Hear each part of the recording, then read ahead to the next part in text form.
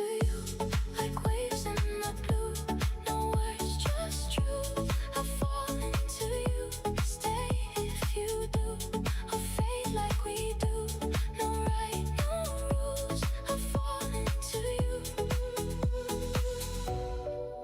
Don't speak, don't try, just stay tonight.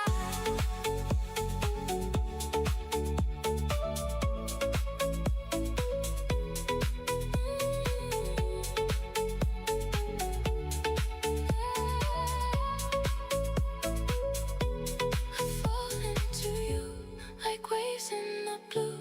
No words, just truth. I fall into you. Stay if you do, or fade like we do. No right, no rules. I fall into you.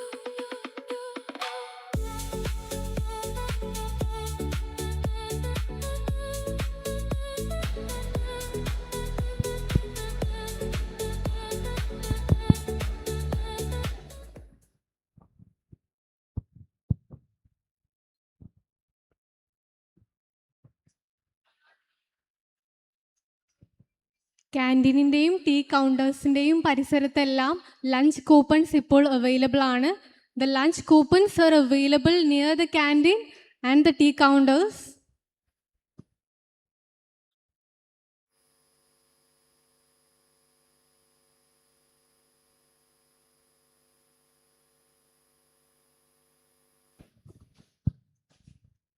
Clock room facilities are made available in the main block. Main ബ്ലോക്കിൽ നിങ്ങൾക്ക് clock room facilities available ആണ്.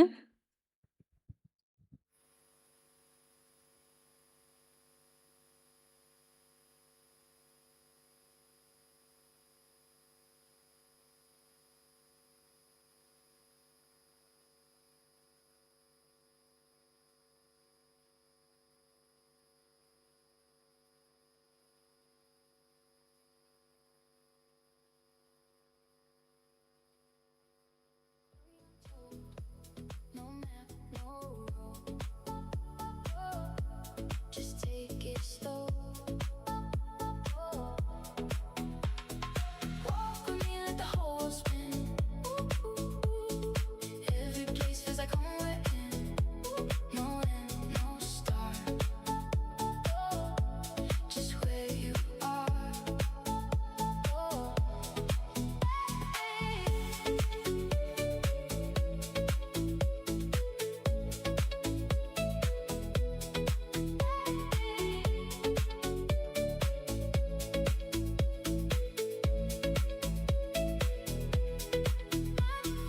Ocean breeze, your smile, stay here a while. Lose track of time, feels so right. Through the noise, through the lights, we found a quiet in the night. Step by step we go. Don't need to know. Walk with me, see the world in gold. Every street got a story untold. No map, no road. Just take it slow. Walk with me, let the whole spin. Every place feels like home we're in. No end, no start. Just where you are. With you.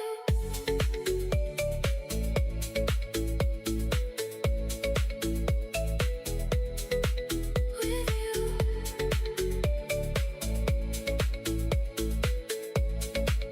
Anywhere.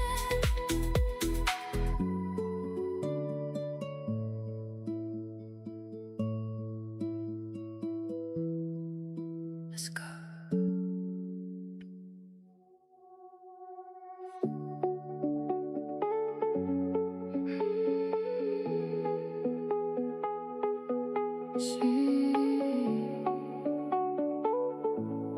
Stay. Soft light on the floor. You're already at my door.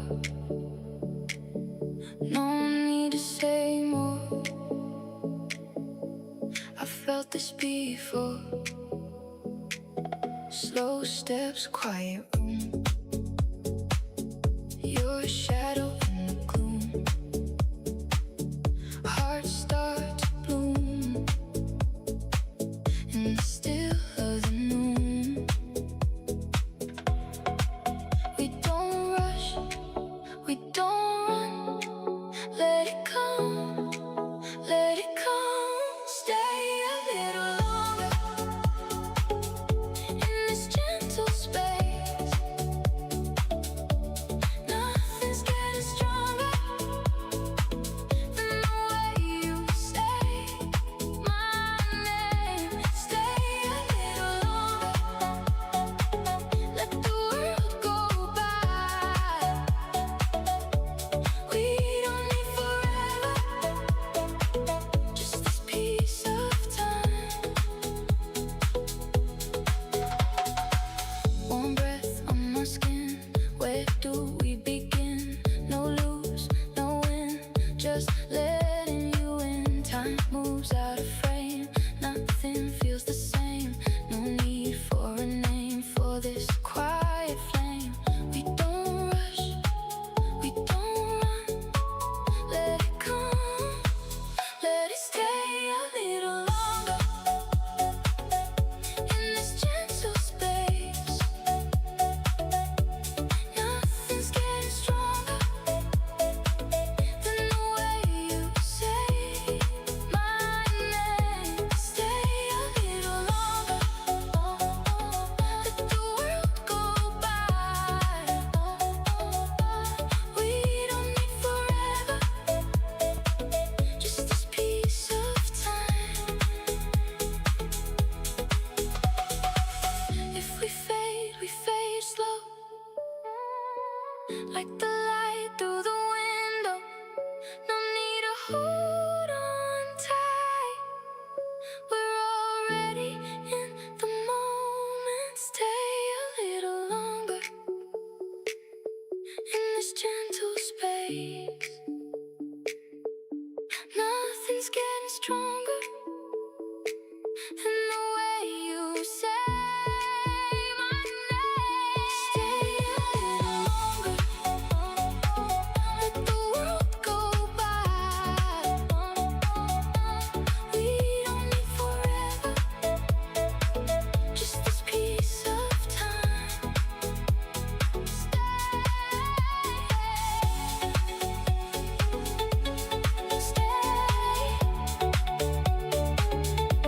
Just stay a little longer.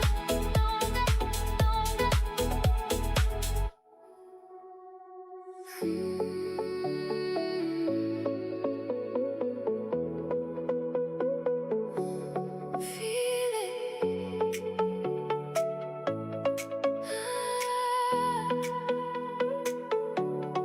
Midnight waves.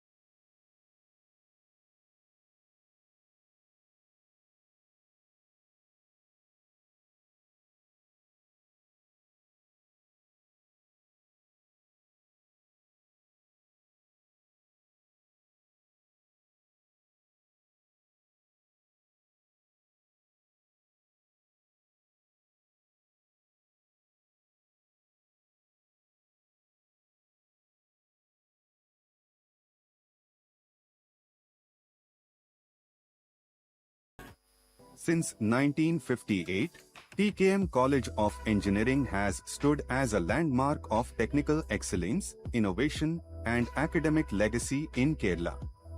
Founded by renowned industrialist and philanthropist Janab Tangal Kuju Musliar, with its foundation stone laid by Dr. Rajendra Prasad, India's first president, TKMCE continues to shape generations of engineers and innovators. With a diverse portfolio of undergraduate, postgraduate, architecture, planning, and technology programs, TKMCE prepares students for industries of the future. Driven by innovation and future technologies, the campus fosters research-oriented learning, cutting-edge projects, technical festivals, coding marathons, hackathons, workshops, and multidisciplinary collaboration. Beyond academics, TKMC offers a vibrant student experience powered by technical.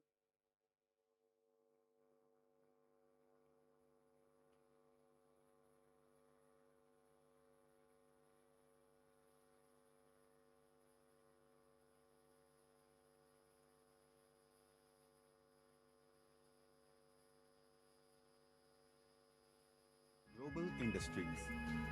Backed by strong industry connections, internships, mentorship, and placement support, TKMC empowers students to build successful careers with confidence. More than an institution, TKM College of Engineering is a legacy of learning, innovation, and possibilities.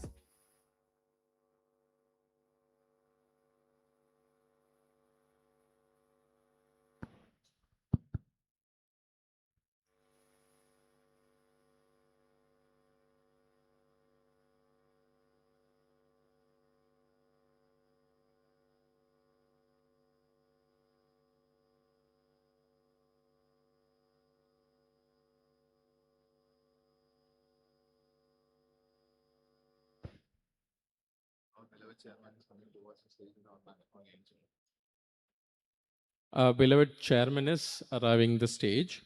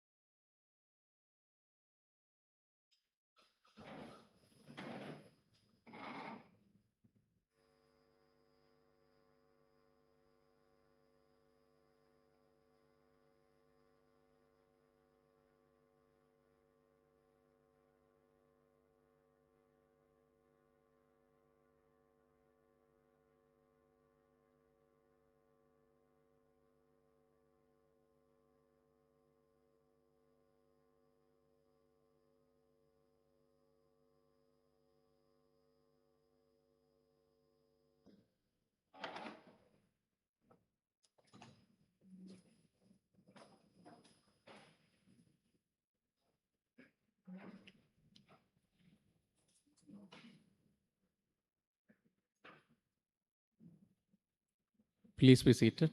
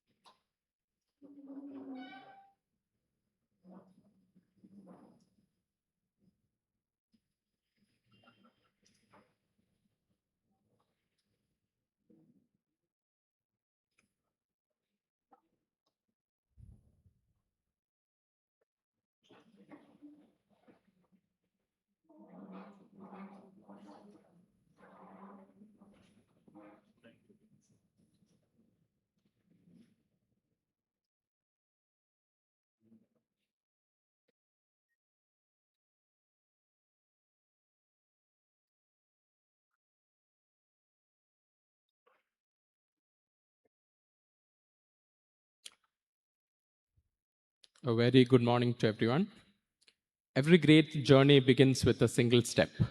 Today marks the beginning of such a journey for our newest members of the TKM family. A very good morning to our distinguished dignitaries on and off the dais, respected members of the management, faculty members, proud parents, and my dear students. It gives me immense pleasure to welcome you all to AVANZA 2026, the student induction program, a celebration of new beginnings and the first step in an exciting journey for learning, discovery, and personal growth at the TKM College of Engineering. Every meaningful beginning is enriched by a moment of quiet reflection. May I now request everyone to kindly rise for the silent prayer.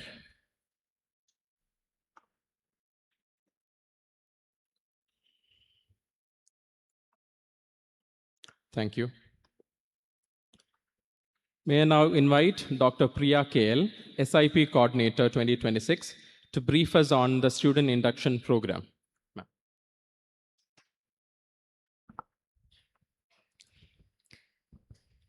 So, distinguished guests, respected dignitaries on and off the dais, heads of the institutions, heads of the departments, deans, dear faculty members and staff members, and above all, my dear students.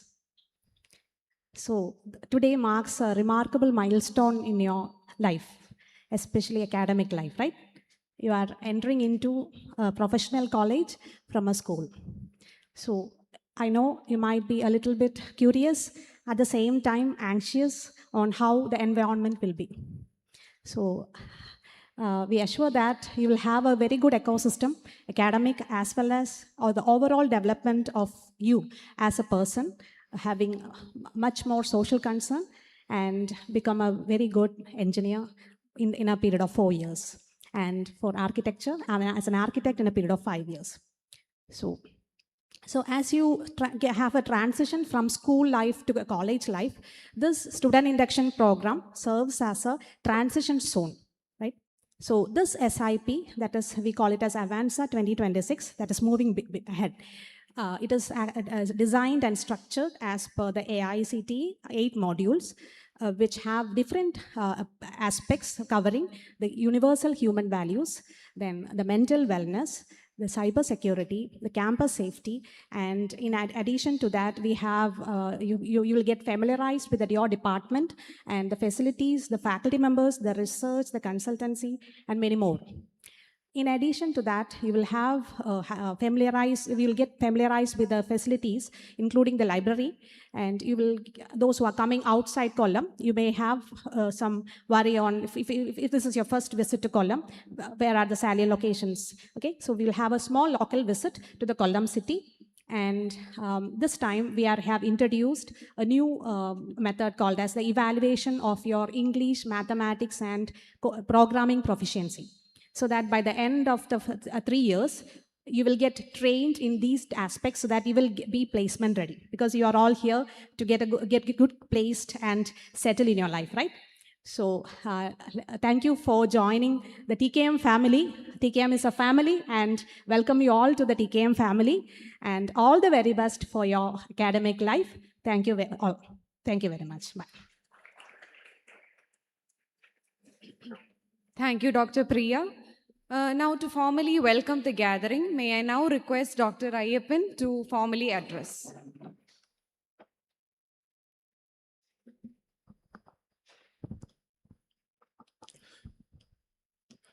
Our respected chairman of TKM Trust, Dr.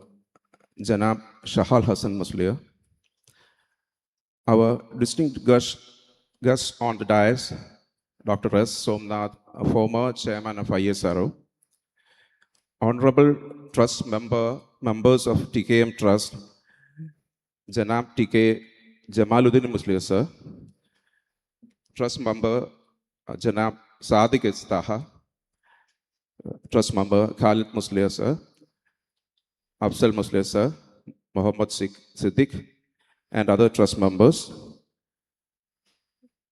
Our visionary principal, Dr. Sadiki, our executive director, Dr. S. Ayub, vice principal, academics, Dr. Anu Thomas, coordinator of this event, SIP, Dr. Priya KL, esteemed faculty members, proud parents, and most importantly, our bright, enthusiastic young minds joining us for the AVANZA 2026 induction program. A very pleasant and warm good morning to you all. It's my privilege to welcome you all to this historic inaugural session. Today is not just a formal orientation. It is the dawn of a new chapter in your lives. At the outset, I extend a special welcome to our most distinguished guest, to Dr. Somnath, a visionary who has sheered India's space program to unparalleled heights. Sir, your journey from a student of mechanical engineering from our college to the chairman of ISRO is a living testament to the power of dreams and perseverance. Your presence here is not just an honor, but a profound inspiration for our young engineers who aspire to reach for the stars. Welcome, sir, and thank you for gracing this occasion with your esteemed presence. And next, I also extend a warm welcome to our esteemed chairman, Dr. Shahal Hassan Musliar of TKM Trust. Sir, your unwavering support and visionary leadership ensures that TKMC continues to be a beacon of excellence in engineering education. We welcome you, sir, to this event.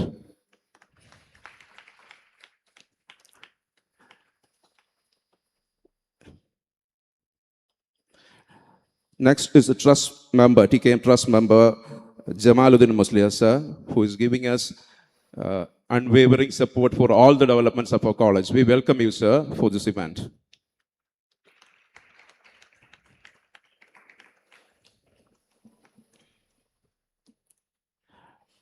We also welcome trust member Janab Sadiq S. Taha.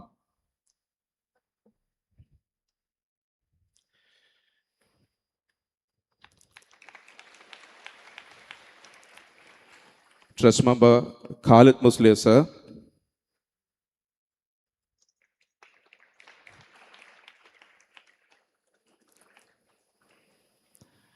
Hafsal Musliya, sir.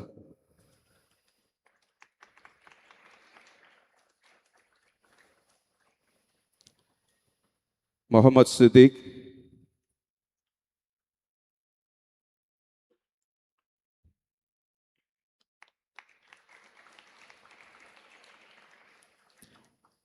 Our beloved Executive Director, Dr. S. Ayub.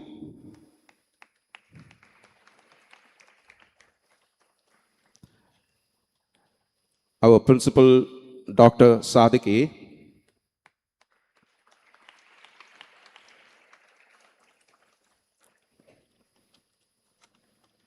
Our Vice Principal, Dr. Anu Thomas.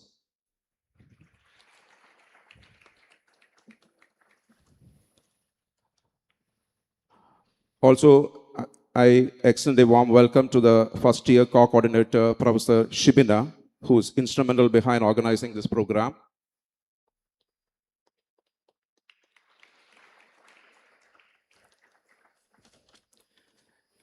SIP coordinator, Priya KL.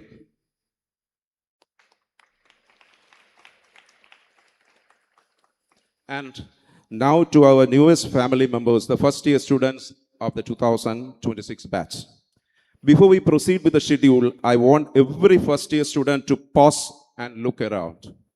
You are sitting in one of the most prestigious engineering institutions in the country, but more than the infrastructure or the legacy, what makes today extraordinarily special is the presence of a man who embodies the very spirit of this college, Dr. S. Somnath.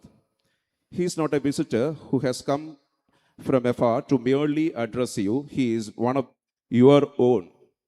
His journey from the corridors of TKMC to the control rooms of ISRO is the single most powerful proof that your background does not define your destiny, your determination does. Let his presence today be your North Star. Whenever you feel like giving up, remember that a man who once sat exactly where you are now went on to lead India's most ambitious space missions, including Chandrayaan and Gaganyaan, and conquered the outer space. Also, like in the space mission, don't be afraid of failures. They are just the first attempts in learning. Embrace every challenge, participate in everything this campus offers, and never let go of your curiosity. Today's event is designed to set the tone of your journey ahead. We have carefully curated a schedule of sessions that will guide you through the rich history of this institution, provide administrative insights, and most importantly, ignite your intellect through the wisdom of our distinguished guests. It is now my honor to formally commence the proceedings of AVANZA 2026. May this program be enlightening, engaging, and the perfect foundation for your remarkable journey ahead. Thank you, and a very warm once again to all of you. Thank you. Thank you very much, sir. Visionary leadership has always been the cornerstone of every great institution, and TKM College of Engineering has been fortunate to be guided by leaders who have held its legacy of excellence. It is now my proud privilege to welcome Janab Shahal Hassan Musliar, Chairman, TKM College Trust.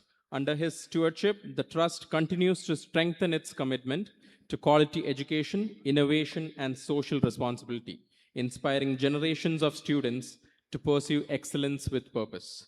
Ladies and gentlemen, please join me in extending a warm welcome to Janab Shahal Hassan Musliar. So may I request you to kindly deliver the presidential address.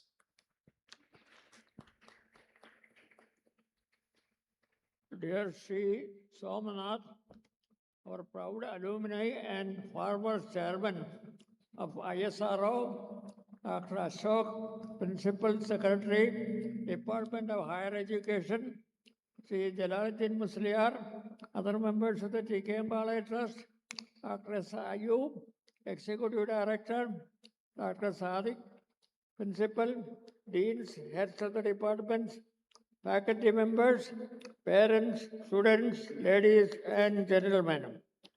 I'm so happy to be part of the induction program.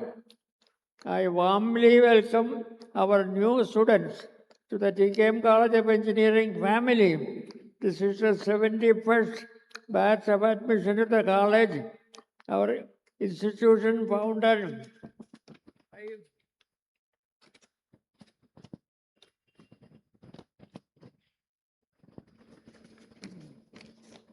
by Janab Tangal Unjum Musliar, has always believed that education is a powerful instrument for individual growth and national development. I take this opportunity to pay my respected homage to the sacred memories of the founder, Janab Tangal Unjum Musliar. Getting admission to the TKM College of Engineering is not merely an academic achievement. It is the start of a journey that will shape your character, sharpen your intellect, and prepare you to contribute meaningfully to society. Engineering is a unique discipline. It is much more than mastering mathematics, science, and technology. It is about developing ability to solve problems and uphold the highest ethical values. I urge you to make full and manifold use of the opportunities available on our campus.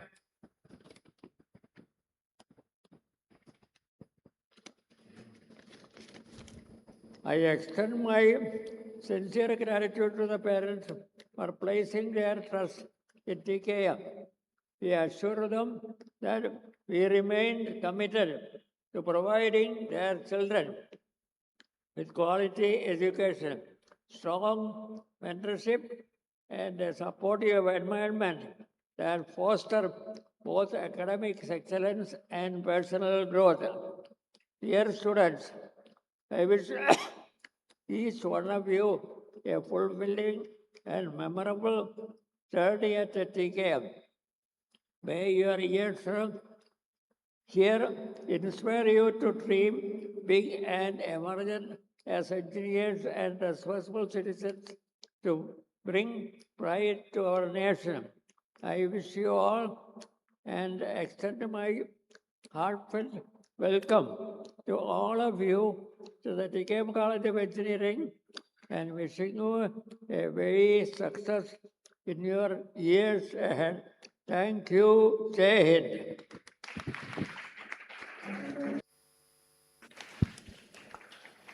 Thank you very much, sir. As our students embark on this exciting new chapter, there could be no better person to introduce them to the institution they now proudly call their own. It is my pleasure to invite Dr. Sadiq A., Principal, TKM College of Engineering, to share an overview of our institution.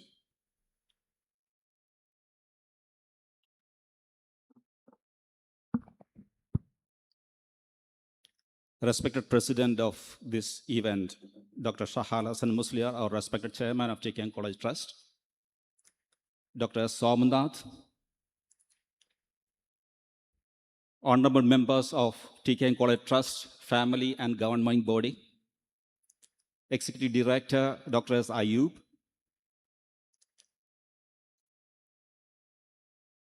Vice Principals, Heads, Deans, faculty members, staff, media persons, our respected PT Executive Committee members, and most importantly, my dear students and parents. Good morning to you all. First of all, let me offer my heartfelt welcome to you all to TKM College of Engineering family, and we call it as TKMCE family. I offer my heartfelt congratulations also to get into this college, and I am very much thankful too for choosing this college for your higher studies. Thank you so much. We deeply value the trust that we assure that we will do everything possible to help you, young minds, to grow into competent professionals and responsible citizens. I know you have worked very hard to get into this college. Your entrance examination passed, and we are very much proud of you. And before I go to some features of my college, I would like to tell you a secret. The line that you have crossed now is just a beginning line for your new and career-rich life. So I wish that you make use of every opportunity to make yourself a wonderful professional and useful person for the society. Let me introduce our college.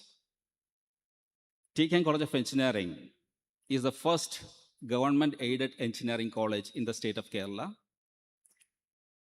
We have started in the year 1958 with 120 students and 3 branches. Now, more than 4,500 students study in this campus. This wonderful campus was founded by our founder, Janabe Tangal Kunju Musliar, a visionary leader, a philanthropist, and a social reformer. The college now have more than 400 staff, including teaching faculty, administrative staff, technical staff, and all, to support our students. TKM College of Engineering has become autonomous in the year 2022. And many students, many parents used to ask me, what is meant by autonomous? Autonomous is academic autonomy. What is academic autonomy? The academic autonomy means that the college has the freedom to design its own academic system while remaining affiliated to the university. We are affiliated to APJ Abdul Kalam Technology University. That means we have the right to prepare our own academic calendar, and our academic calendar starts from today. Many of your parents and even many of the students have made me call and asked whether we are starting the program on 3rd, where KTU asked to start the college by 10th.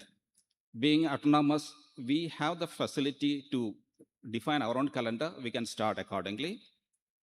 We can design our own industry relevant curricula and syllabus, and that's what we are following now. We can adopt modern teaching methodologies. We can conduct examination, and we can develop innovative assessment methods, and we can declare results more efficiently. In 2026 batch, we had announced that their result will be published in May 15th. As we have defined, the result came exactly on May 15th. And that's the beauty of academic autonomy. We have complete control over the academic process. So when you work with us, your passage will also be defined. Please cooperate with us so that we can also come out with colorful opportunities. When we guide you through the academic system right from first semester, we will guide you till issuing professional certificate, and we will recommend you to the APJ Abdul Kalam Technical University, and based on the recommendation, the university will be awarding you the degree certificate. This flexibility enables us to continuously improve the quality of education and respond quickly to the emerging technologies and industry needs. Because of autonomy, I am very proud to say that there are obvious advantages secured by our students. To name a few, our students get involved in departmental research. Our students are publishing a rich research article in international high-quality journals. Our students secure patents. There are 9 students having patents currently in our campus. Even that includes UK patent and German patent. The students make use of the opportunity of collaborating with international universities to do research, projects, and internship. If you have a dream to come up as an entrepreneur, we have a wonderful entrepreneurial ecosystem. 6 startups are currently working on our campus, and 2 of them have got funding as well. We are aiming for overall development of the students, and we have included, sports and wellness. Your well-being is very important for us. Sports and wellness is a part of the curriculum, and we promote all the possible extracurricular activities. We are very active in sports as well. To underline that, I would like to tell you that last year in 2026 alone, TKM College of Engineering has brought 26 first prizes from the university competitions. And, the performance of our women's team in football and handball are very much laudable, and people appreciate the performance. Our placement is a pride for us. This year, in 2026, we have crossed 650 plus placements. The highest placement salary offered was 25 lakhs per annum. More than 23 students, around 25 students, secured international placements with multinational companies. There are students, a lot of students are going for internship, that too paid internship. And last time, the internship payment, or that's a stipend, was around 80,000 rupees per month secured by our students. What I want to convey is that you have chosen a right institution for your higher studies. We are giving you all the opportunities for you to grow and explore all the opportunity to establish yourself as professional. Now I am aware that I am addressing engineers and architects of young engineers and architects. Who are these engineers and architects? We say that these are the people who are meant to solve problems. That is, there are a lot of problems, social problems, societal, business problems, entrepreneurial problems, many kinds of problems, in academic problems. When we see a problem കാണുമ്പോൾ ആ problem ഉണ്ട് എന്ന് പറഞ്ഞ് ബഹളം ഉണ്ടാക്കാനും സംസാരിക്കാനും എല്ലാവർക്കും പറ്റും. But to solve it, we have to apply our mind. We should have an empathetic approach. We should have a thoughtful solution for that. And that's what we engineers and actors are supposed to do during our life. So I request every one or two of you to grab all the opportunity to grow yourself and become responsible citizens. I have 2 advices for you. One is about self-learning and interdisciplinary knowledge. It's very important to possess self-learning capability. സ്കൂളിൽ നിങ്ങളുടെ text ബുക്കിൽ കണ്ട കാര്യങ്ങൾ അതുപോലെ ചോദിക്കും, answer ചെയ്യും. But in professional career, professional education, you will have to explore yourself to identify answers. The answer, ഒരു answer മാത്രമായിരിക്കത്തില്ല ശരി, ഒരുപാട് ശരികളുണ്ടാവും. You are free to choose the answers. And interdisciplinary knowledge. I know that you have chosen your department stream because you are interested, like computer സയൻസും mechanical എഞ്ചിനീയറിംഗും മറ്റ് chemical engineering ഒക്കെ choose ചെയ്ത് വന്ന ആൾക്കാരുണ്ട് because of your fascination to that domain. I would like to tell you something that when you are asked to learn something beyond your domain, അത് ഞാൻ പഠിക്കേണ്ട കാര്യമല്ല, അത് ഞാൻ നോക്കേണ്ടതല്ല എന്ന് ചിന്തിക്കുന്ന ആളുകളുടെ കാലം കഴിഞ്ഞു. You will have opportunity only if you gather knowledge from other domains as well. You know, a few examples I'll tell you that's are currently happening on our campus. Our computer science students, apart from their computer science core knowledge, they are diving into finance domain to build clever automated finance management systems. Our mechanical engineering students are working with robotics to support robotic surgery. Our electronic students are working with biomedical machines for developing its controls and all. Architects, they are beyond the architectural knowledge. They are designing the interfaces of computer applications and mobile apps. Civil engineers, they are working with aerospace to define and develop lighter, stronger structures for aircrafts. Electrical and chemical engineers, they are working together to develop electrical vehicles from our campus. So all disciplines and branches are important for us. Not just focus on your own domain. The more open and eager you are to learn new things, the more amazing opportunity will open before you. I would like to add, I should not forget to add, like importance of artificial intelligence. Now, every domain will have opportunity to work with artificial intelligence. നിങ്ങളുടെ ഡൊമൈനുള്ള artificial intelligence ടൂൾസിനെ കുറിച്ച് നിങ്ങൾ പഠിച്ചിരിക്കണം, അറിഞ്ഞിരിക്കണം. It's very very important. അല്ല എങ്കിൽ after say few years we may not be a useful professional for the society. That's very important. ഞാൻ even നമ്മൾ ഈ ഇരിക്കുന്ന ഗ്രൂപ്പിൽ തന്നെ പല കുട്ടികൾക്കും നമ്മുടെ കോളേജിലെ കുട്ടികൾക്കും ചില കാര്യങ്ങൾ ചോദിച്ചിട്ടുണ്ട്. ലൈക്ക് ഒരാളത്ത് ചോദിച്ചപ്പോൾ ടോവിനോ ആണ് ഇഷ്ടപ്പെട്ട നടൻ എന്ന് പറഞ്ഞപ്പോൾ ടോവിനോ എത്ര സിനിമ അഭിനയിച്ചിട്ടുണ്ട്, അതിനകത്ത് ഏറ്റവും കൂടുതൽ കളക്ട് ചെയ്ത സിനിമ ഏതാ എന്ന് ചോദിച്ചപ്പം അത് കുറച്ച് സെർച്ച് ചെയ്തിട്ട് മറുപടി പറഞ്ഞു, ഷീ സെർച്ച് ഇൻ ChatGPT. ഞാനൊരു സ്റ്റുഡൻറ്റ് ചോദിച്ചപ്പോൾ സഞ്ജു സാംസനെ കുറിച്ച് ഒരുപാട് സംസാരിച്ചു. സഞ്ജു സാംസൺ എത്ര ഗെയിം കളിച്ചിട്ടുണ്ട്, അദ്ദേഹത്തിൻ്റെ ഹയസ്റ്റ് സ്കോർ എവിടെയാണ് എന്ന് ചോദിച്ചപ്പം he used some Gemini or something like that. And another student, they use Cloud for getting this kind of information. And interestingly, not even a single student used Google to search it. Even I ask you to do that, you won't be using Google. Am I right or not? Yeah. എന്ന് പറഞ്ഞാൽ അറിയാമോ, artificial intelligence ഉപയോഗിച്ചില്ലെങ്കിൽ even ഗൂഗിളിൻ്റെ വരെ പണി കിട്ടും എന്നുള്ള സാധനമാണ് നിങ്ങൾക്ക് മനസ്സിലാക്കേണ്ടത്. Now Google is depending on Gemini to make the search faster and make you comfortable. So learning artificial intelligence is very, very important to update yourself. Second thing is the college life is about becoming an all-rounder. That is, we give you a lot of opportunities to explore along with learning. Get involved in competitions, participate in hackathons, participate in club activities, earn new certificates of your own, participate in sports and games, participate in swimming. We have a swimming pool just 200 meters away from this campus. It's a bigger swimming pool. Go and swim over there. And get every opportunity to get connected with persons, normal people. ഈ artificial ഇൻ്റലിജൻസിൻ്റെ കാലത്ത് human characteristics, human empathy, human intelligence, analytical mind ഇത് നഷ്ടപ്പെടാതെ maintain ചെയ്യുക. Maintaining interpersonal skills, these are very very important. So this is my second advice. So I would like to tell that, after doing all this, becoming a professional, the knowledge and the certificate will make you a professional fine.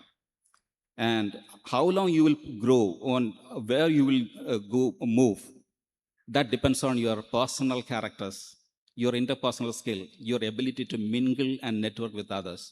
So make use of every opportunity, become better human being along with the knowledge. So I welcome you all once again to TKMC family, and we are very proud of you. Thank you so much. Please cooperate with us. We will do wonderful things in next 4 or 5 years. Thank you so much. Jai Hind.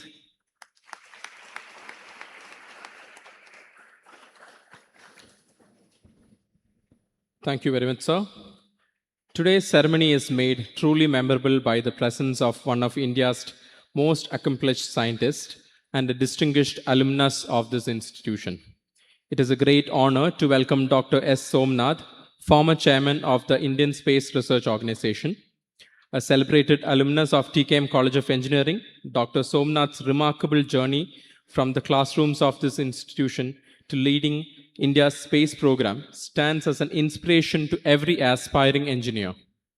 His leadership in steering some of ISRO's most significant achievements reflects the values of excellence, innovation, and perseverance that we seek to instill in our students. Ladies and gentlemen, please join me in extending a heartfelt welcome to Dr. S. Somnath. Sir.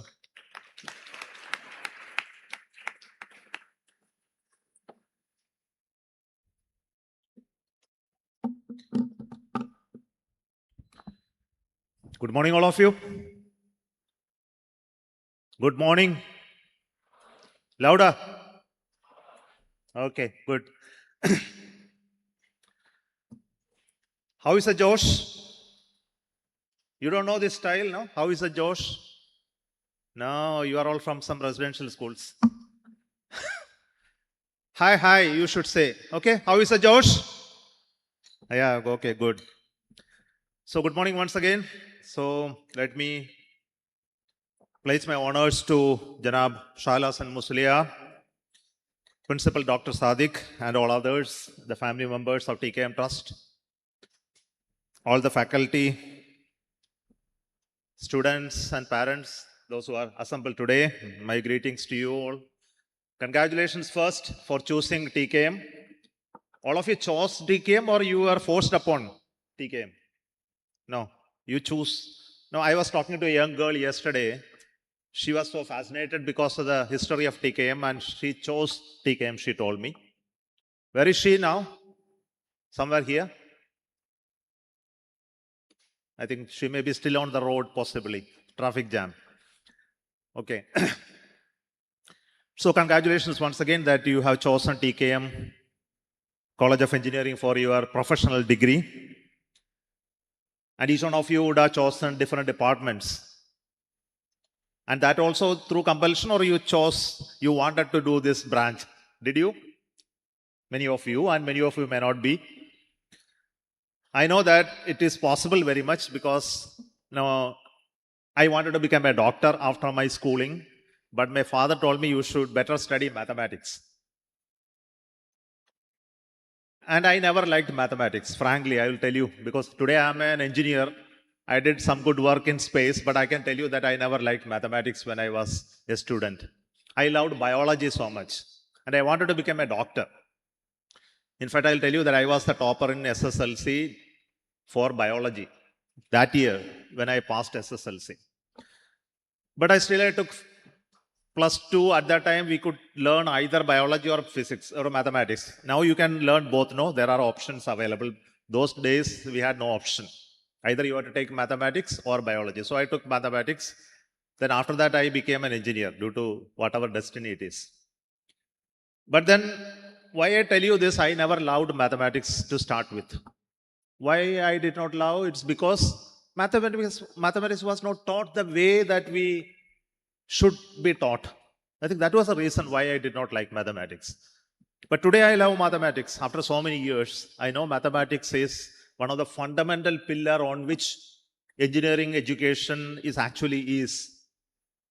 But unfortunately, that was the time that I did not like mathematics, and I came to TKM College of Engineering. I came to TKM College of Engineering as a village boy. I told this story before from the same stage. Mostly from Malayalam medium schools, and I went to +2 at Kochi Maharajas College. Now, there was a shock for me because when you go to pre-degree, they teach you in English, and I really did not understand what they are speaking. The teachers were speaking in English, and it took me almost 2-3 months to understand what exactly they are speaking. But when I came to engineering college also, it was the same story, and we were speaking in English, only in Malayalam. At that time, we had no courage to speak in English as well. Though I was okay in subjects, but then it took a lot of time to understand what exactly is being discussed in the class. So you can understand from different background people come. I know I can understand that all of you would have come from many different backgrounds of families, education, financial, your parental support, their skills and knowledges. It could differ. I think, but still you are here in TKM. Because you are in TKM, I can guarantee you that your life is set. Because there is a fantastic management here, which will encourage you to become professional engineers. And that was happened to me. And I want to thank Janab Shahal Hassan Musliar, the entire family of TKM College, to what I am today. I came in as a village boy here, but I went out as a professional from this college. And that's the greatest contribution this college has done to me as a personal growth happened to me in this college. I think that's going to happen to each one of you. So first, that you look for the opportunity to become a professional at the end of this. And what are the qualities of the professional which I am talking about? And all of you want to be a professional engineer, right? But you do not know the meaning of it yet, because you are just starting the first day here. As a professional, I think, principal, I would have told you some small points about how you are a professional. He also told you that you have to solve problems. I don't know what exactly are the problems. You also don't know till now, what exactly are the domain problems that you are supposed to solve. Possibly you are not even aware of it. You are yet thinking to become an engineer. So it's not appropriate for me to speak about what will you do after 4 years. After you become engineer, there is no point in speaking to you. So I thought that I will speak to you from your mindset, because you are now trying to imagine that you will become engineers one day.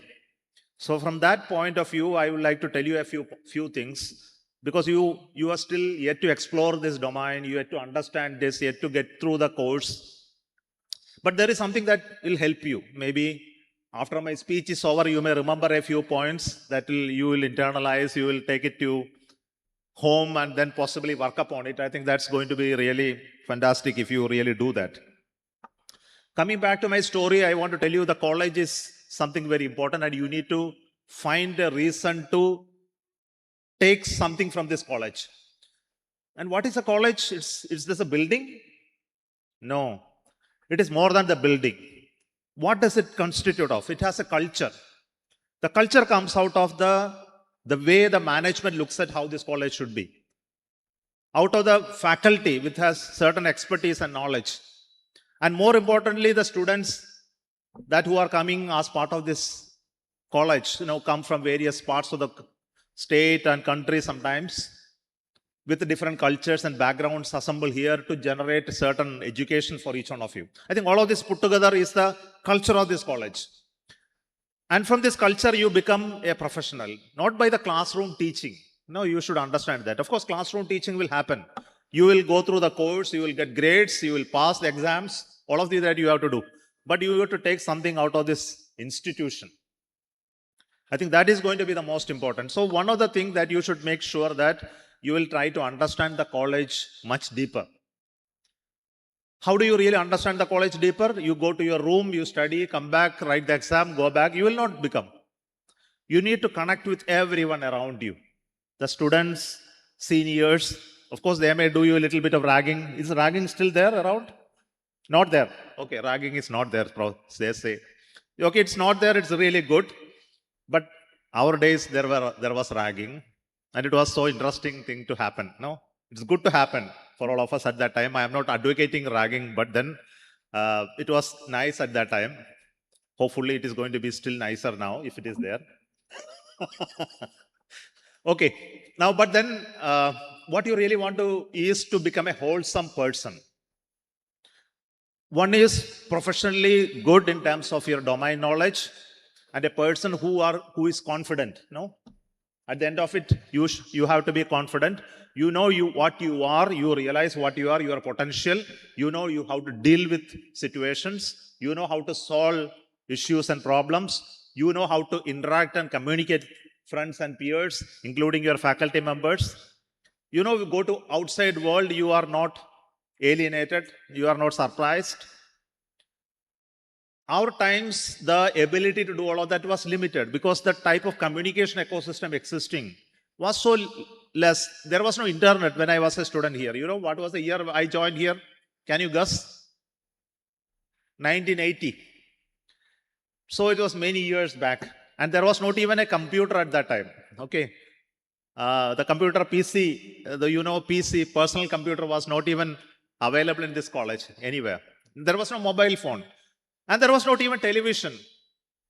In fact, the television came during that time only, I think. The color television came when I was a student here. And I remember it was shown somewhere in the college that time. And a computer was even purchased and kept in a very secured air-conditioned room. We are allowed to see the computer through a glass door. That was a time then when I was a student.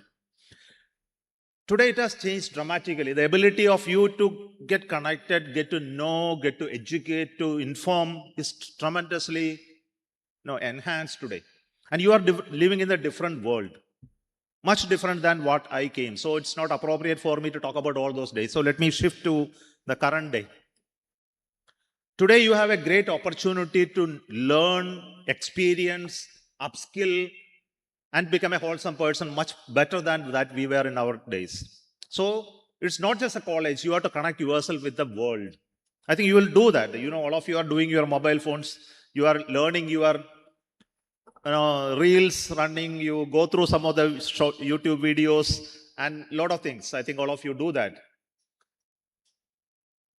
And while doing that, you need to be focusing on what exactly the reason why you do all of that. I think this is going to be very important. Because I told you, you want to become a professional, you want to become a wholesome person when you go out of it. So this 4 years is going to be your tapasya, your effort to become that. The first commitment on this day is to commit yourself to become a wholesome person, a wholesome professional. For that, you need to do certain things. I would like to talk about only that. First and foremost is to commit yourself to do what the course you are doing.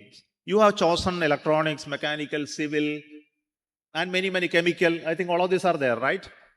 I think all of these are just compartments by name because it is a convenience. We have to have some departments. We have to have some domains. We have to have some people, faculty assigned. That's how we have traditionally created departments. But today, no longer that compartment boxes are valid. It has actually collapsed, substantially collapsed. But still, as a college, as a university, it has to be run like that because unless you do that, I think there will be a lot of chaos in the system. So, but for you, you have to understand that you are no longer belonging to those compartments. If you are taken mechanical, even if you are taken electronics or computer science or chemical, you are going to learn almost everything. Almost everything. And if they don't teach you, it is your responsibility to learn all of everything. Then you will ask me, oh, is it really possible for me to learn all of this? Why I say this, you have to ultimately become somebody we define generally as a T-shaped personality. You don't know the alphabet T? The T has a vertical limb and also a horizontal member. So the vertical limb represents what you are in your branch. For example, you are a chemical branch, you should be deeper understanding chemical engineering. But you should also understand other domains to some extent that you can actually transact business with them.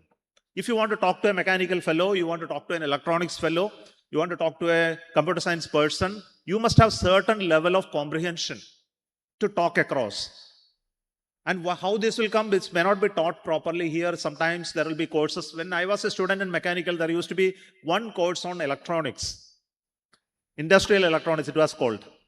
And that was an interesting topic. Industrial electronics will be taught in very sketchy way. That year, in our final examination, that industrial electronics paper was so tough. Now, I still remember the day when we wrote that exam, the classroom, that question papers were distributed. And what happened is, when the question papers were read out by students, there was a laugh in the entire classroom. We were sitting and writing the examination. because none of us could actually write any of the questions in the paper. It was so funny. It was such a question that no mechanical engineer can ever answer any of those questions. So that was a type of, then all of us wrote pages and pages of description of electronics. Electronics was answered as history, how to write history in, you write, like Ashoka's ഭരണപരിഷ്കാരങ്ങൾ എന്നൊക്കെ പറയണ പോലെ അങ്ങനെ ഇലക്ട്രോണിക്സിൽ പരീക്ഷ എഴുതിയ ഒരു കഥ ഞങ്ങൾക്കുണ്ട് ഞങ്ങൾ പഠിക്കുന്ന സമയത്ത്. No, but then that's not the case today. I think you can come and get equipped with whatever is needed to even understand electronics and even answer electronics. So one of the suggestion today is to, while you are learning your courses in your branch, which is mandatory for your examination to pass, you need to learn beyond that. And this beyond is possible today. It was not possible in our time. Even if I wanted to study electronics. In fact, I was an electronics enthusiast while I was a mechanical engineering student. I used to buy a magazine called Electronics for You, EYU. There is a magazine where there will be some circuits coming and you can actually solder and prepare some hobby electronics. And I used to work on all of that at that time. But then it doesn't give you the theoretical fundamentals on how to build it. More of practical approaches to build circuits and solve solutions. But today, after my space experience, I know I can talk electronics, I can talk computer science, I can talk chemical engineering. Working in space domain gave me that strength to not just speak mechanical engineering today. It's beyond that. And I realize industry's real life problems are never solved by one domain expert at all.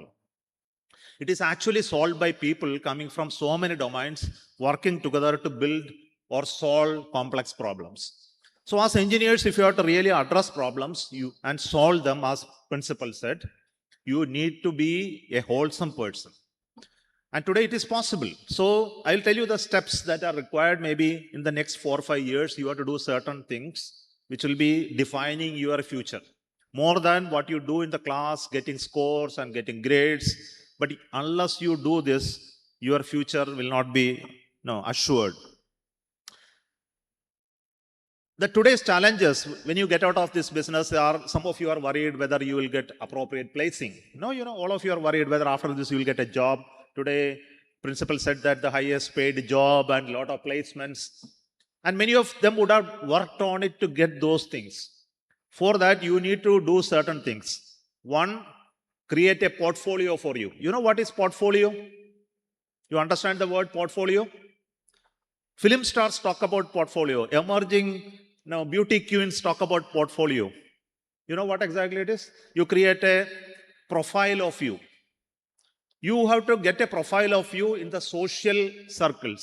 Head of LinkedIn, head of it. Not Insta or YouTube or anything. Head of LinkedIn. LinkedIn is a professional site where you can actually create your profile.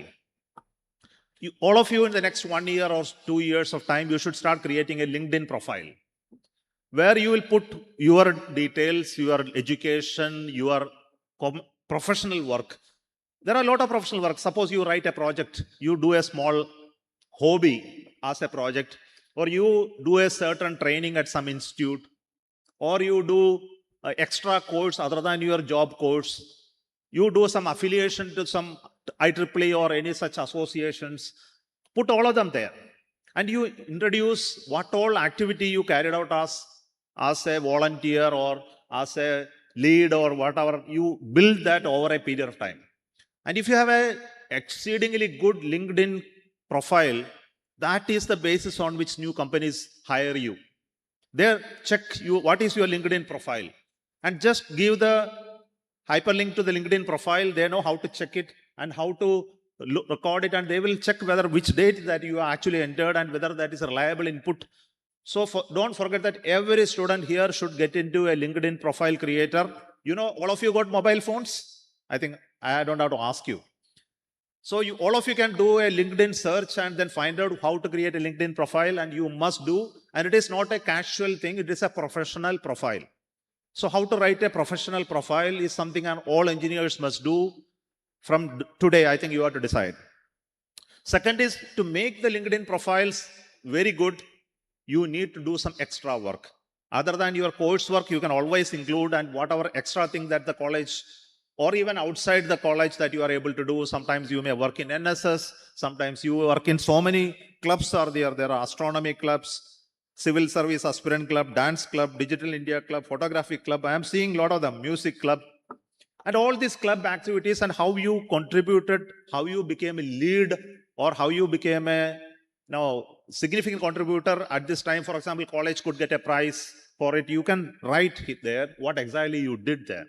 And all of this shows you become a leader. And this word is so important, leadership. And we don't want just people to come out of this college as just engineers. They should become great leaders. Is it possible for you to become a great leader? Or you will be a great follower? We need followers also, because a leader can be a leader only if there are some followers.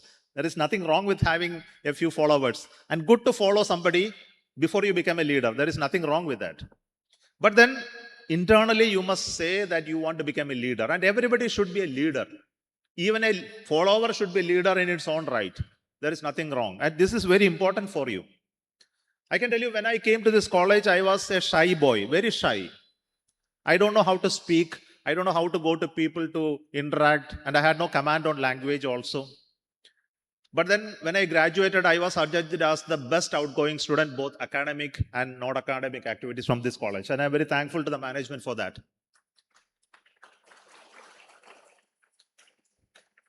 So I realized that all these are essential. Maybe little later years, I realized that you need to get into things other than academics. I was a rank holder in the university. I got second rank only, not the first rank.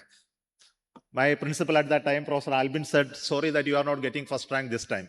I said, sir, okay. I was very happy with getting second rank itself, because I never expected a rank at that time.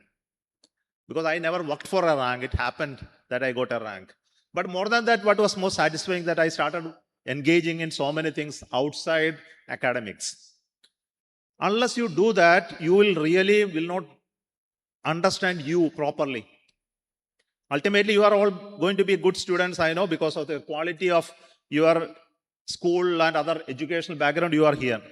So you know how to become an engineer, good engineer, all of you know. If you don't become, it is because of your കൈയിരിപ്പ് കൊണ്ടായിരിക്കും, അല്ലാതെ വേറെ ഒന്നും കൊണ്ടാവില്ല. അപ്പോൾ അതാകാനുള്ള കഴിവ് നിങ്ങൾക്കുണ്ട്. പക്ഷേ the second part, you can become only if you put effort, you put an interest. It could be in many things. It could be in taking up some projects that the college says, I want to do. So I remember when I went into this college, that was not even Silver Jubilee was not completed for this college. Now you have celebrated your Golden Jubilee also. So that year there was a Silver Jubilee celebration of this TKM college. And TKM college said that you have to establish a fountain nearby and establish a laboratory. Then 5 of us came forward. We wrote a small project report, gave it to my principal, gave it to the management. They said, you do it. And they gave me 1.5 lakhs rupees. At that time, you just imagine 1983-84 time, 1.5 lakh rupee was given to me to buy materials, manufacture and establish all of that by the management at that time. And it was so surprising. And we went to all the city, we purchased things, we went to the workshops around Koilon, we manufactured, cut, weld and made it and kept here. We operated the fountain and things like that during that Silver Jubilee celebration. We manufactured and kept. I don't know what happened to all the items, but we made a project report out of it also. And 5 of us, we did all of that. And it gave me opportunity to experience myself. How do I really handle all of this? Procurement, manufacturing, contracting with other people, get things done over a time frame, write a report about all of that and finally submit it. I think all of this became a training for an engineer to handle complex problems. When I went to ISRO, I realized that all of these are so helpful. And many people who joined there don't have even that type of background, how to handle real life problems. So never ever run away from any responsibility that comes to you from college. As a volunteer, as a helping hand for any of these clubs and activities of the college. I think that's going to be a very phenomenal impact on each one of you. I also want to tell you that today the world is looking at people who are, I told you, multidisciplinary. But more importantly, you are going to be successful if you understand the world is changing because technology is changing dramatically. Technology is changing dramatically. We talked about AI. AI is not the only technology. There are so many technologies that are happening across the world, fundamentally starting from electronics. I think you know the revolution happening in electronics, phenomenal.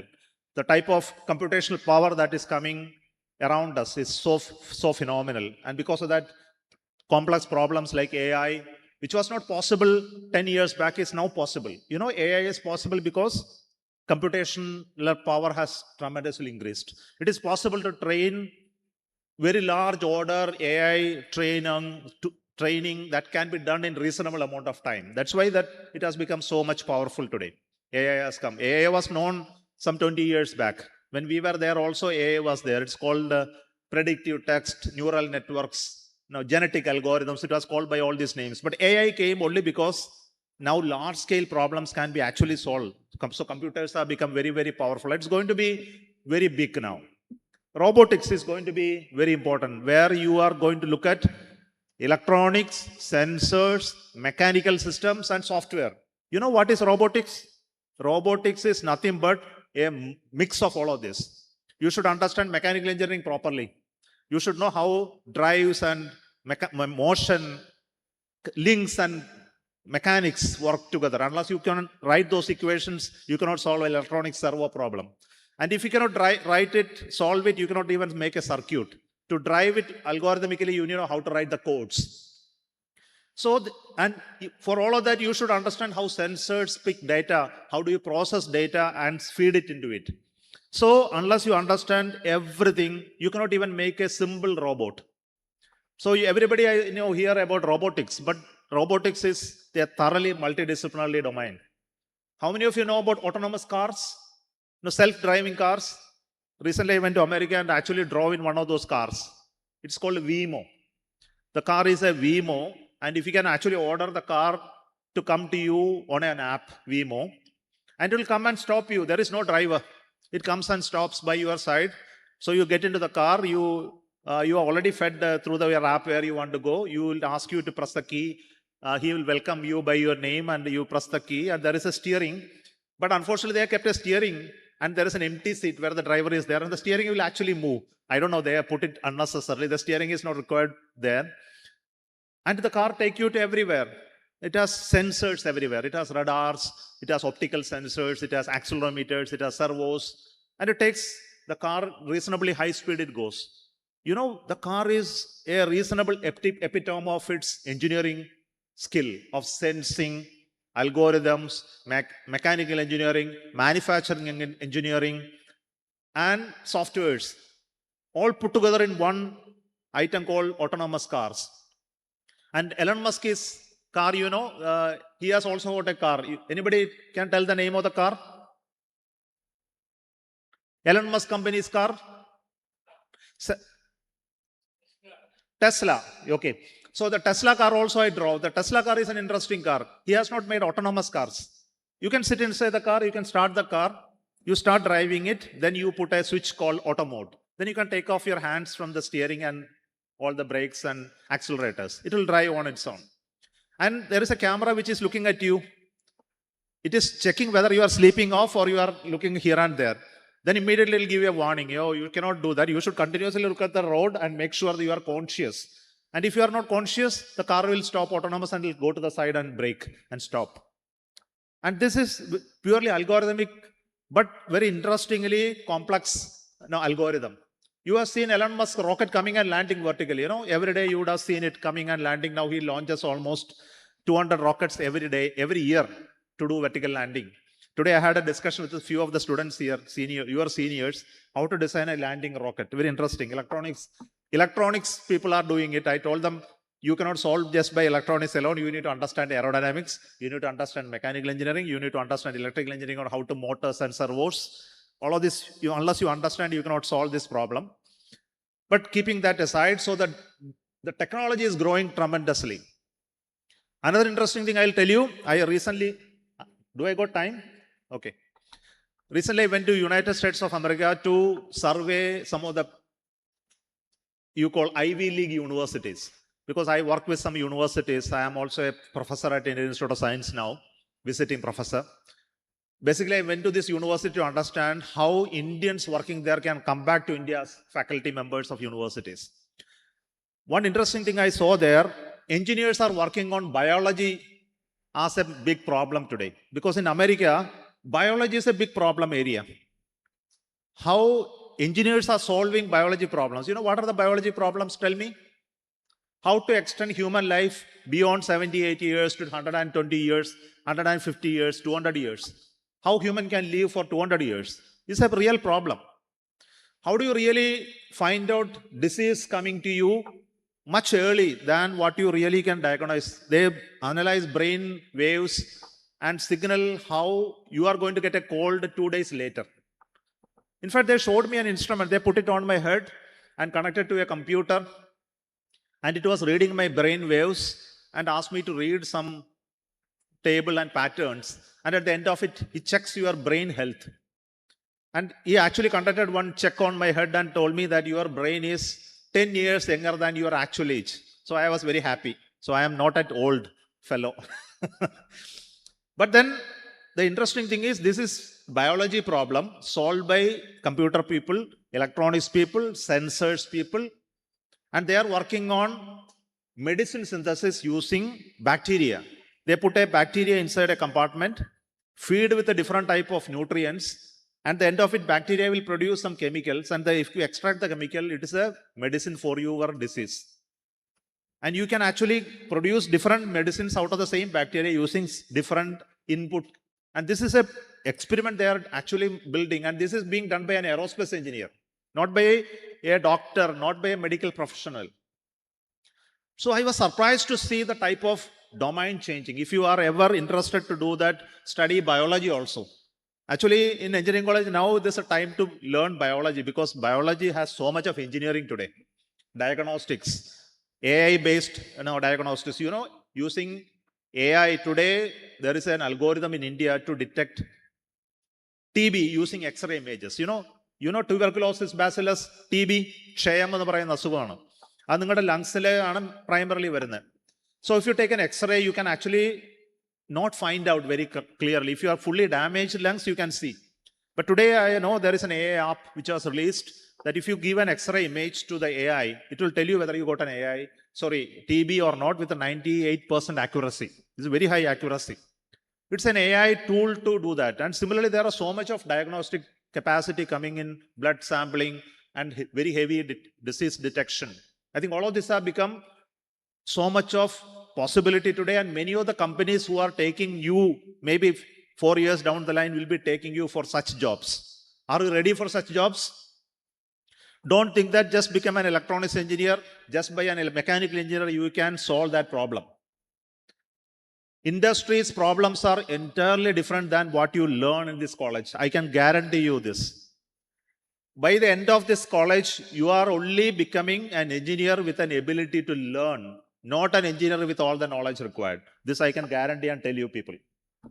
So don't ever imagine that by going through this 4 years course, you are actually becoming a wholesale mechanical engineers, electronics engineers, chemical engineers. It is simply not possible. In 4 years, no university can actually teach you what you want in industry. But industry's problems are entirely different. So what is the capacity you need to have? You need to have an ability to learn new things at a given point in time very, very fast. So to learn that very fast, you need to have a skill. And the skill is what you are getting today. If you want to learn biology and understand diagnostics, you will go and learn it in 1 month time. You want to learn a new software, you will go and sit on the software, use its user manuals and skill it yourself to do that within no time. And that's a skill that you have to have. So second request to you, other than my LinkedIn, is to understand the domain of this. Create an understanding that I need to learn things myself, not by the teacher teaching you in the class. In an engineering college, there is no teaching. If you expect one teacher to teach you, it is not going to happen. Take it from me. If they are teaching you, it is their problem. I think you should not teach anybody. You should only inspire them to learn themselves. They should know how to learn it from textbook. They should know how to learn it from public available data. Do it yourself. Talk to your own classroom classmates and learn it yourself. And that is the second thing, third thing that you should do. How to learn yourself. Before you come to the class, you should sit there with knowledge about what this teacher is going to teach you. Is it possible? I think it is possible for you. I used to do that. When there was nothing available, I still remember I used to come and sit in the class after reading what the teacher is going to teach you next day. And I was sitting in the class with full awareness of what he is teaching. It is possible for each one of you to do that. Please make this as a point 3, number 3. Your future is functioning depending on what you learn yourself. Finally, I want to tell you that all of you are not going to get jobs in good companies. Some of you are going to create your own companies, right? You are going to be an entrepreneur, you are going to be a startup fellow, and you are going to generate some products and services which will be making great companies. I am working with a lot of startups today in the country, space startups and other high technology startups, and really able to see young people have a lot of ideas. To make somebody an entrepreneur, it's not enough that you learn engineering. You learn many more skills. What are the skills you should learn? One, how to form teams, how to work with others. Find out some 4 or 5 people you know very well, not because they are very nice people, because they bring on table different skill sets. They can solve a combined problem. So how to work with teams. Second skill that you need to learn is money. Finally, if you want to do anything, you need money. All of you are rich people. I know all of you are not rich people. You are all moderately rich, sometimes not that rich also. But your current position doesn't really matter. You can all become rich. By becoming a professional, you should aim to become rich. Will you be? Yes or no? Yes or no? Yes. There is nothing shameful about being rich. First, make it a point in your mind. I am going to be rich. Because once you become rich, you can help so many others. Is it so? You don't have to have an affluent life. By being rich, you can help so many others. You just become rich because you can help so many other people. For that, it is okay. Are you ready to become rich? Yes, you should. To become rich, you must understand money very well. So you must have financial literacy. Where from the money comes, how do you create businesses, how do you deal with banking, how do you deal with stock markets, how do you really invest, what is taxation, what is interest, you must learn. I think as engineers, one of the responsibilities is to be financially sensible. An engineer cannot function engineering without understanding money, because everything you do on this world is derived from money. If you want to develop software, AI, you need computational power. You need buildings, air conditioning, power. All of this requires a lot of investment. And without understanding that, you cannot do anything. If you want to do any damn thing, you need money. And business needs money. So learn your skills in startups. How do you bring money? How do you bring investors? How do you deal with businesses? And this you should learn at least from 3rd year onwards. The last 2 years, you must have specific course to skill you. Today, India is going through a significant revolution in terms of technology. The job opportunity is actually tremendous in the sector. I know that you have great hope and future for all engineers coming from TKM, because I can stand here. I am an ambassador of this college. I am very proud of the fact that they have taken me an ambassador of this college. And I continue to speak about it without any worry, because the college has given me what I am today. And I thank my teachers, mentors. When I say this, I want to tell you that you should find a mentor. I think there is a mentoring scheme here. You should identify a faculty who will be your mentor, who will help you when you have problems, who will guide you to find out your skills. And that's going to be very important. And if you cannot find a good faculty, find a good friend, senior, sometimes. And it is going to be fantastic. I end my speech by telling this only. After so many years, my batchmates, all of them are retired now. I am already an old man, retired from ISRO. So all of us get together when we are old people get together. And all of them who came out of this college, they have occupied the best of positions in this country, in public sectors, in private businesses, and in societies at very high positions. All of them, not even a single fellow has done bad. And I can tell you from TKM, those who come out are really the gem of the society, and they are really doing fantastically well.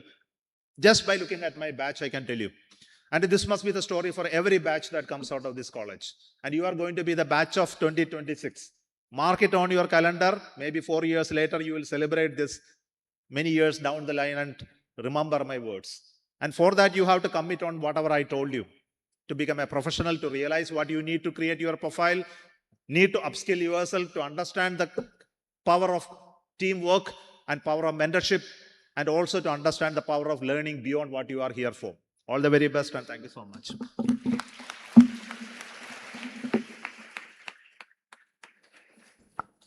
Thank you, sir, for that inspiring address. Now it is time to honor our chief guest, respected Dr. S. Somanath, with our token of gratitude. So may I now request our respected chairman of TKM Trust, Janab Shahil Hassan Musliar, to present the memento.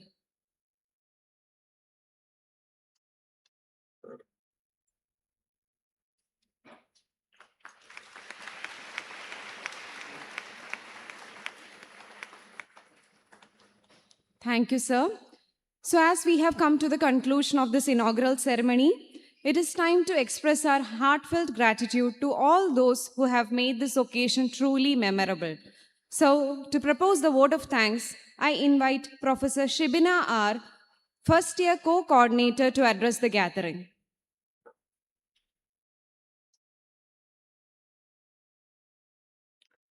Respected Chairman, Janab Shahil Hassan Musliar, sir, Honorable Chief Guest, Dr. S. Somanath, sir, and all the dignitaries on and off the dais, and TKM family members and my dear students, a very good morning to one and all. On behalf of Dr. Shiva A., our first year coordinator, she could not be here today because of her health condition. So I'm so privileged to propose vote of thanks on this momentous occasion on behalf of first year coordinator. Today marks the beginning of an exciting and transformative journey for our newly admitted BTech and BArch students of 2026 admission batch. It has been truly inspiring inaugural session of AVANZA, the student induction program of TKM College of Engineering. The name AVANZA signifies moving forward and advancing with purpose. True to its theme, the first step of a journey worth advancing. The students' induction program is much more than an orientation. It marks the beginning of a journey of learning, innovation, self-discovery, and lifelong furnish. With that, I now move on to the duty entrusted on me. First and foremost, our heartfelt gratitude goes to our most respected chairman, Janab Shahil Hassan Musliar, sir, for graciously presiding over this inaugural function. Sir, you have been the guiding light of TKM College of Engineering, leading the institution with vision, wisdom, and unwavering commitment. On behalf of everyone gathered here, we express our deepest gratitude for your inspiring leadership, your esteemed presence, and your unwavering dedication to TKM family. Thank you so much, sir. At the outset, I express our heartfelt gratitude to Dr. S. Somanath, sir, former chairman of ISRO, and our distinguished alumnus for graciously inaugurating AVANZA 2026. Sir, your extraordinary journey from these halls of TKMC to leading India's space program is source of immense and inspiration for entire TKM family. Your achievements remind our students that dedication, perseverance, and passion for learning can transform dreams into reality. On behalf of the TKM Trust and entire TKMC community, I extend our sincere gratitude to you, sir. We are especially grateful for your willingness to interact with our students, because I know you already had a great experience when he inaugurated the session about how he experienced his life of academics in TKM and how he encountered many other opportunities outside this world. So we are, thank you so much, and once again for giving time for interact with our newly joined students. I express our sincere gratitude to Dr. Sadiq A., Principal of TKM College of Engineering, for introducing our institution and sharing its vision, values, and commitment to academic excellence. Thank you for addressing about our students a clear understanding of an enriching learning environment that awaits them at our TKM institution. I would also like to express our heartfelt gratitude to the esteemed members of TKM Trust, Janab Jamaluddin Musliar sir, Trust member Janab Sadiq Estaha, Janab Khalid Musliar sir, Janab Afzal Musliar sir, and Muhammad Siddiq sir. Your collective vision and unwavering commitment and continued support have been instrumental in remarkable growth and reputation of TKM College of Engineering. On behalf of entire TKMC family, thank you for your invaluable contributions.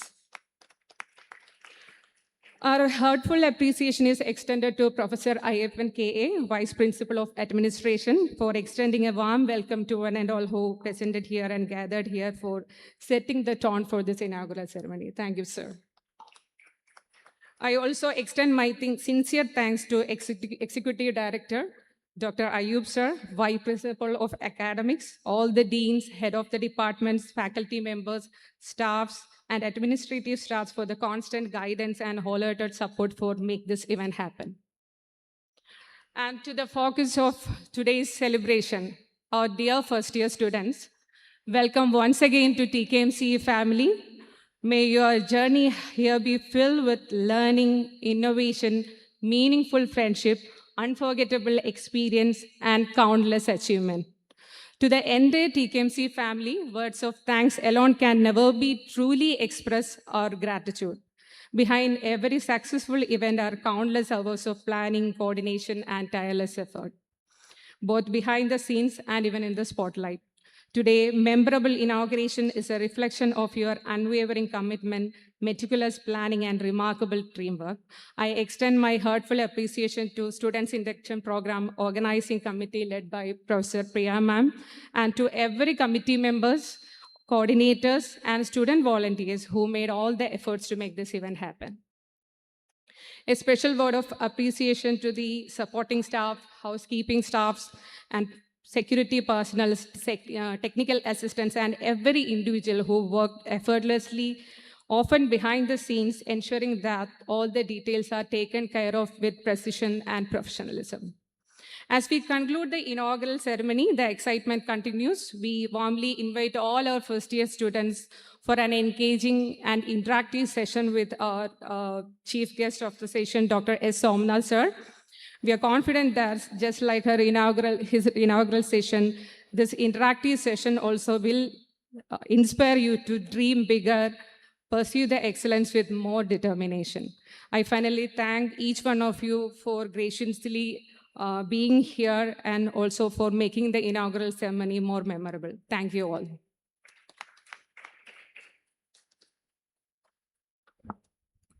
Thank you, ma'am. Ladies and gentlemen, please rise for the national anthem.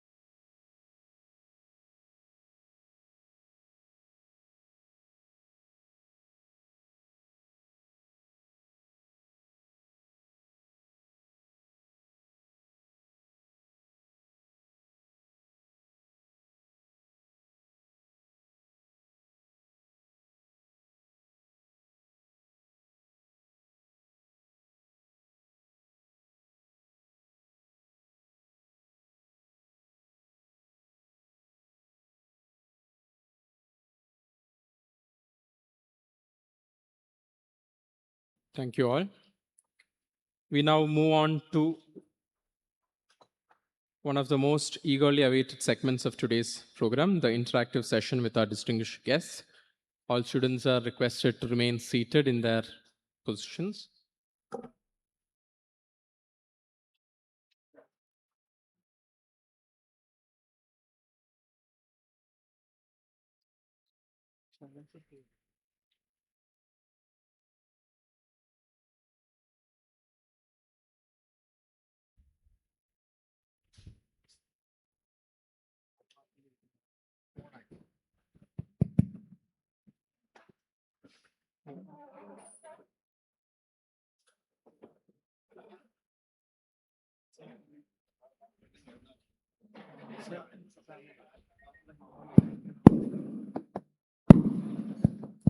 We'll have volunteers handing over the wireless mic. Whoever has a question, please raise your hand and stand up.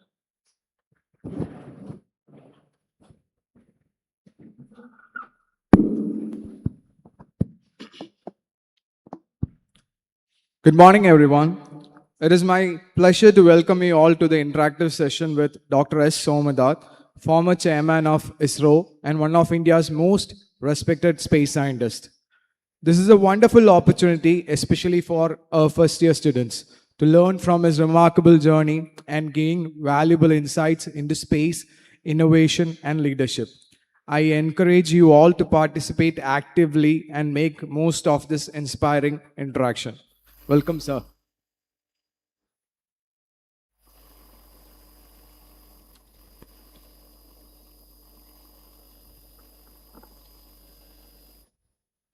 ഞാൻ സ്കൂളുകളിലൊക്കെ പോയി കഴിഞ്ഞാൽ കുട്ടികൾ ഒരുപാട് ചോദ്യം ചോദിക്കും. അപ്പം നിങ്ങൾ സ്കൂളിൽ അല്ലെന്ന് വിചാരിച്ചുകൊണ്ടാണോ ഇപ്പോൾ ചോദ്യം ചോദിക്കാത്തത്? ധൈര്യമായിട്ട് ചോദിക്കും. ഇംഗ്ലീഷിലോ മലയാളത്തിലോ എന്തായാലും കുഴപ്പമില്ല. ഇനിയിപ്പോൾ ഹിന്ദി ചോദിച്ചാലും കുറച്ചൊക്കെ അറിയാം. പറഞ്ഞോ.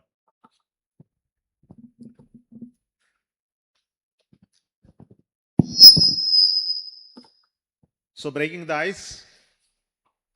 Sir, I apologize for the intrusion first of all. I am a second year, not a first year. To be exact, 356 days ago, I sat in this very auditorium and I faced you in video call, of course. You guys are lucky. You got him in person. ഞങ്ങൾക്ക് video കോളിലായിരുന്നു സാറിനെ ലഭിച്ചിരുന്നത്. And I asked you a question that day. And whatever you said, I applied it in my first year. And I have to say thank you, sir, for the advice. Thank you. It has been very useful to me.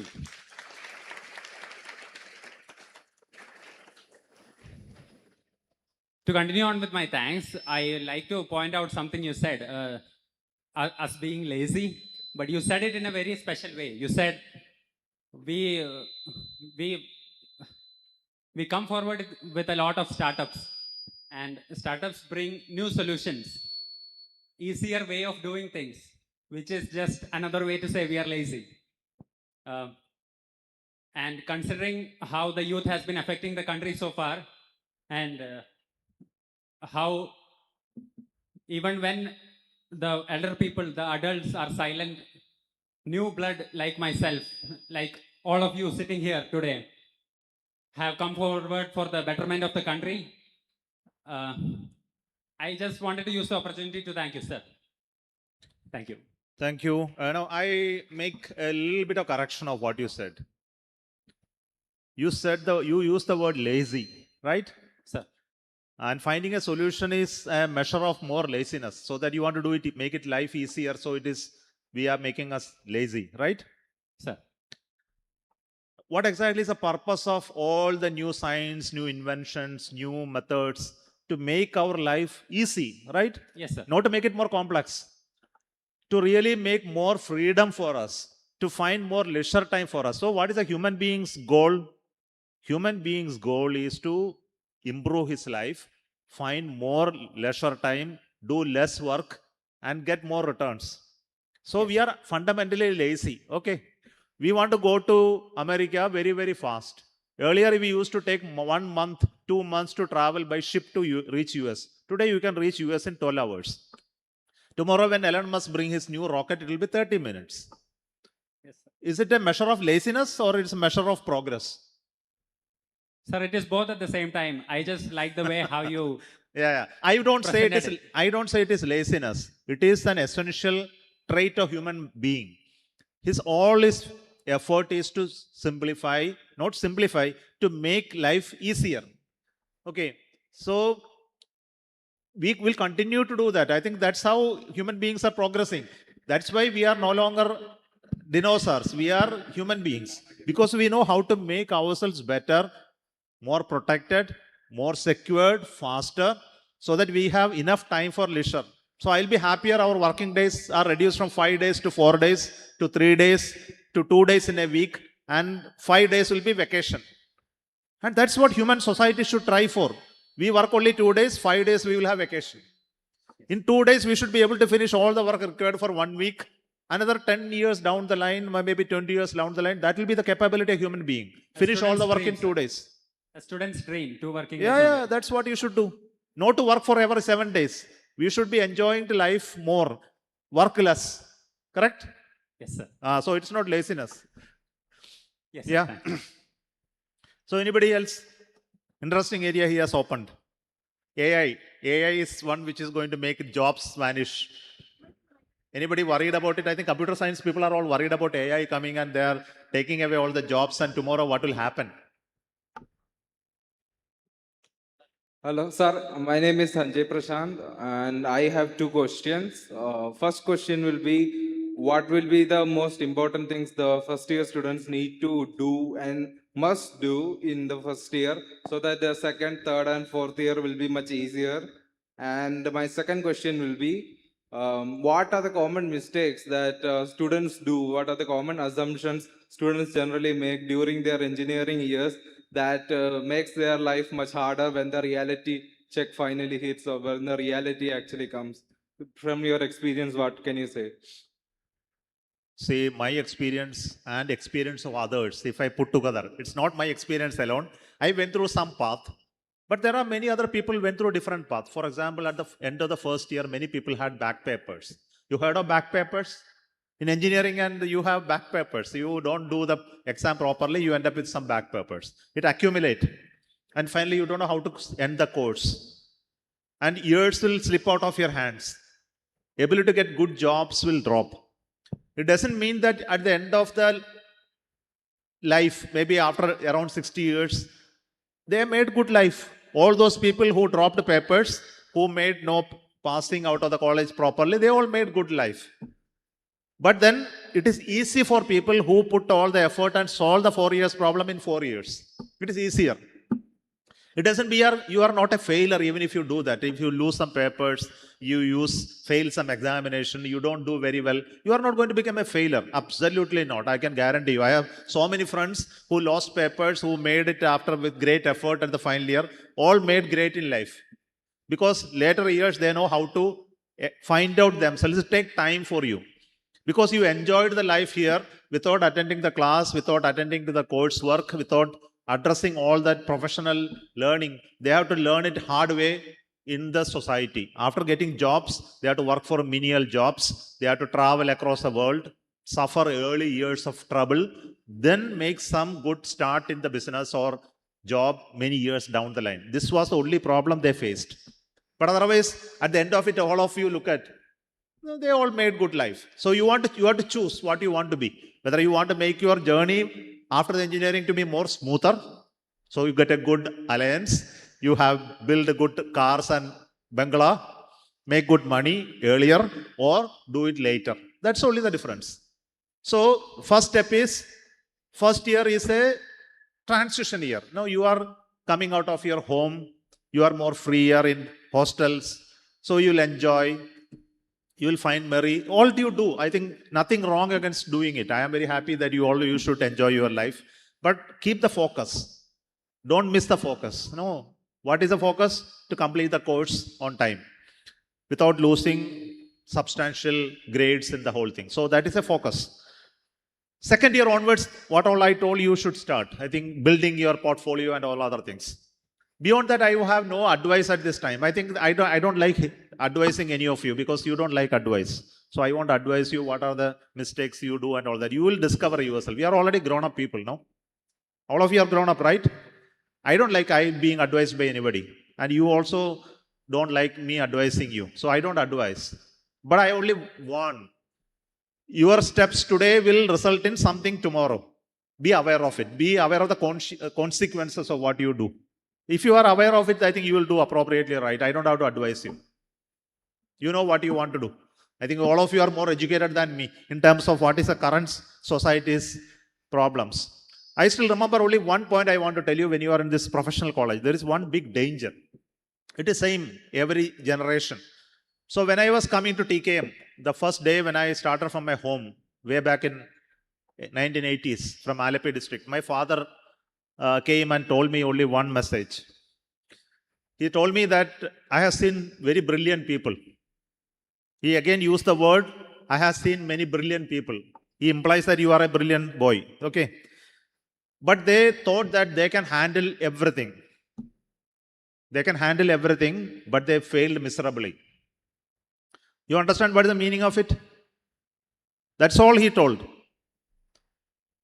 What he was referring to is nothing but liquor at that time. There was no drugs at that time. Okay. So we used to, once you are free from home, you see there is a possibility to enjoy life indulging all of this. But you think that I can control it. I know how to manage it. And you will indulge, and so that you can recover at some point in time where I decide. And I have seen people not able to recover. This was the only message that he gave me without ever mentioning anything else. I understood what he meant. It is valid for each one of you even today. Indulge, but don't think that you are so brilliant fellow that you can escape from it at whatever your will. No. That will never happen. Be aware of it, be conscious about it. Otherwise, the world is yours to enjoy. Thank you. Thank you, sir.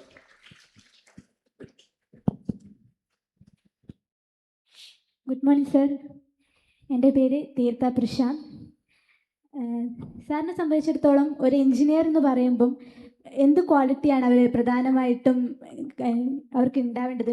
I mean കൂടുതൽ intellectually അവർ powerful ആയിരിക്കണം എന്നാണോ, അല്ലെങ്കിൽ consistent ആയി more discipline ആയിട്ടുള്ള ആൾക്കാരായിരിക്കണം എന്നാണോ ഒരു engineer എന്നിടത്തോളം?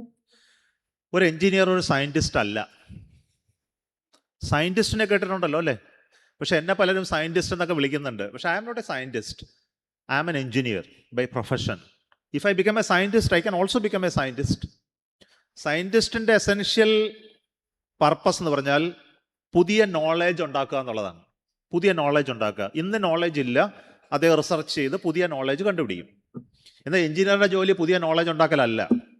എഞ്ചിനീയറുടെ ജോലി ലോകത്തുള്ള പ്രോബ്ലംസ്, ഒരുപാട് പ്രോബ്ലംസ് ഉണ്ട്.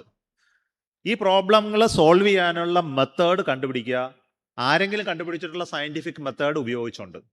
നമ്മൾ പുതിയതായിട്ടൊന്നും കണ്ടുപിടിക്കുന്നില്ല.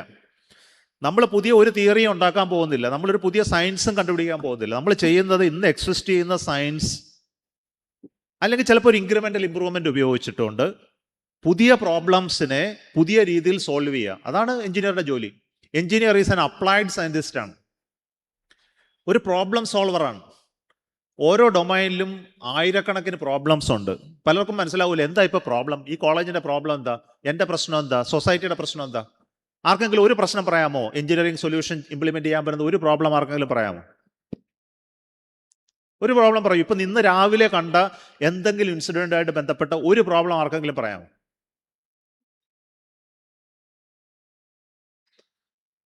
നിങ്ങൾ ഇന്ന് വന്നപ്പോൾ ട്രാഫിക്കിൻ്റെ പ്രശ്നം കണ്ടോ?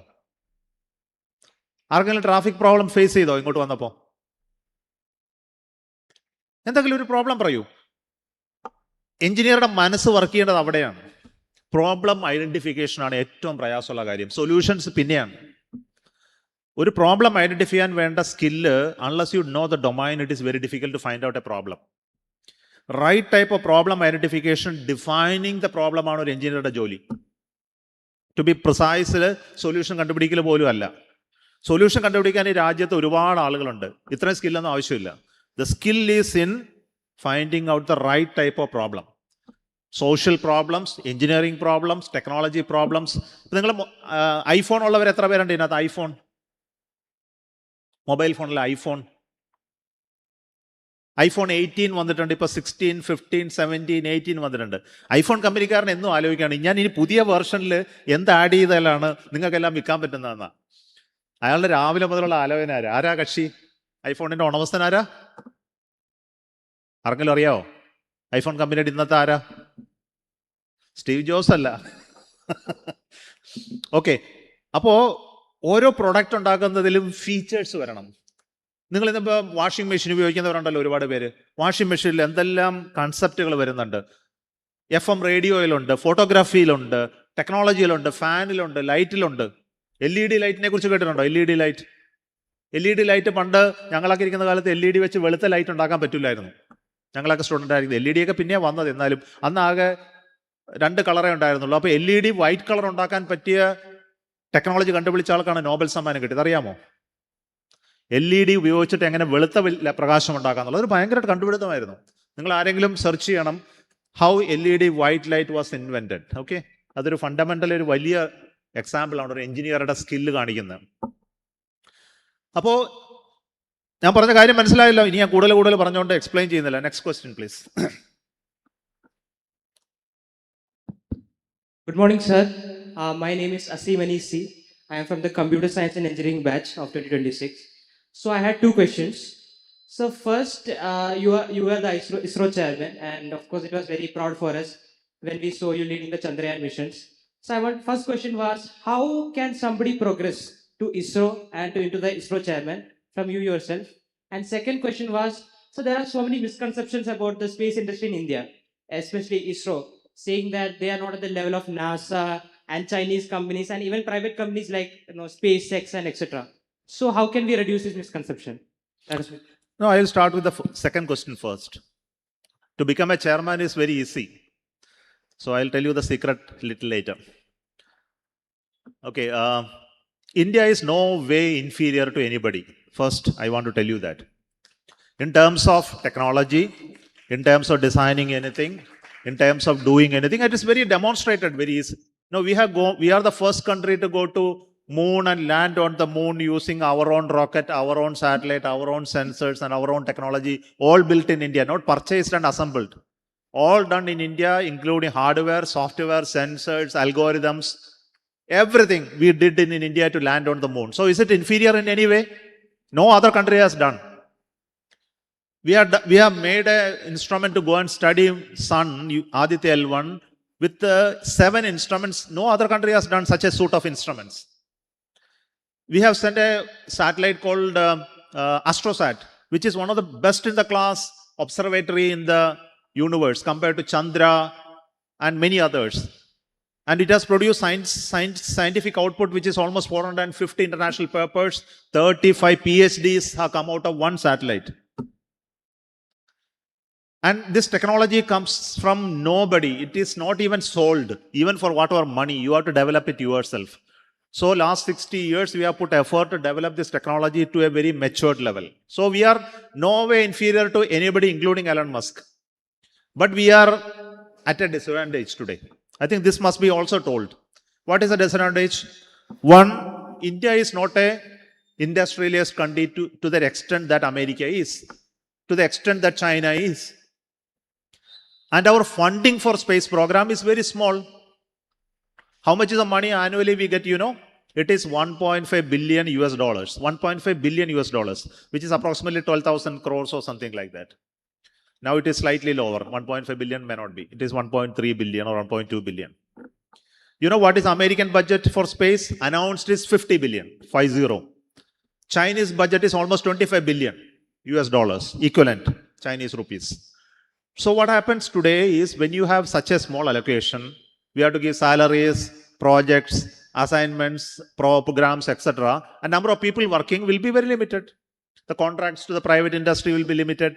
So they cannot invest more into that business. So actually the total money outflow in a year is hardly 13,000 crores. In America, it is few lakh crores. Then you will ask me why India is not giving you more money. If you give more money, can you become like America? The answer is yes and no. Yes, in the point of view of doing things we can do, but then to make an impact, you have to become America. You know what? America has an advantage today because America is a leading nation of the world. They are a scientific power. There is no doubt about it. And they are also an economic power and a strategic power. This gives them an edge over many things. For example, if you have to build a Starlink constellation, if they want to deploy a Iron Dome, they can do. India cannot do. India is still not a global nation yet. India is still a national state, but we don't operate globally yet. But tomorrow we will do. For example, Indian currency is not the main currency of the world. Dollar is the main currency. The economy is managed by US, not by India today. And the moment that China is still not up to that level, but you can grow the economy, you can grow the space sector. But if you have to really do things at scale, you need markets. So one thing you have to understand, engineers to understand, and you people, is markets. For whom you are making better products? Who will be the consumer? If I build better rockets, better satellite, who will buy it? Only government is available. Private people are not having money to buy it. So you do things what is the market demands. So the government understood this, and what we are going to do is today is to encourage private companies in space so that they develop markets. The whole idea of building private space program is to develop markets, to create more economic activity, to create more fund flow into it so that people can operate space sector profitably. Till now, space is not a profitable business. It is a national technology mission, not a profitable business. That's why it is not scaling. In America, space is a profitable business. So you have to understand this difference. Then the second question is, to become a chairman is very easy. Just follow my path. What is my path? One is to get into ISRO. That is very easy. You have to write one examination, just one examination after your engineering. And you have to prepare today. Maybe second year onwards, you prepare. You study maybe 10, 15 years of exam question papers. There's only 100 questions.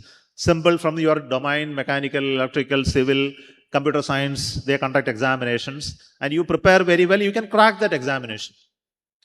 But that is a tough examination. Of course, you need to learn subjects very well.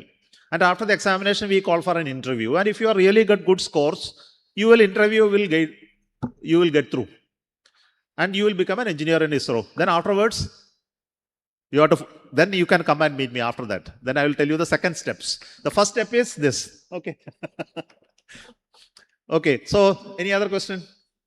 So we have students from our sister institute, TKM IT, joining online. Okay. So we'll have questions from there.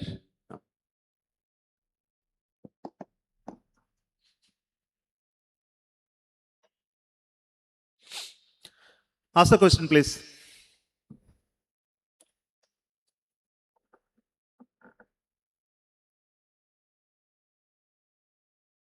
Hello.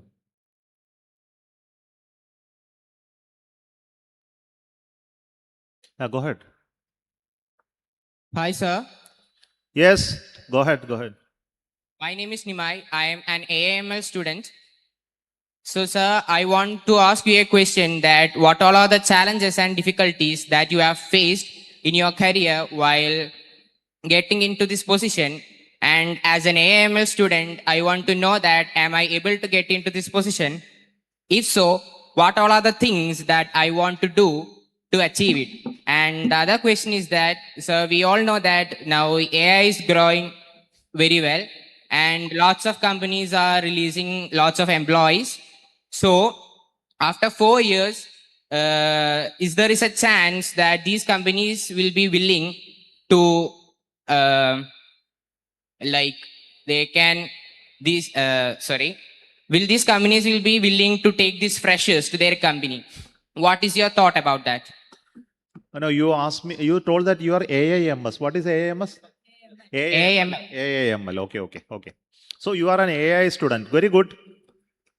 Only thing I want to tell you is that challenges faced in my career. That's the first question. And whether you will get a job after the end of this. That's your worry.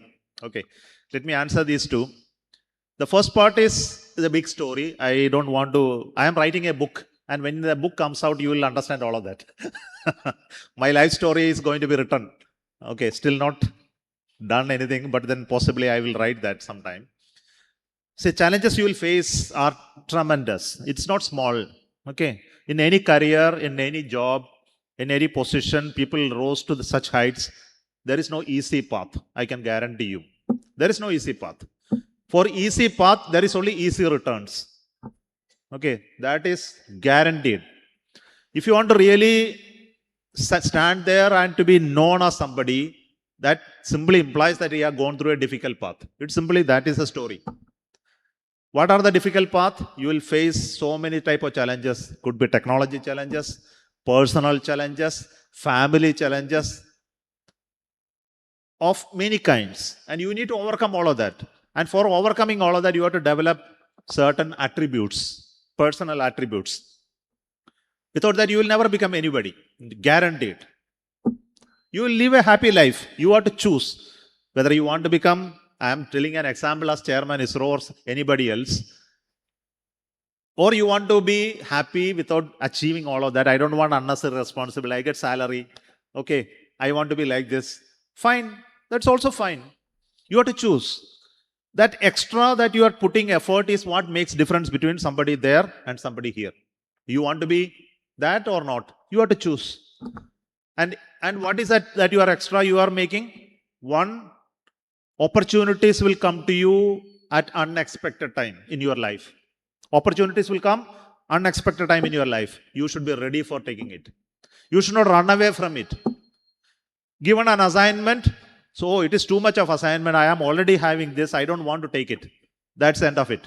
Closed. One door is closed forever.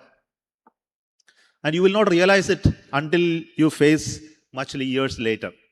One thing, any responsibility comes in your path, you are ready to take it. And I am prepared for it. I have learned and I am ready and I am waiting for it. And this is an attitude which you have to develop throughout your life. And this is a question of your own imagination. You imagine that you are becoming somebody. When I joined ISRO, there was an interaction with Professor U.R. Rao, the chairman at that time.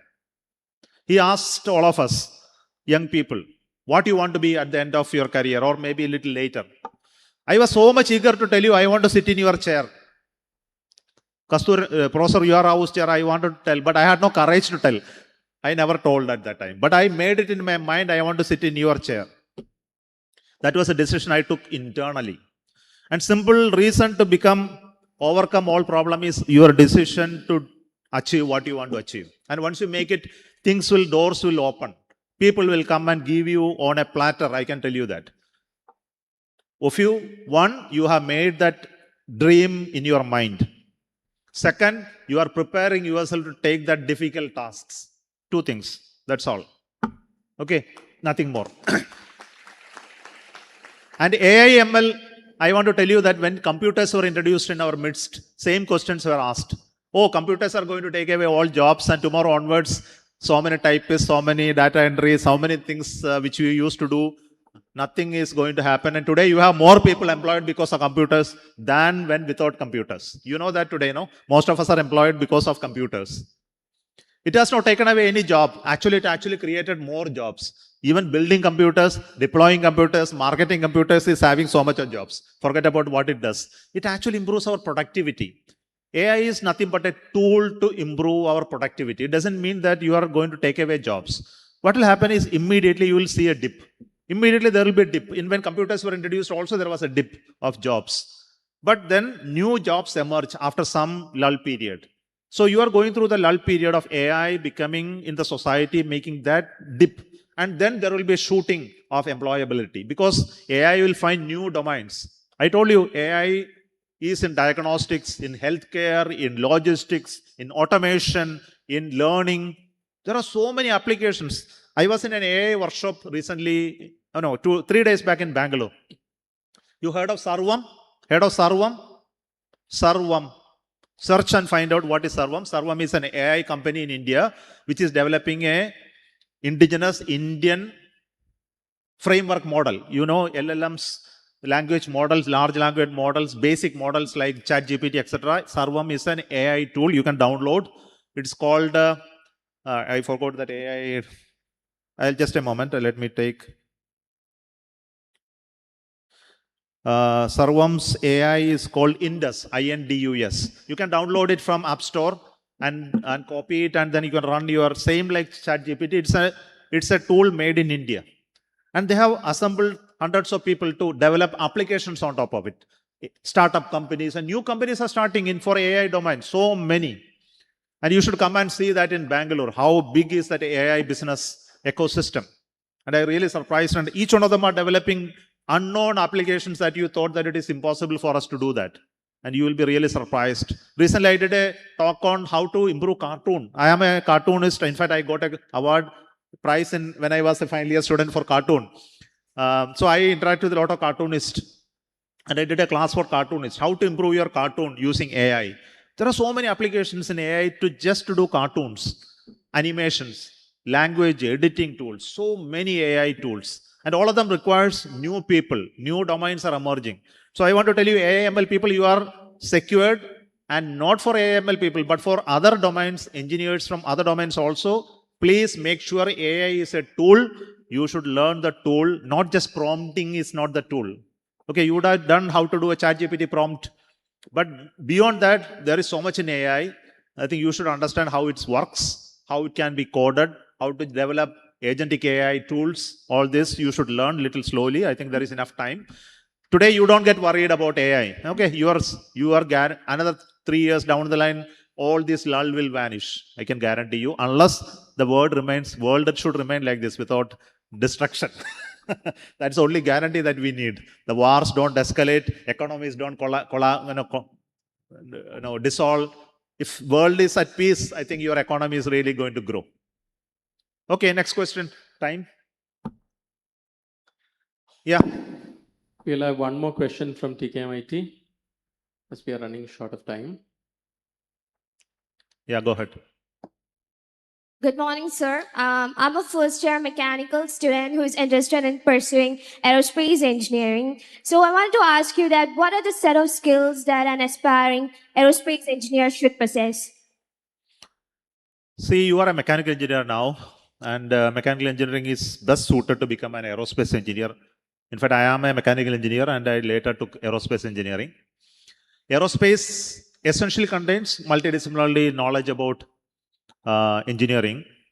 So generally when you do aerospace engineering, I can see people from civil, electrical, electronics, mechanical background doing aerospace engineering. So everybody can do aerospace engineering, especially institutions like Indian Institute of Science. There is no branch separation. We study the same thing in our masters. So essentially in aerospace, there are 4 core knowledge domains. One is called propulsion. So how do you make engines, propel things? Second is called aerodynamics. How things fly through air. Aircrafts, flying objects, rockets. And this is very, very fundamental knowledge which is required to design. Third is called structures. Structures is what you see. Rockets, aircrafts are made of structural systems. So how do you build structures? And the fourth is called control and dynamics. So these 4 essential core skills are what required for an aerospace engineer. Control is generally today taught in only electrical department today, and maybe electronics a little bit. Structures is mostly the skill of civil engineers.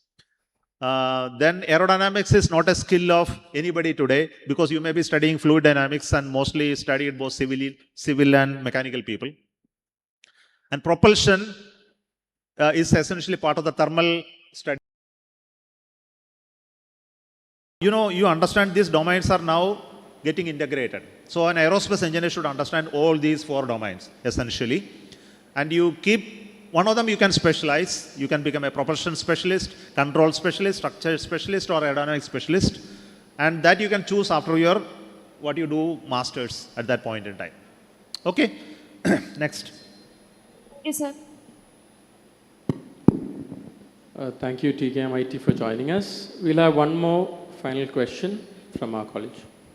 Sir, I am Akshya from 3rd year Mechanical Engineering Department. And my question is, India has achieved remarkable milestones in space exploration with limited resources. And what was the mindset or work culture that enabled ISRO to achieve the high impact missions? One is, of course, money is not available. This is very much in our blood. When I joined ISRO, we understand that we are not working in a system where there is a lot of money. We know it very well.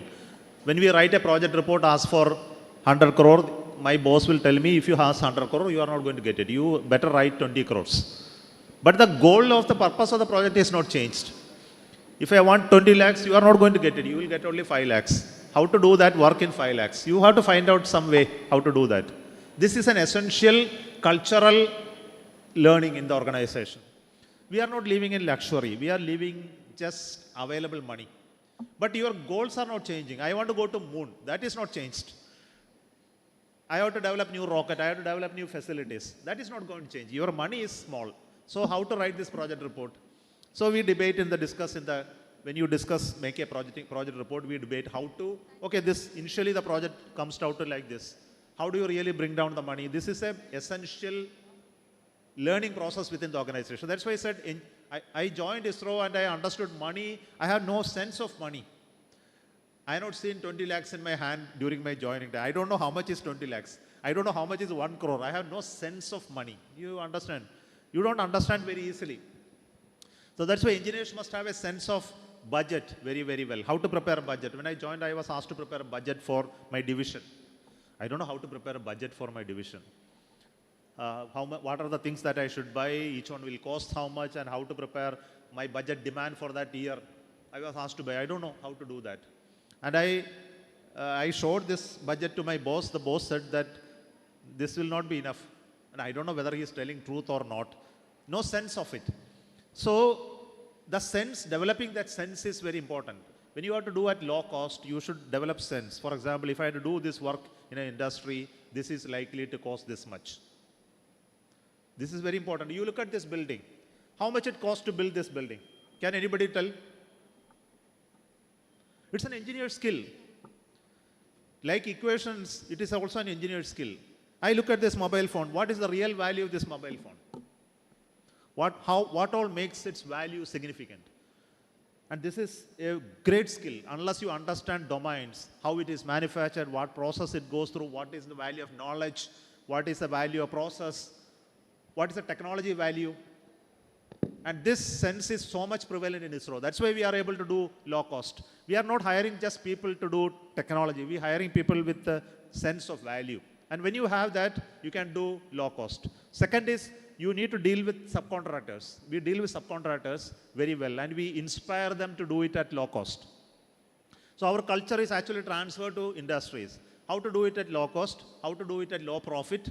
And this culture is very much prevalent. We know if you give an order to a private company, they know very well it is ISRO's. They demand all quality, but they won't give you high value, high price. They know it very well. So if you quote too much, you are not going to get the order. So there are many techniques. I can't tell you everything at this moment. You come to ISRO, I will tell you. Right, thank you. Sir, one more question. Yeah, still, okay. My name is Fatima Shifa and I'm a first year architecture student. But just curious to know about this. We India have many talented architects, engineers and advanced technologies, but still India is a developing country compared to Japan and China. In your opinion, what is the reason for this big difference? Which is your village? Where are you from? I'm from Kozhikode. Kozhikode. Have you traveled across India any time? No. Yeah. See, India is not Kozhikode. And it's very important for you to understand that. India is such a vast country. If you really go to villages in many parts of the country, you will see people without much education, without having no access to water, electricity, communication, food. You know how much of the country lives in cities and how much of people lives in villages? Any idea? Very large percentage of people still lives in rural background, very backward, not having access like you. You are a fortunate girl to come to TKM college. Many brilliant girls and boys today in India don't have access to higher education, access to medical facilities, access to pure drinking water, food. India is still an agrarian, rural country. That you should realize, and for that realization, you need to travel. Without that, you won't understand. Even if I speak, you will not understand whatever you speak. For that, you need to travel across the country and understand India. India is a very big country, and we are the most populous country of the world. Populous country. Now, how much is the strength? People now? How many people in India today? 3 million. It is 145 crores of people. And we are the largest country, bigger than China, having 1/5 the land of America. And we have resource crunch. There is a huge resource issue in terms of food production, water, environment, living place. Our people live in only 20% of the land. Rest of the land is either hills or valleys or non-usable place, arid places, dry lands, deserts. India is a complex country with so many languages. You know how many languages are there in India? At least on your note, you can read how many languages are there and how many dialects are spoken. unlike Japan or China or America. We speak 1,500 languages and dialects, which you cannot even understand each other. 1,500. To run such a country is a complex thing. I think first you have to recognize the fact that run such a country is such a complex thing. And recognizing that complexity is what you have to talk about. Are we not like someone else? They are very small countries. Japan is such a small country. They have gone through a lot of suffering. And because of the suffering, they have a culture which they developed to grow. And for India to grow, we need to develop that culture.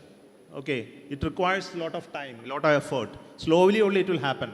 Infrastructure is one part of it. Connectivity is part of it. Education is one part of it. Healthcare is one part of it. You have to promote that, all of that over a period of time. And this is the primary focus of any governance. Any country, any government which has to come is to solve those issues. But you cannot solve that and then work on technology. We cannot work on space. We cannot work on defense after solving all such problems. You have to solve problems related to technology and space. Also, you have to solve problems related to village, malnutrition, and healthcare. It is a simultaneous problem. So, you need to generate revenue to solve that problem. You have to generate revenue to support defense. So, it's a complex administrative issue as far as governance of this country is concerned. And unless you understand that deeper, you cannot suggest solutions to all of them. So that's why an engineer's problem, again I tell you, is to understand the problems in its entirety.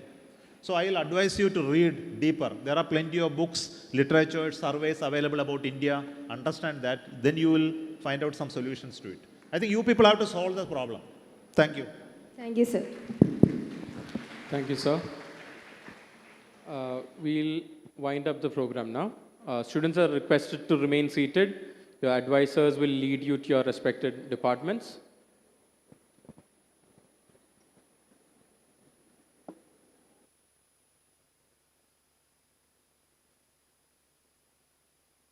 Architecture students are requested to stand up and leave towards your side of the venue.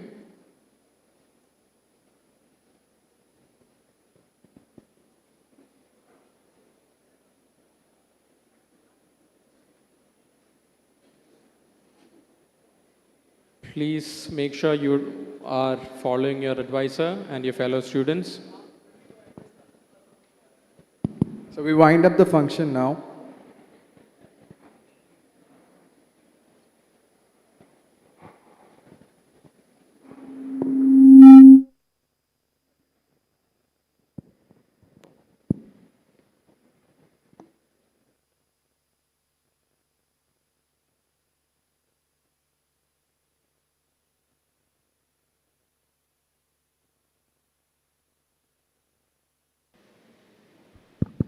Mechanical students, please stand up.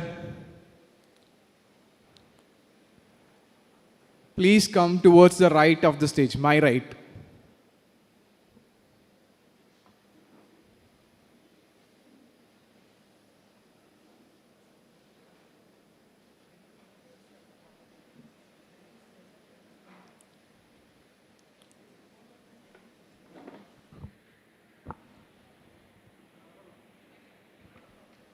So all the mechanical students comes towards the right of the stage, please.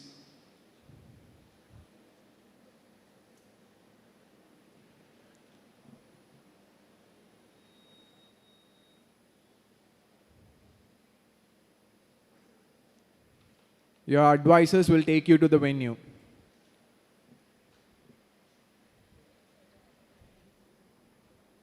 All students are requested to follow the advisors to the venue as soon as possible. Do not delay in between.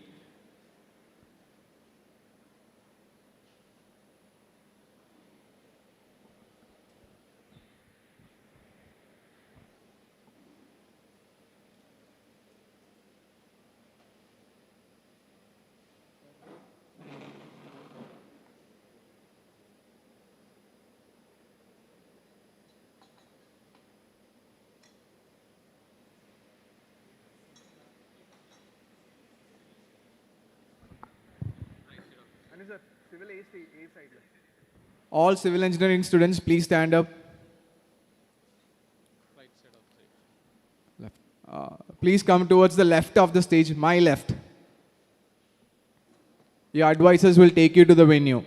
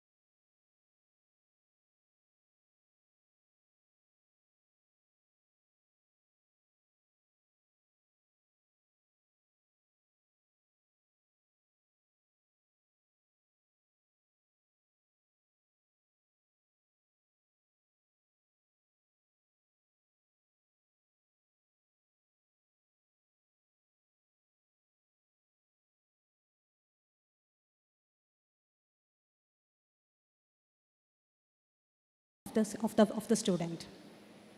So without much details on the student induction program, because it's already late, I am entering into my responsibility of welcoming the gathering. So first and foremost, I would like to extend a warm welcome to the respected principal, Dr. Sadiq A., whose visionary leadership have led to the excellence of the institution. A warm welcome, you sir, to the meeting.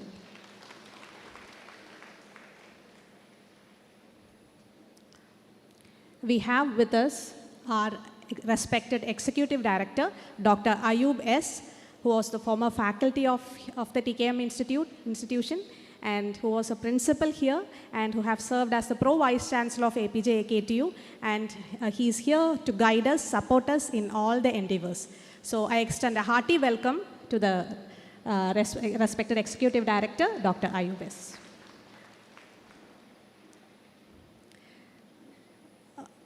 Considering a professional institute, academics is the main pillar. So we have the Vice Principal of Academics, who will be giving insights on the academic structure and curriculum, being an autonomous institution.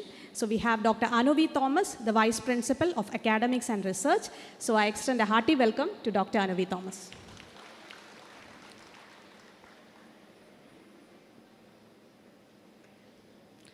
So after the end of 4 years for a BTech student and a 5 years of architecture student, the main aim of the student will be to get placed, well placed. So the entire placement operations of the institute is being managed and planned by the Center for Placement and Training. And we have the Dean of Placement and Training, Dr. Manu J. Pillai. So I extend a warm welcome to the Dean of Placement and Training.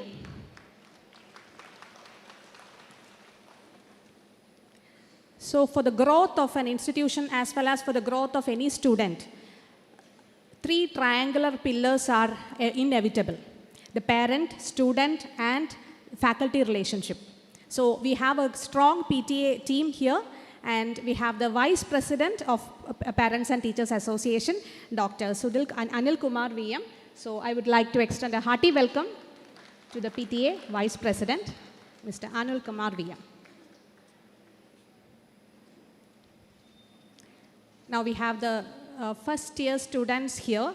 So the entire first year activities will be managed by a team consisting of the first year coordinator and 2 first year co-coordinator. The first year coordinator will be Dr. Sheba A. from the Department of Mechanical Engineering, and the co-coordinators are Professor Anup F.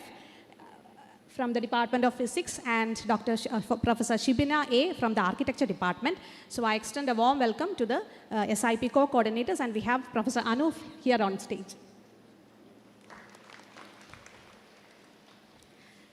So all the departments are managed, controlled by the head of the departments. We have all the head of the departments and the deans of various aspects. So I will extend a hearty welcome to all the heads of the departments and deans on the dais and off the dais. So finally, not the least, I extend a hearty welcome to all the parents gathered over here. So you have joined the TKM family, and now you are one among the member of the TKM family. So welcome you to the TKM family, and thank you all. A great day ahead. Thank you all.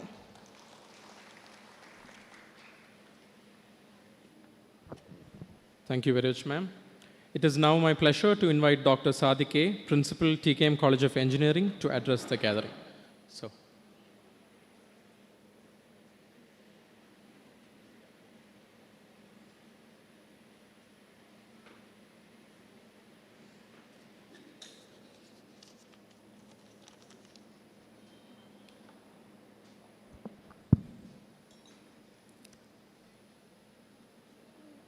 A respected Executive Director for TKM Group of Institutions, Dr. Ayub, Vice Principals, my head of the departments, deans, respected faculty members, staff, students, and our very honorable PTA Executive Committee members, and our Vice President for PTA, VM Anil Kumar, the parents of new students.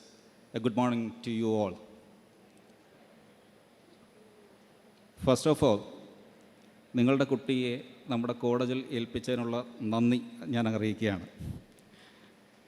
നിങ്ങൾ ഏൽപ്പിച്ച എല്ലാ വിശ്വാസത്തിനും പൂർണ്ണമായും ഞങ്ങളെ വിശ്വസിക്കാമെന്നും ഞങ്ങളെ കൊണ്ട് കഴിയാവുന്ന എല്ലാ തരത്തിലുള്ള എഫേർട്ടുകളും നമ്മളുടെ കുട്ടികളെ ബെസ്റ്റ് പ്രൊഫഷണൽസും useful citizens for the nation ആക്കി മാറ്റാൻ നമ്മളെല്ലാവിധ കാര്യങ്ങളും ചെയ്യുമെന്നുള്ള ഉറപ്പ് ഞാൻ നിങ്ങൾക്ക് മുമ്പിൽ ആദ്യമേ വയ്ക്കുകയാണ്.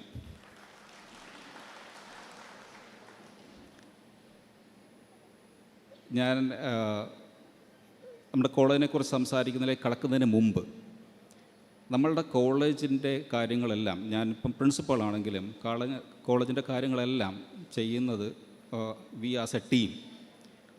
നമുക്ക് ഹെഡ്സ് ഓഫ് ഡിപ്പാർട്ട്മെൻറ്റ്സിൻ്റെ ഒരു ടീമുണ്ട്, ഡീൻസിൻ്റെ ഒരു ടീമുണ്ട്, നമുക്ക് വൈസ് പ്രിൻസിപ്പൽമാരുണ്ട്.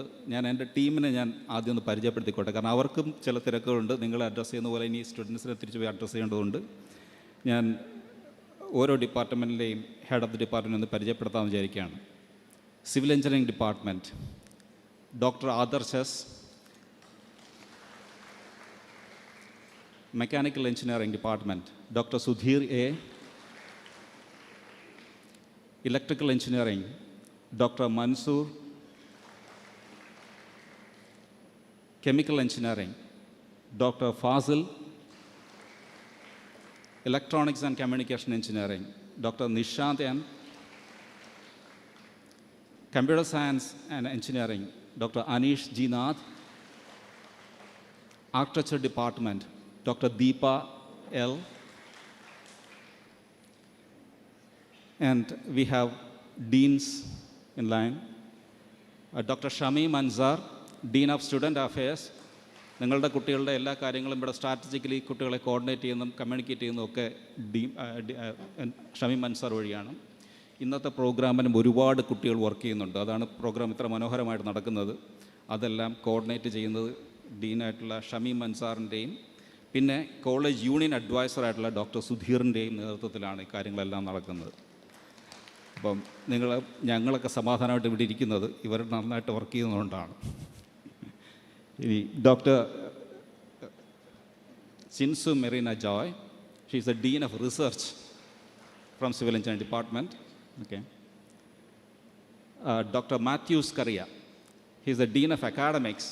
നമ്മുടെ കോളേജിൻ്റെ അക്കാഡമിക് കലണ്ടർ എല്ലാ കാര്യങ്ങളും കോർഡിനേറ്റ് ചെയ്യുന്ന ഡീൻ അക്കാഡമിക്കാണ് മാത്യൂസ് കറിയ. We have heads of departments from Science and Physical Education Department, Dr. Rajesh Kumar, Head of Mathematics Department, Dr. Manish Rashid, he is a Head of Physical Education Department. Manish Rashidനെ ഒന്ന് പരിചയപ്പെടുത്താം. മനീഷ് റഷീദിന് ഒരു video ചാനലുണ്ട്, YouTube ചാനലുണ്ട്. നിങ്ങൾ ചുമ്മാ നോക്കിയാൽ മതി. ഒരു 2 പ്രാവശ്യം കണ്ടു കഴിഞ്ഞാൽ പിന്നെ മനീഷിനെ ഫോളോ ചെയ്തോളൂ. ഇപ്പോൾ 1 ലക്ഷത്തിലേറെ ആൾക്കാർ അതിനകത്തുണ്ട്. ഒരു പ്രാവശ്യം കണ്ടുകൊണ്ടെങ്കിൽ പല ആൾക്കാരെയും രാവിലത്തെ എന്താ പറഞ്ഞാൽ പ്രാതൽ പോലെ പ്രാധാന്യമുള്ളതാണ്. ഇന്ന് ഫുട്ബോൾ കളിക്കുന്നതിന് മുമ്പ് എന്ത് കഴിക്കണം, നിങ്ങൾ കഴിക്കുന്ന ആഹാരത്തിനകത്ത് എന്ത് പ്രോട്ടീനുണ്ട്, ഇതുള്ള കാര്യങ്ങളെല്ലാം നമ്മുടെ മനീഷ് റഷീദ് സംസാരിക്കും. ഫിസിക്സ് ഡിപ്പാർട്ട്മെൻറ്റിൻ്റെ ഹെഡ് ഡോക്ടർ ഷമീമാണ്. കെമിസ്ട്രി ഡിപ്പാർട്ട്മെൻറ്റ് ഡോക്ടർ ഹബീബ് വന്നിട്ടില്ല. Okay, he has not come. Okay. Okay. We have Dean of Administration, Dr. Sabina. She is a professor in electrical engineering as well.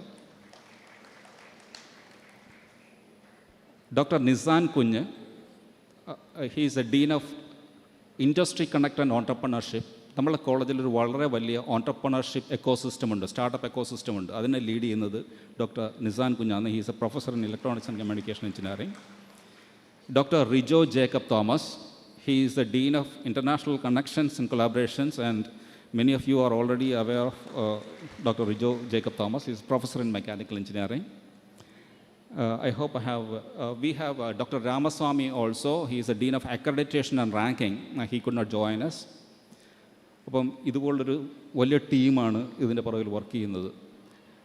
അവരുടെ വർക്കാണ് ശരിക്കും പറഞ്ഞാൽ നമ്മുടെ കോളേജിൻ്റെ റിസൾട്ടായിട്ടും നമ്മുടെ കുട്ടികളുടെ പെർഫോമൻസായിട്ടും ഒക്കെ മാറുന്നത്.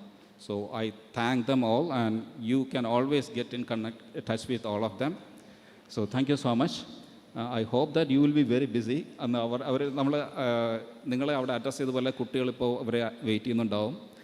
അവിടെ ഒരു അഡ്വൈസറി സിസ്റ്റം ഉണ്ട്. ആ അഡ്വൈസേഴ്സിനെ പരിചയപ്പെടുത്തുക, അവരുടെ കാര്യങ്ങൾ ഡിസൈഡ് ചെയ്തുള്ള കാര്യങ്ങൾ ഹെഡ് ഓഫ് ദി ഡിപ്പാർട്ട്മെൻറ്റിൻ്റെ റെസ്പോൺസിബിലിറ്റിയാണ്. അവർക്ക് നിങ്ങൾക്ക് മൂവ് ചെയ്യണമെങ്കിൽ മൂവ് ചെയ്യാം എന്നുള്ളതാണ്. Thank you so much.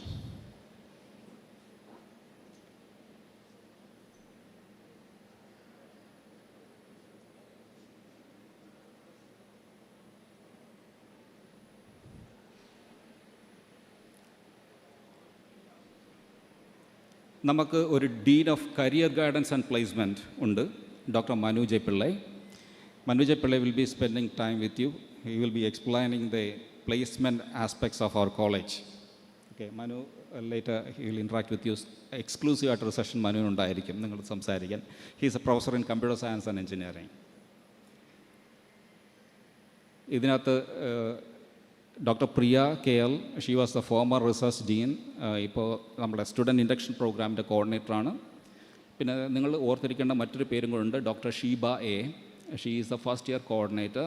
ഈ സ്റ്റുഡൻസ് ഫസ്റ്റ് ഇയറിൻ്റെ എല്ലാ ആസ്പെക്ട്സും ഹെഡ് ചെയ്യുന്നത് ഡോക്ടർ ഷീബയാണ്. She is a professor in department of mechanical engineering. അപ്പോൾ അത്രയും കാര്യം ഞാൻ ആമുഖമായിട്ടൊന്ന് പറഞ്ഞു വെച്ചെന്ന് മാത്രം. I would like to tell the approximate administrative structure of our college. നിങ്ങളെ സംബന്ധിച്ചിടത്തോളം നമ്മളെ കോളേജുമായിട്ട് ഇൻറ്ററാക്ട് ചെയ്യാൻ, നമ്മുടെ പേരൻസിന് ഇൻറ്ററാക്ട് ചെയ്യാനുള്ള first point of contact will be the adviser.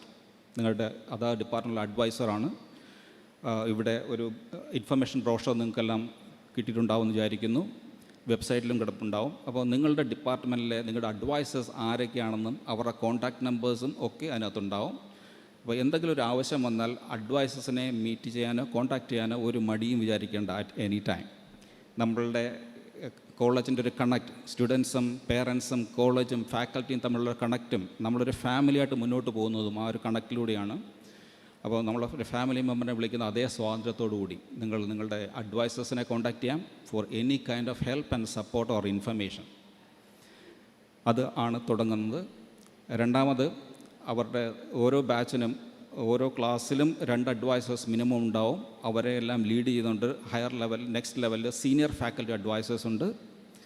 Senior അഡ്വൈസേഴ്സിൻ്റെ എല്ലാ ക്ലാസ്സിനും ബാച്ചസിനും ഉണ്ട്. അതിന് മുകളിൽ വരുന്ന ലൈനിലാണ് ഹെഡ് ഓഫ് ദി ഡിപ്പാർട്ട്മെൻ്റ് ഉള്ളത്. Head of the department, then deans, then vice principals. നമുക്ക് 2 വൈസ് പ്രിൻസിപ്പൾമാരാണുള്ളത്. ഒന്ന് doctor Anu V Thomas, she is the vice principal for academics and research activities. And professor Ayyappan is the vice principal for student affairs and administration. Ayyappan sir കുറച്ച് കഴിഞ്ഞിട്ട് join ചെയ്യും. സോമദാസ് സാറിൻ്റെ കൂടെ ഒരു മീറ്റിങ്ങിൽ പാർട്ടിസിപ്പേറ്റ് ചെയ്യുന്നുണ്ട്. സാർ അദ്ദേഹം വന്നിട്ടില്ല. അപ്പം വൈസ് പ്രിൻസിപ്പൽമാരാണ് മെജോറിറ്റിയും നമ്മുടെ കോളേജിൻ്റെ കാര്യങ്ങൾ തീരുമാനിക്കുകയും ഇംപ്ലിമെൻ്റ് ചെയ്യുകയും ചെയ്യുന്നത്. അവരിൽ നിന്ന് വരുന്ന റെക്കമെൻഡേഷൻസും ഹയർ ഡിസിഷൻസ് എന്തെങ്കിലും ആവശ്യമുണ്ടെങ്കിൽ മാത്രമാണ് പ്രിൻസിപ്പളിലേക്ക് കാര്യങ്ങൾ വരിക. ഈ ഒരു രീതിയിലാണ് നമ്മുടെ കോളേജിൻ്റെ ഹയറാർക്കി വർക്ക് ചെയ്യുന്നത്. ഇപ്പോൾ നിങ്ങൾക്ക് അഡ്വൈസേഴ്സിനെ കോൺടാക്ട് ചെയ്യാം, അവിടെ അല്ലെങ്കിൽ സീനിയർ അഡ്വൈസറിനെ കോൺടാക്ട് ചെയ്യാം, HODയെ കോൺടാക്ട് ചെയ്യാം, വൈസ് പ്രിൻസിപ്പൽ ഡീൻസിനെയൊക്കെ കോൺടാക്ട് ചെയ്യാം, ഈവൻ സാദിഖ് എന്നെയും കോൺടാക്ട് ചെയ്യാം, കുഴപ്പമില്ല. We are always there to help you. This is our administrative structure for us. നമ്മളുടെ college TKM college of engineering, നിങ്ങൾക്ക് എല്ലാവർക്കും അറിയാം കോളേജിനെക്കുറിച്ച്. 1958 നമ്മൾ 120 കുട്ടികളുമായിട്ട് ഈ സ്ഥാപനം തുടങ്ങുന്നത്, 3 branch.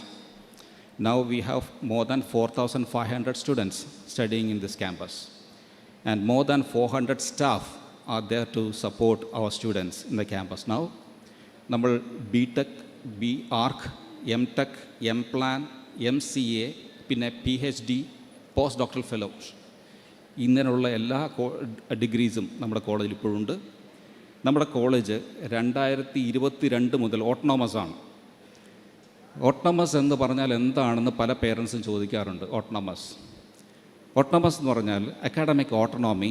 That means the college has the right to define its academic process, like defining the academic calendar, defining the industry-oriented syllabuses, define the innovative teaching methods, define assessment methods, examination എങ്ങനെ conduct ചെയ്യണം, എന്ത് conduct ചെയ്യണം, examination calendar, up to providing provisional certificate വരെ TKM college of engineering ചെയ്യും. TKM college of എഞ്ചിനീയറിംഗിൻ്റെ governing body ഏതൊക്കെ സ്റ്റുഡൻസിനാണ് degree award ചെയ്യേണ്ടത് ഡിസൈഡ് ചെയ്ത് യൂണിവേഴ്സിറ്റിയിലേക്ക് റെക്കമെൻഡ് ചെയ്യുമ്പോൾ university will award the degree for that student. ഇപ്പോൾ we are still affiliated to APJ Abdul Kalam technical university. So till professional certificate TKM engineering കോളേജിലായിരിക്കും ചെയ്യുക. അത് കഴിഞ്ഞിട്ടുള്ള അവാർഡ് ചെയ്യുന്നത് യൂണിവേഴ്സിറ്റി തന്നെയായിരിക്കും. ഇതാണ് ഒരു അക്കാഡമിക് ഓട്ടോണമിയുടെ പ്രത്യേകത. അതുകൊണ്ട് തന്നെ നമുക്ക് നമ്മളുടേതായ കലണ്ടേഴ്സൊക്കെ പബ്ലിഷ് ചെയ്യാനും ആക്ട് ചെയ്യാനുള്ള റൈറ്റുണ്ട്. പല പേരൻസിനും കൺഫ്യൂഷൻ ഉണ്ടായി എന്നെ വിളിച്ചിട്ടുണ്ടായിരുന്നു, 3-ാം തീയതിയാണോ 10-ാം തീയതിയാണോ ക്ലാസ് തുടങ്ങുന്നതെന്ന് ചോദിച്ചുകൊണ്ട്. 10-ാം തീയതി ക്ലാസ് തുടങ്ങാൻ വേണ്ടി യൂണിവേഴ്സിറ്റി നിർദ്ദേശിച്ചിട്ടുണ്ട്. അപ്പോൾ യൂണിവേഴ്സിറ്റിയുള്ള എല്ലാ കോളേജുകളും പൊതുവെ 10-ാം തീയതി തന്നെ ക്ലാസ് തുടങ്ങും. നമ്മൾ ഓട്ടോണമസ് സിസ്റ്റം ആയതുകൊണ്ട് നമ്മൾ അക്കാഡമിക് കലണ്ടർ നേരത്തെ ഡിസൈഡ് ചെയ്തിരുന്നു 3-ാം തീയതി സെഷൻ തുടങ്ങണമെന്നും. 5-ാം തീയതി നാളെ 2 ദിവസം കഴിയുമ്പോൾ ഒരു തേർഡ് അലോട്ട്മെൻറ്റ് വരും എന്നുള്ള കാര്യം നമുക്കറിയാം. അത് ഒരു 10-15% കുട്ടികൾ മാറിയും പോവുകയും വരികയൊക്കെ ചെയ്യും. പക്ഷേ നമ്മൾ ഒരാഴ്ച അഡ്വാൻസായിട്ട് തുടങ്ങുന്നത് നമുക്ക് ഇടയ്ക്കുള്ള ക്ലാസ്സുകൾ നഷ്ടപ്പെട്ടാലും ടോട്ടൽ അക്കാഡമിക് പീരീഡ് നഷ്ടപ്പെടാതെ മെയിൻറ്റെയിൻ ചെയ്ത് പോകാനും കുട്ടികൾക്ക് അഡീഷണൽ ആയിട്ടുള്ള വർക്കിംഗ് ടൈം കൊടുക്കാനൊക്കെ ഉള്ളൊരു ഫെസിലിറ്റിക്ക് വേണ്ടിയിട്ടാണ് നമ്മൾ നേരത്തെ തുടങ്ങിയിട്ടുള്ളത്. നമ്മൾ 10-ാം തീയതി തന്നെ ക്ലാസ്സുകൾ തുടങ്ങും. യൂണിവേഴ്സിറ്റി പറഞ്ഞതുപോലെ നമ്മുടെ കലണ്ടർ തുടങ്ങുന്നത് ഇന്ന് മുതലാണ്. ഈ ഫ്ലെക്സിബിലിറ്റി ഉള്ളത് കൊണ്ട് തന്നെ നമ്മളുടെ എക്സാമിനേഷൻസ് എല്ലാം ഡിഫൈൻഡ് ആയിട്ടാണ് നടക്കുക. ഗവൺമെൻറ് പ്രഖ്യാപിക്കുന്ന എല്ലാ അവധികളും നമുക്ക് ബാധകമാണ്. എന്നാൽ ലോക്കലായിട്ടുള്ള അവധികൾ, ലോക്കലായിട്ടുള്ള ഇൻസ്ട്രക്ഷൻസ്, അതുപോലുള്ള കാര്യങ്ങൾ നമുക്ക് ഡിസൈഡ് ചെയ്യാവുന്നതേ ഉള്ളൂ. അതാണ് എൻ്റെ പ്രത്യേകത. കഴിഞ്ഞ 2026 നമ്മുടെ first autonomous batch pass out ആവുന്ന, ഗ്രാജുവേഷൻ ചെയ്യുന്ന BTech. അവരുടെ ഫൈനൽ ഇയർ ആയപ്പോഴേ പറഞ്ഞിരുന്നു മെയ് 15, 2026 നിങ്ങളുടെ ഡിഗ്രി ഡിക്ലെയർ ചെയ്യുക എന്നുള്ളത്. ആ പറഞ്ഞതുപോലെ തന്നെ മെയ് 15-ാം തീയതി ഞങ്ങൾ അവരുടെ റിസൾട്ട് അനൗൺസ് ചെയ്തു.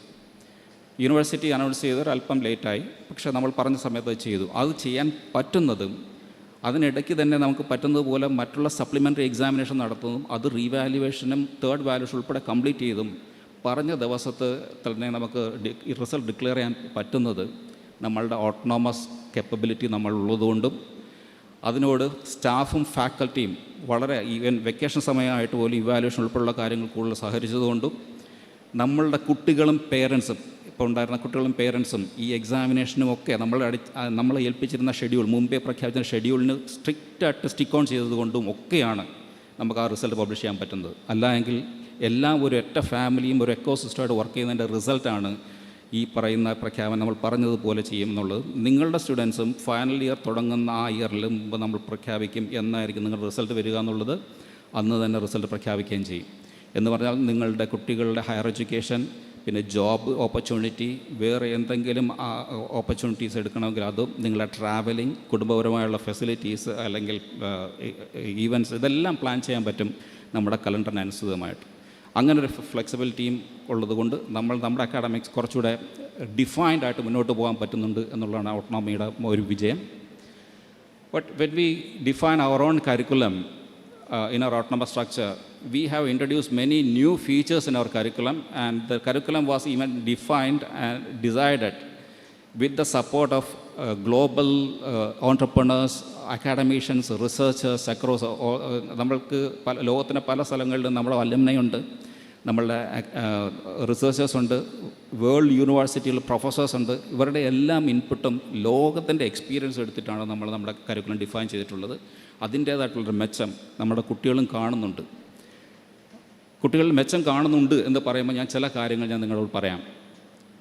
ഒരു കാര്യം, now our students are publishing high quality research articles in high quality international peer reviewed journals.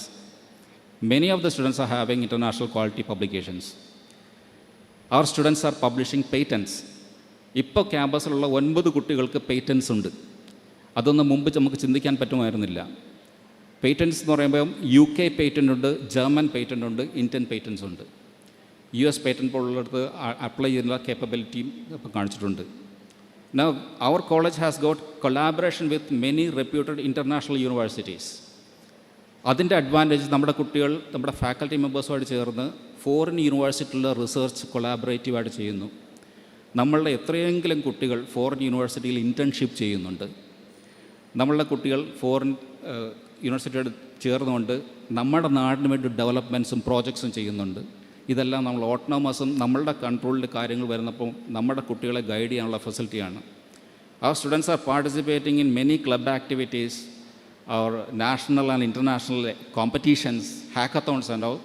Now TKM College of Engineering is getting noticed in the national, international level because of the performance of the students in this kind of competitions. And we are bagging first all India rank in many of the competitions.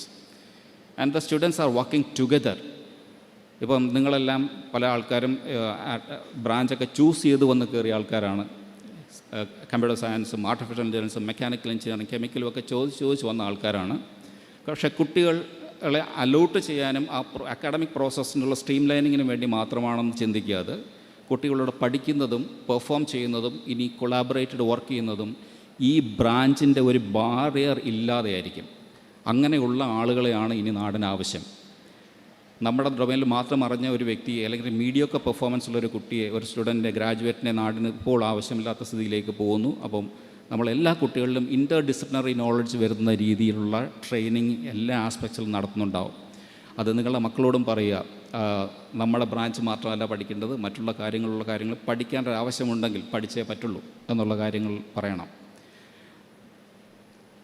നമ്മൾ ഭയങ്കര പ്രൗഡായിട്ട് പറയുന്ന മറ്റൊരു കാര്യം, കഴിഞ്ഞ വർഷം 2026 gate examination result announce ചെയ്തപ്പം TKM engineering കോളേജിന് 187 സ്റ്റുഡൻസാണ് TKM engineering കോളേജിൽ ഗേറ്റ് ക്വാളിഫൈ ചെയ്തത്. കേരളത്തിലെയോ നാഷണൽ ലെവലിലോ ഏതെങ്കിലും ഒരു ഇൻസ്റ്റിറ്റ്യൂഷനിൽ ഇത്രയും നമ്പർ ഓഫ് സ്റ്റുഡൻസ് ക്വാളിഫൈ ചെയ്തിട്ടുണ്ടോ നമുക്കറിയില്ല. ഇത് കൺസിസ്റ്റൻറ്റ്. കഴിഞ്ഞ വർഷം 180 ഉണ്ടായിരുന്നു, ഇപ്പോൾ ഒരു 7 ആൾക്കാരും കൂടെ കൂടി. Even architecture students are performing very well in GATE examinations. അപ്പോൾ അങ്ങനെ ഒരു അഡ്വാൻറ്റേജ് എന്ന് പറഞ്ഞാൽ കോമ്പറ്റീറ്റീവ് എക്സാമിനേഷനും നാഷണൽ ലെവൽ കോമ്പറ്റൻസി വരുമ്പോഴും നമ്മുടെ കുട്ടികൾ എക്സൽ ചെയ്യുന്നു എന്നുള്ളൊരു വളരെ ഇമ്പോർട്ടൻ്റ് ആയ കാര്യമാണ്. നമ്മുടെ കോളേജിൽ ഒരു ഓൺട്രപ്രണറിയൽ എക്കോസിസ്റ്റം ഉണ്ട്. ഒരുപാട് കുട്ടികൾ ഓൺട്രപ്രണേഴ്സായി വരണം എന്നുള്ള ആഗ്രഹത്തോടുകൂടി വർക്ക് ചെയ്യുന്നുണ്ട്, പഠിക്കുന്നുണ്ട്. എന്ന് പറഞ്ഞാൽ ജോലി നേടാൻ വേണ്ടി പഠിക്കുന്നു എന്നതിൽ പുറമെ ജോലി നൽകാൻ വേണ്ടി പഠിക്കുന്ന ഒരു പാരഡൈം ഷിഫ്റ്റ് കുട്ടികളുടെ മൈൻഡ് സെറ്റിലുണ്ട്. അതിനെ കേറ്റർ ചെയ്യേണ്ടത് വളരെ ഇമ്പോർട്ടൻ്റ് ആണ്. ഇനി വരുന്ന കാലത്ത് ഓൺട്രപ്രണേഴ്സിന് ഭയങ്കര ഇമ്പോർട്ടൻസ് ഉണ്ട്. നമ്മളുടെ കോളേജിൽ കറൻ്റ്ലി 6 സ്റ്റുഡൻറ്റ് സ്റ്റാർട്ടപ്പ്സാണ് വർക്ക് ചെയ്യുന്നത്. അതിനകത്ത് 2 എണ്ണത്തിന് 1 കോടിയിലേറെ ഫണ്ടിങ്ങും വന്നിട്ടുണ്ട്. ഇവരെ ഗ്രൂം ചെയ്യാൻ വേണ്ടിയിട്ട് group of alumni itself they are working very hard with the students. ഇവൻ അല്പം മുമ്പ് സോമനാഥ് സാറ് നമ്മുടെ സംസാരിച്ചപ്പം സാറും പറയുന്നു സ്പേസ് ടെക്നോളജിയിലും സ്പേസിൽ റിലേറ്റഡ് ആയിട്ടുള്ള സ്റ്റാർട്ടപ്പ് എക്കോസിസ്റ്റത്തിലേക്ക് കുട്ടികളെ കൊണ്ടുവരാൻ ഉണ്ട്. കാരണം കൂടുതൽ ഓപ്പർച്യൂണിറ്റി അവിടെ ഉണ്ട്. അപ്പോൾ അവരോട് ഇൻറ്ററാക്റ്റ് ചെയ്യാൻ താല്പര്യമുണ്ട് എന്ന് സാറ് പറഞ്ഞു. അപ്പോൾ അങ്ങനെ ഒരു ഇൻറ്ററാക്ഷൻ നമ്മൾ ഉടനെ അറേഞ്ച് ചെയ്യും കുട്ടികളുമായിട്ട്. ഓൾറെഡി നമുക്കൊരു ഓൺട്രപ്രണർഷിപ്പ് സെല്ലുണ്ട്. ഞാൻ ഡോക്ടർ നിസാൻ കുഞ്ഞിനെ നേരത്തെ പരിചയപ്പെടുത്തി. അപ്പോൾ ഇതുപോലുള്ള കാര്യങ്ങളിലൊക്കെ നമ്മൾ കടന്നു പോകുന്നുണ്ട്. അപ്പോൾ ഇതൊക്കെ വരുമ്പോഴും നമ്മൾ ഇങ്ങനെയുള്ള എക്സലൻസിലേക്കൊക്കെ പോകുമ്പോഴും TKM ഒബ്വിയസ്ലി നിങ്ങൾ ചൂസ് ചെയ്ത് ഇതുപോലെ എക്സലൻസ് കണ്ടിട്ട് തന്നെയാണ്. നിങ്ങളുടെ അലുമിനെ ഗൈഡ് ചെയ്യുന്നതുകൊണ്ടാണ്, അലുമിനെ നമ്മുടെ അംബാസഡേഴ്സായിട്ട് വർക്ക് ചെയ്യുന്നതുകൊണ്ടാണ്, ഇതെല്ലാം കൊണ്ടാണ്. പക്ഷെ അതൊക്കെ ഉള്ളപ്പോഴും നമ്മുടെ കോളേജ് പിന്നെയും മുന്നോട്ട് പോകാൻ വേണ്ടി ശ്രമിക്കുകയാണ്. നമ്മൾ നിന്നെടുത്ത് മാത്രം നിൽക്കുകയല്ല, നമ്മൾ മുന്നോട്ട് പോകാൻ ശ്രമിക്കുകയാണ്. അങ്ങനെയുള്ളിടത്ത് നിങ്ങളുടെ പേരൻസിൻ്റെയും ഗാർഡിയൻസിൻ്റെയും വളരെ വളരെ ഫോക്കസ്ഡ് ആയിട്ടുള്ള സപ്പോർട്ട് വേണം. ഒരു എക്സാമ്പിൾ, ഇന്ന് നിങ്ങൾ ഇത്രയും പേര് നമ്മുടെ നാട്ടിൽ മുഴുവൻ, ഈ കൊല്ലവും തിരുവനന്തപുരം ഒഴിച്ച് ബാക്കി എല്ലായിടത്തും അവധി പ്രഖ്യാപിച്ചിട്ടുണ്ട്.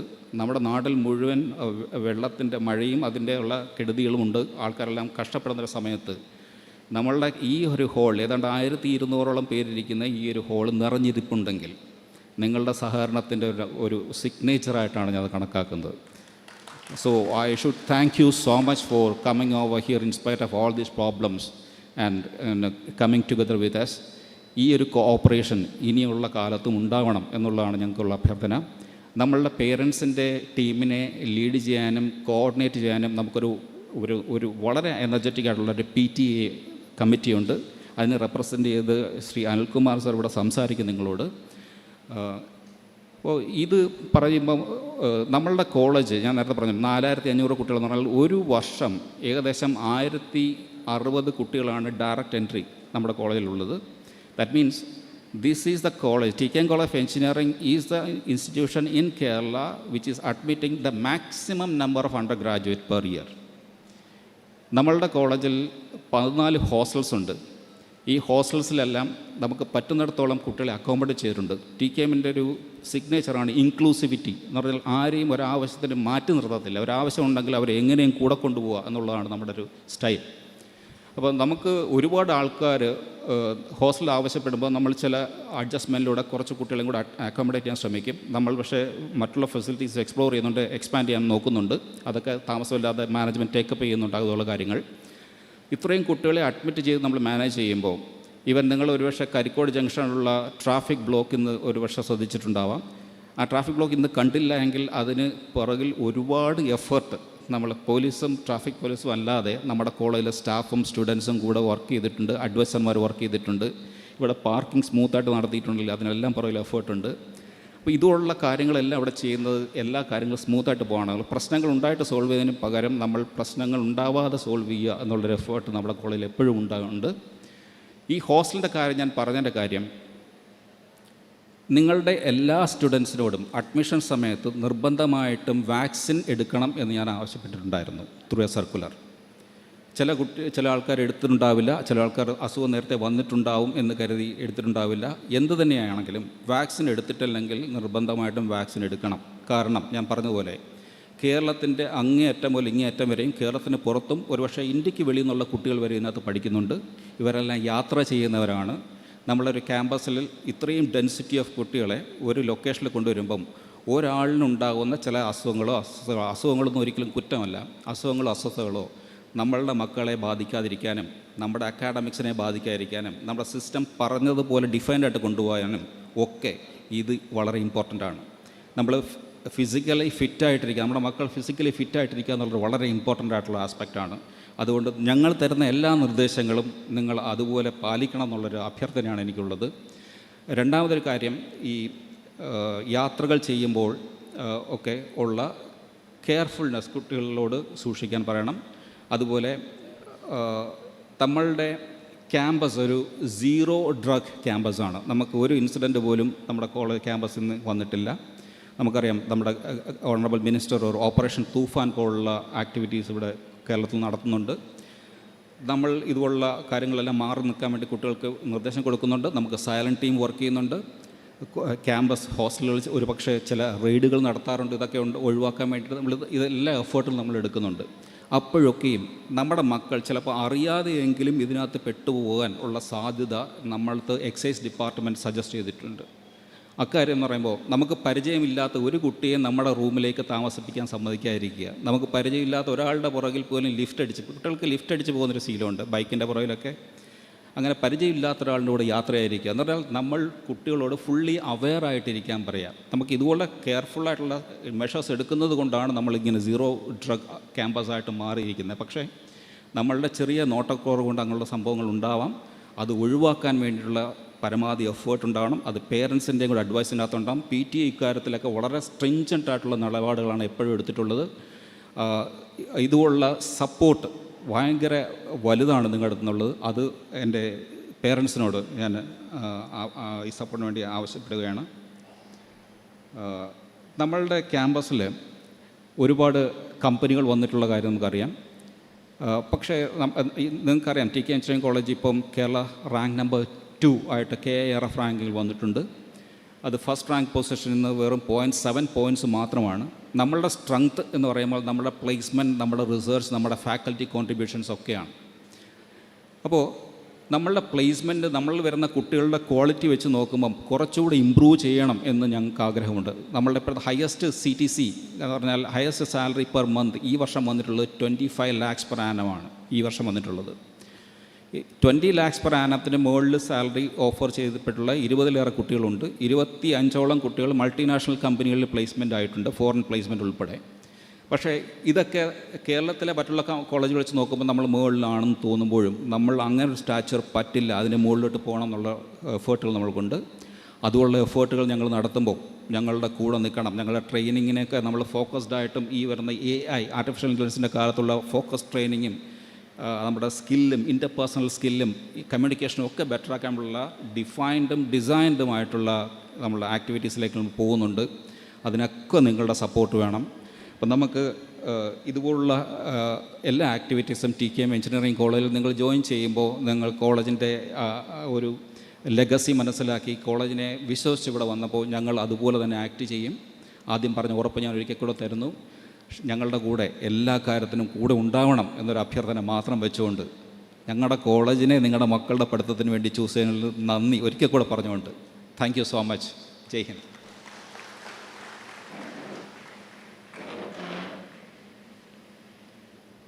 Thank you very much, sir.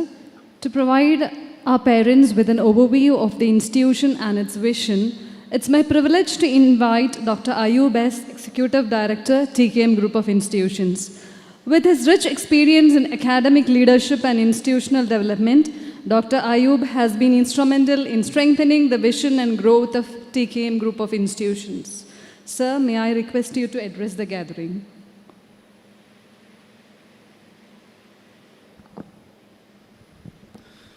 ആദരണീയനായ പ്രിൻസിപ്പൽ, വേദിയിലും സദസ്സിലും ഉപവിഷ്ടരായിരിക്കുന്ന എല്ലാ വിശിഷ്ട വ്യക്തികൾക്കും എൻ്റെ വിനീതമായ നമസ്കാരം.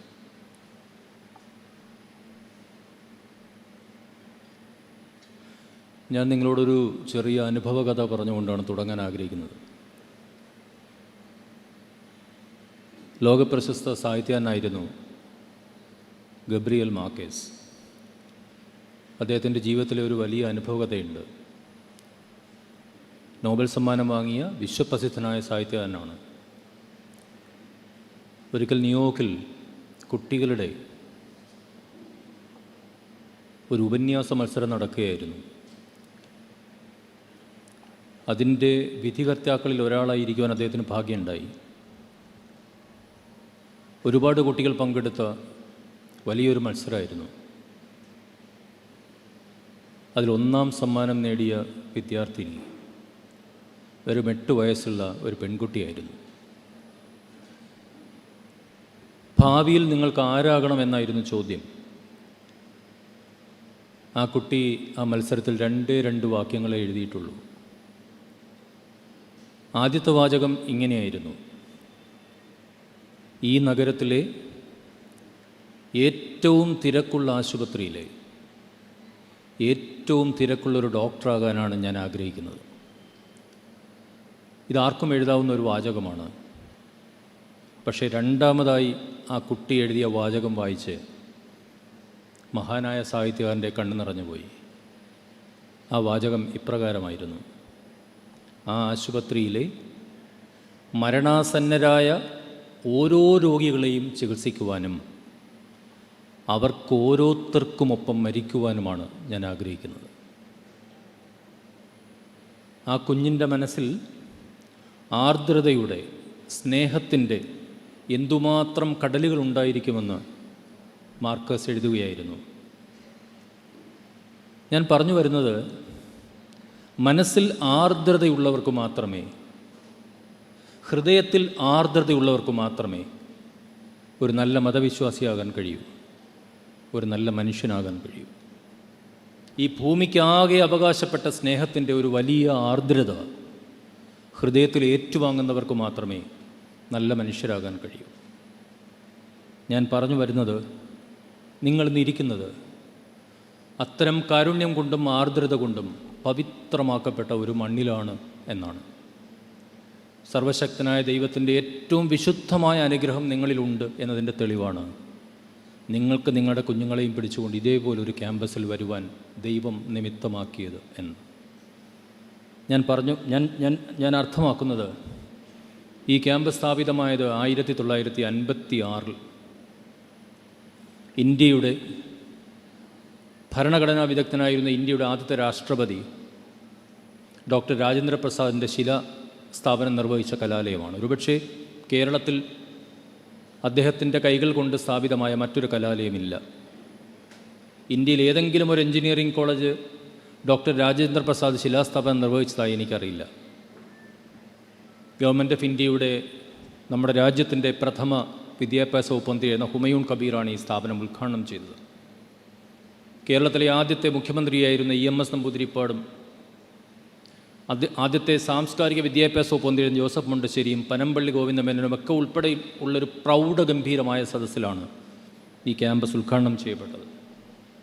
ഈ ക്യാമ്പസ് സ്ഥാപിച്ച മനുഷ്യൻ ഒരു സാധാരണക്കാരനായ മനുഷ്യനായിരുന്നു എന്നുള്ളതാണ്.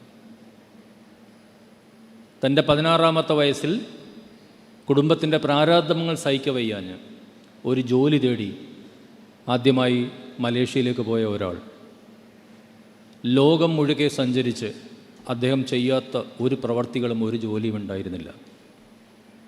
അദ്ദേഹം ലോകത്തിനെ ഒരു യൂണിവേഴ്സിറ്റിയാക്കി മാറ്റുകയായിരുന്നു എന്നുള്ളതാണ്.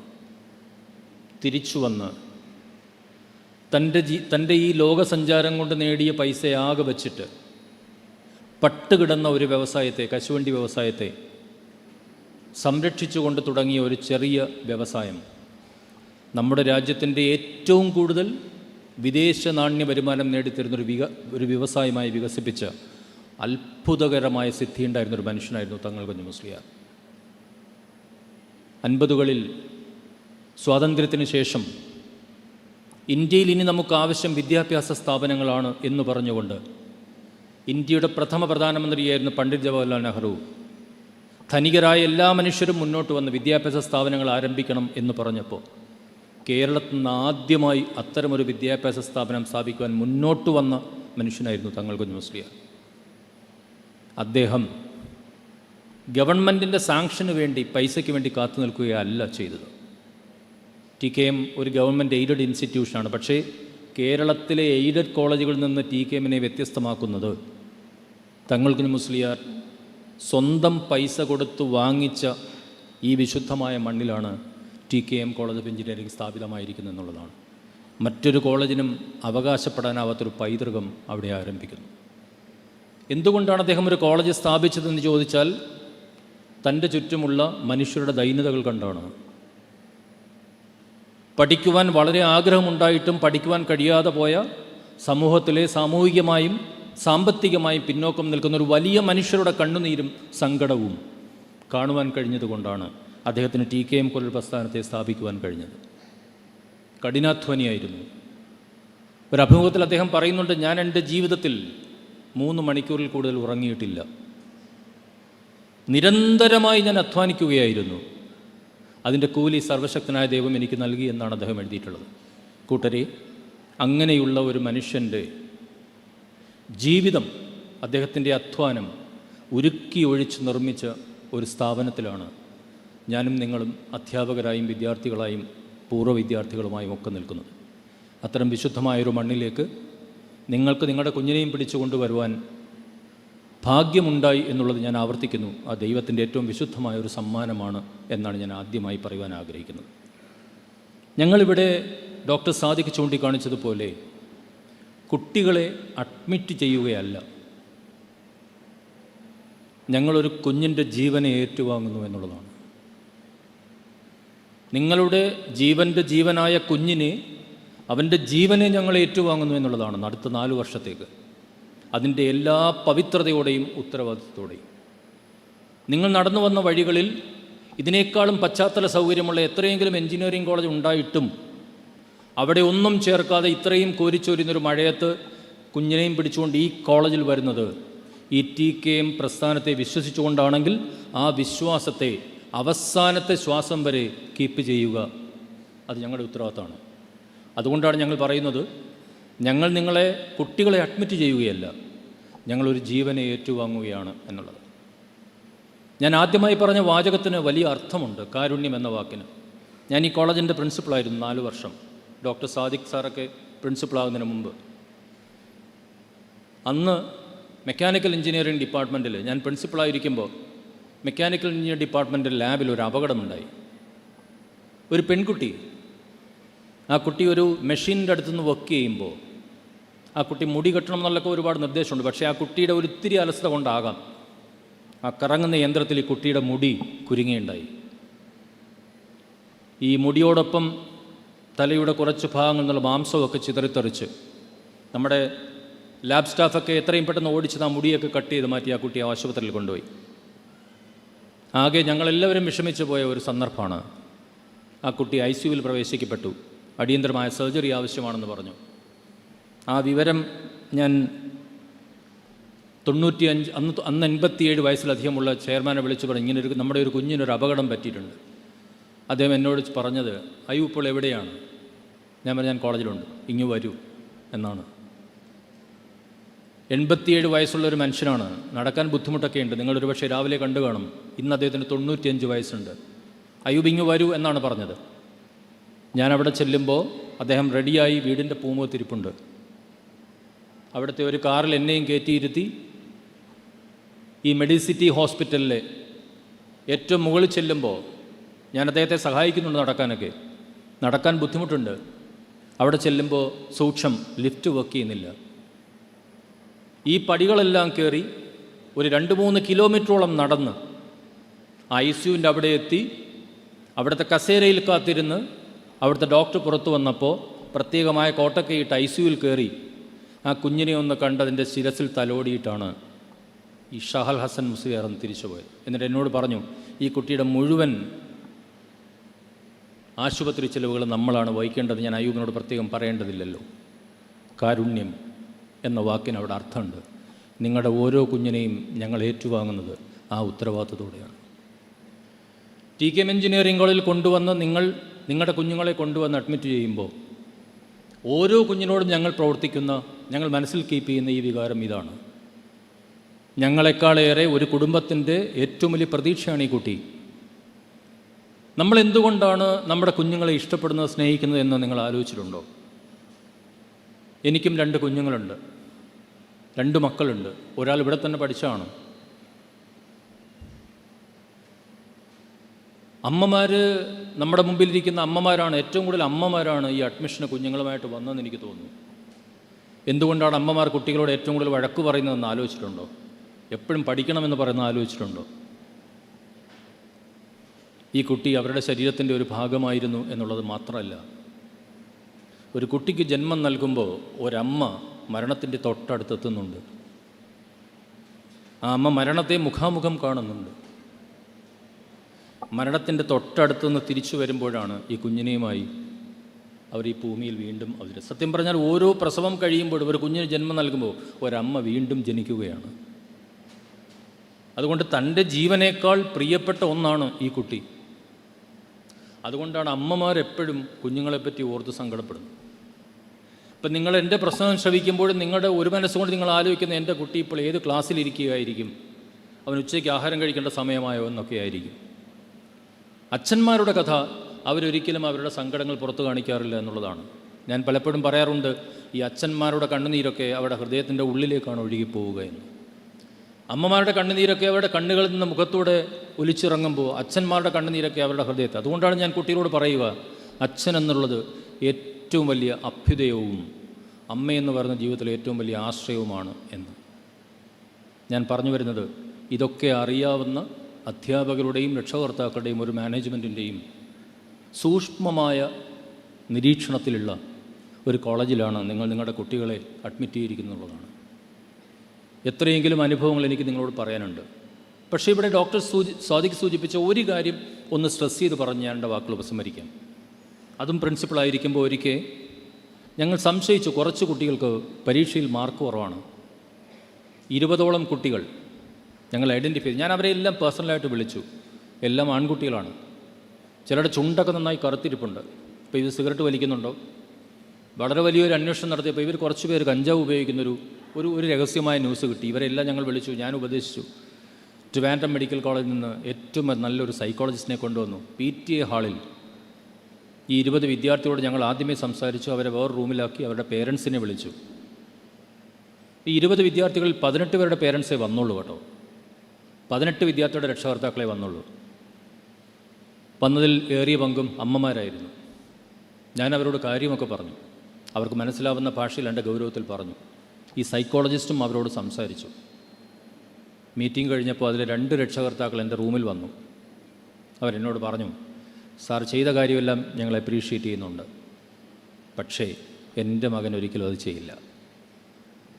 ഇതിൽ 2 പേർ, അതിലൊരാളെ എനിക്കിപ്പോഴും ഓർമ്മയുണ്ട്. ആ കുട്ടിയുടെ പേര് പോലും എനിക്ക് ഓർമ്മയുണ്ട്. ഇലക്ട്രിക്കൽ എഞ്ചിനീയറിംഗിൽ പഠിക്കാൻ വന്ന സംസ്ഥാന കേരള എൻട്രൻസ് എക്സാമിനേഷനിൽ 2000-ഓളം റാങ്ക് വാങ്ങിച്ച മിടുക്കനായ വിദ്യാർത്ഥിയായിരുന്നു. ആ അച്ഛൻ്റെ ജോലി ഒരു ATM കൗണ്ടറിൽ സെക്യൂരിറ്റിക്കാരനായിരുന്നു. അത്രയേറെ ബുദ്ധിമുട്ടി 2000 റാങ്ക് വാങ്ങിച്ച ഏറ്റവും മിടുക്കനായ വിദ്യാർത്ഥി ഈ കോളേജിൽ കൊണ്ടുവന്നതാണ്. അദ്ദേഹമാണ് എന്നോട് വന്ന് പറഞ്ഞത്, എൻ്റെ കുഞ്ഞൊരിക്കലും അത് ചെയ്യില്ല. അത്രയേറെ സങ്കടപ്പെട്ടാണ് സർ ഞാൻ അവനെ വളർത്തുന്നത്. ഞാനൊന്നും പറഞ്ഞില്ല. പക്ഷെ 1 മാസം കഴിഞ്ഞ് കൊല്ലം പാർത്ത തിയേറ്ററിൻ്റെ മുമ്പിൽ വെച്ച് ഈ 2 കുട്ടികളെയും കഞ്ചാവ് കടത്തിയതിന് പോലീസ് അറസ്റ്റ് ചെയ്തു. അന്ന് ആ പാവപ്പെട്ട രക്ഷകർത്താവ് ഈ വരാന്തയിൽ വന്ന് ഒരുപാട് നേരം കരഞ്ഞു. ഞാൻ പറഞ്ഞു വരുന്നത്, അധ്യാപകൻ നിങ്ങളുടെ കുഞ്ഞിനെപ്പറ്റി ഒരു വാക്ക് പറഞ്ഞാൽ സംശയിക്കരുത്. ഏതെങ്കിലും ഒരു കാര്യത്തിന് രക്ഷകർത്താവിനെ ഈ കോളേജ് നിങ്ങളെ വിളിക്കുമ്പോൾ വരാതിരിക്കരുത്.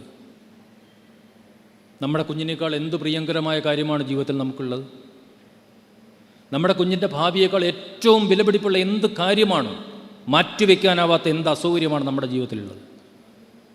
അതുകൊണ്ട് എനിക്ക് നിങ്ങളോട് പറയാനുള്ളത്, എല്ലാ രക്ഷകർത്താക്കളും നിങ്ങളുടെ കുഞ്ഞിനെ എത്രത്തോളം സ്നേഹിക്കുമ്പോഴും ഇഷ്ടപ്പെടുമ്പോഴും ഒരു മനസ്സുകൊണ്ട് അവനെ അവിശ്വസിക്കുകയും ചെയ്യണം എന്നാണ്.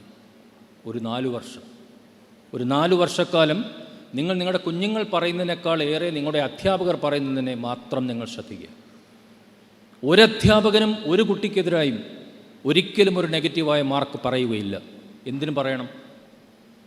ഞങ്ങൾ പഠിപ്പിക്കുന്ന ഞങ്ങളുടെ ഏറ്റവും പ്രിയപ്പെട്ട ഞങ്ങളുടെ കുഞ്ഞുങ്ങളെപ്പോലെ ഞങ്ങൾ സ്നേഹിക്കുന്ന ഒരു വിദ്യാർത്ഥിയെപ്പറ്റി ഒരു അധ്യാപകൻ എന്തിനാണ് നെഗറ്റീവായി സംസാരിക്കുക?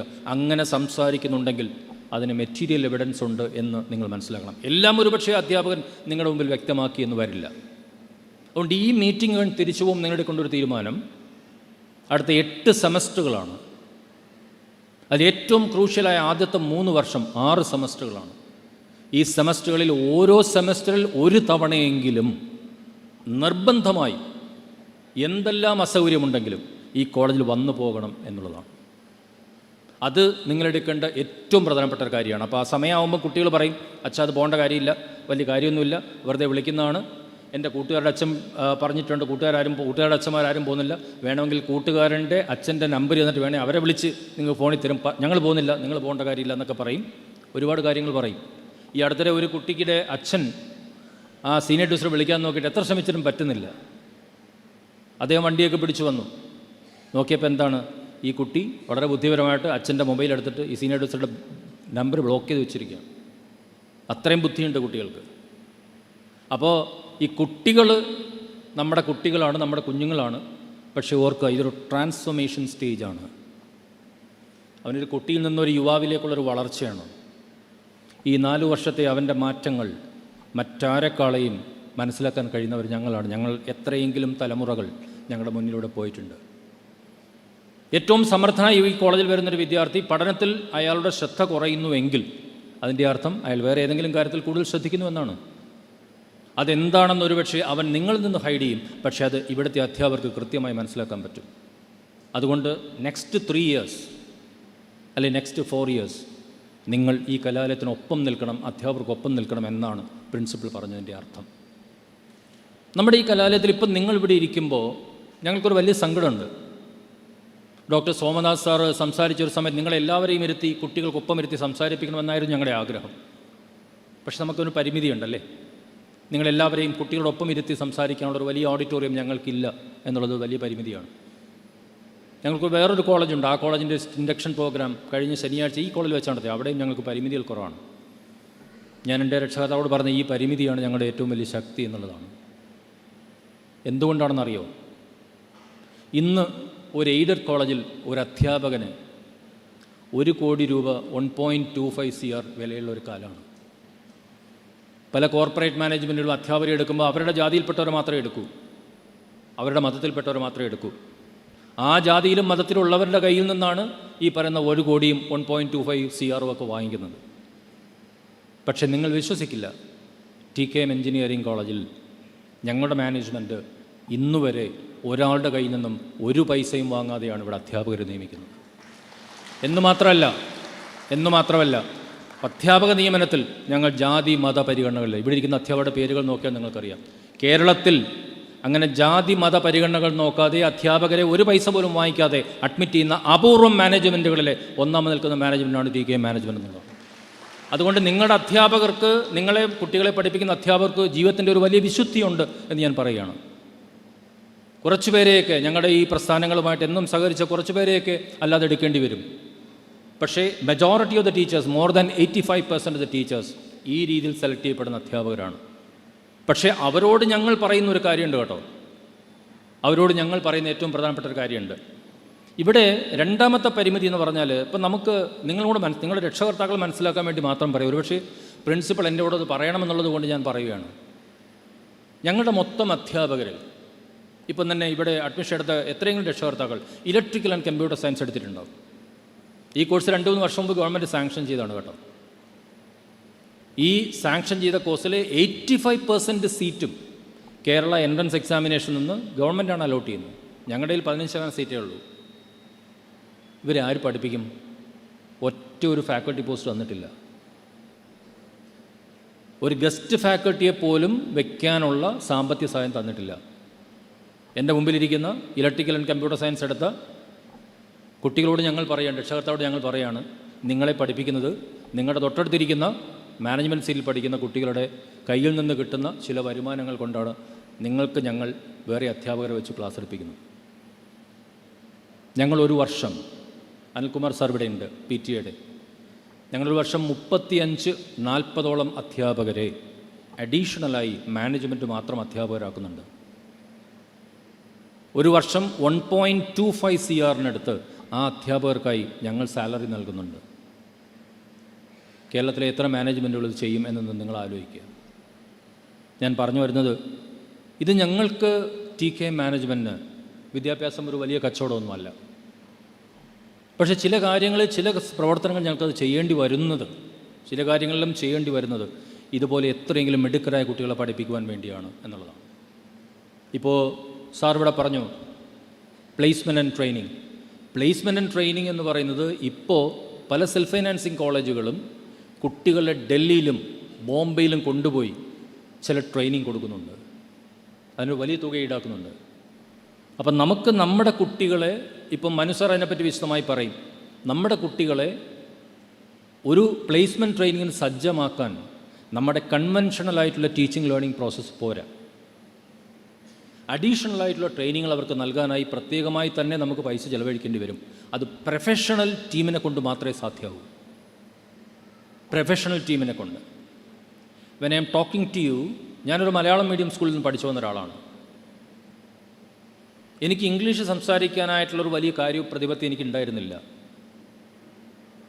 ആദ്യത്തെ കുറേ ക്ലാസ്സുകൾ ഞാൻ സങ്കടപ്പെട്ടിരുന്നിട്ടുണ്ട്. ഈ അധ്യാപകർ വന്ന് പറയുന്ന ഇംഗ്ലീഷൊന്നും എനിക്ക് മനസ്സിലാകുന്നുണ്ടായിരുന്നില്ല. എൻ്റെ മുമ്പിലിരിക്കുന്ന രക്ഷകർത്താക്കളിൽ എത്രയെങ്കിലും കുട്ടികൾ മലയാളം മീഡിയത്തിൽ പഠിച്ചു വന്ന കുട്ടികളാണ്. അവർ 3 വർഷം കഴിഞ്ഞ് അവരൊരു ക്യാമ്പസ് പ്ലേസ്മെൻ്റ് ആയിരിക്കുമ്പോൾ അവർ ഇംഗ്ലീഷ് സംസാരിക്കണം. ആര് പഠിപ്പിക്കും? ഗവൺമെൻറ് പൈസ തരുമോ? The institution should teach them, അല്ലേ? അപ്പം നമുക്ക് പ്ലേസ്മെൻറ്റ് ആൻഡ് ട്രെയിനിങ്ങിൽ we have to going for additional teachers. അവരെ അപ്പോയിൻറ്റ് ചെയ്യണം, അവർക്ക് സാലറി കൊടുക്കണം. ഇന്ത്യയിലെ ഏറ്റവും നല്ല ട്രെയിനേഴ്സിനെ കൊണ്ടുവന്ന് അവർക്ക് ട്രെയിൻ ചെയ്യിപ്പിക്കണം. പുതിയ പുതിയ കാര്യങ്ങൾ, കഴിഞ്ഞ ആഴ്ച പഠിച്ച കാര്യങ്ങൾ ഇത്തവണ അപ്രസക്തമാകും. പുതിയ കാര്യങ്ങൾ ട്രെയിൻ ചെയ്യിപ്പിക്കണം.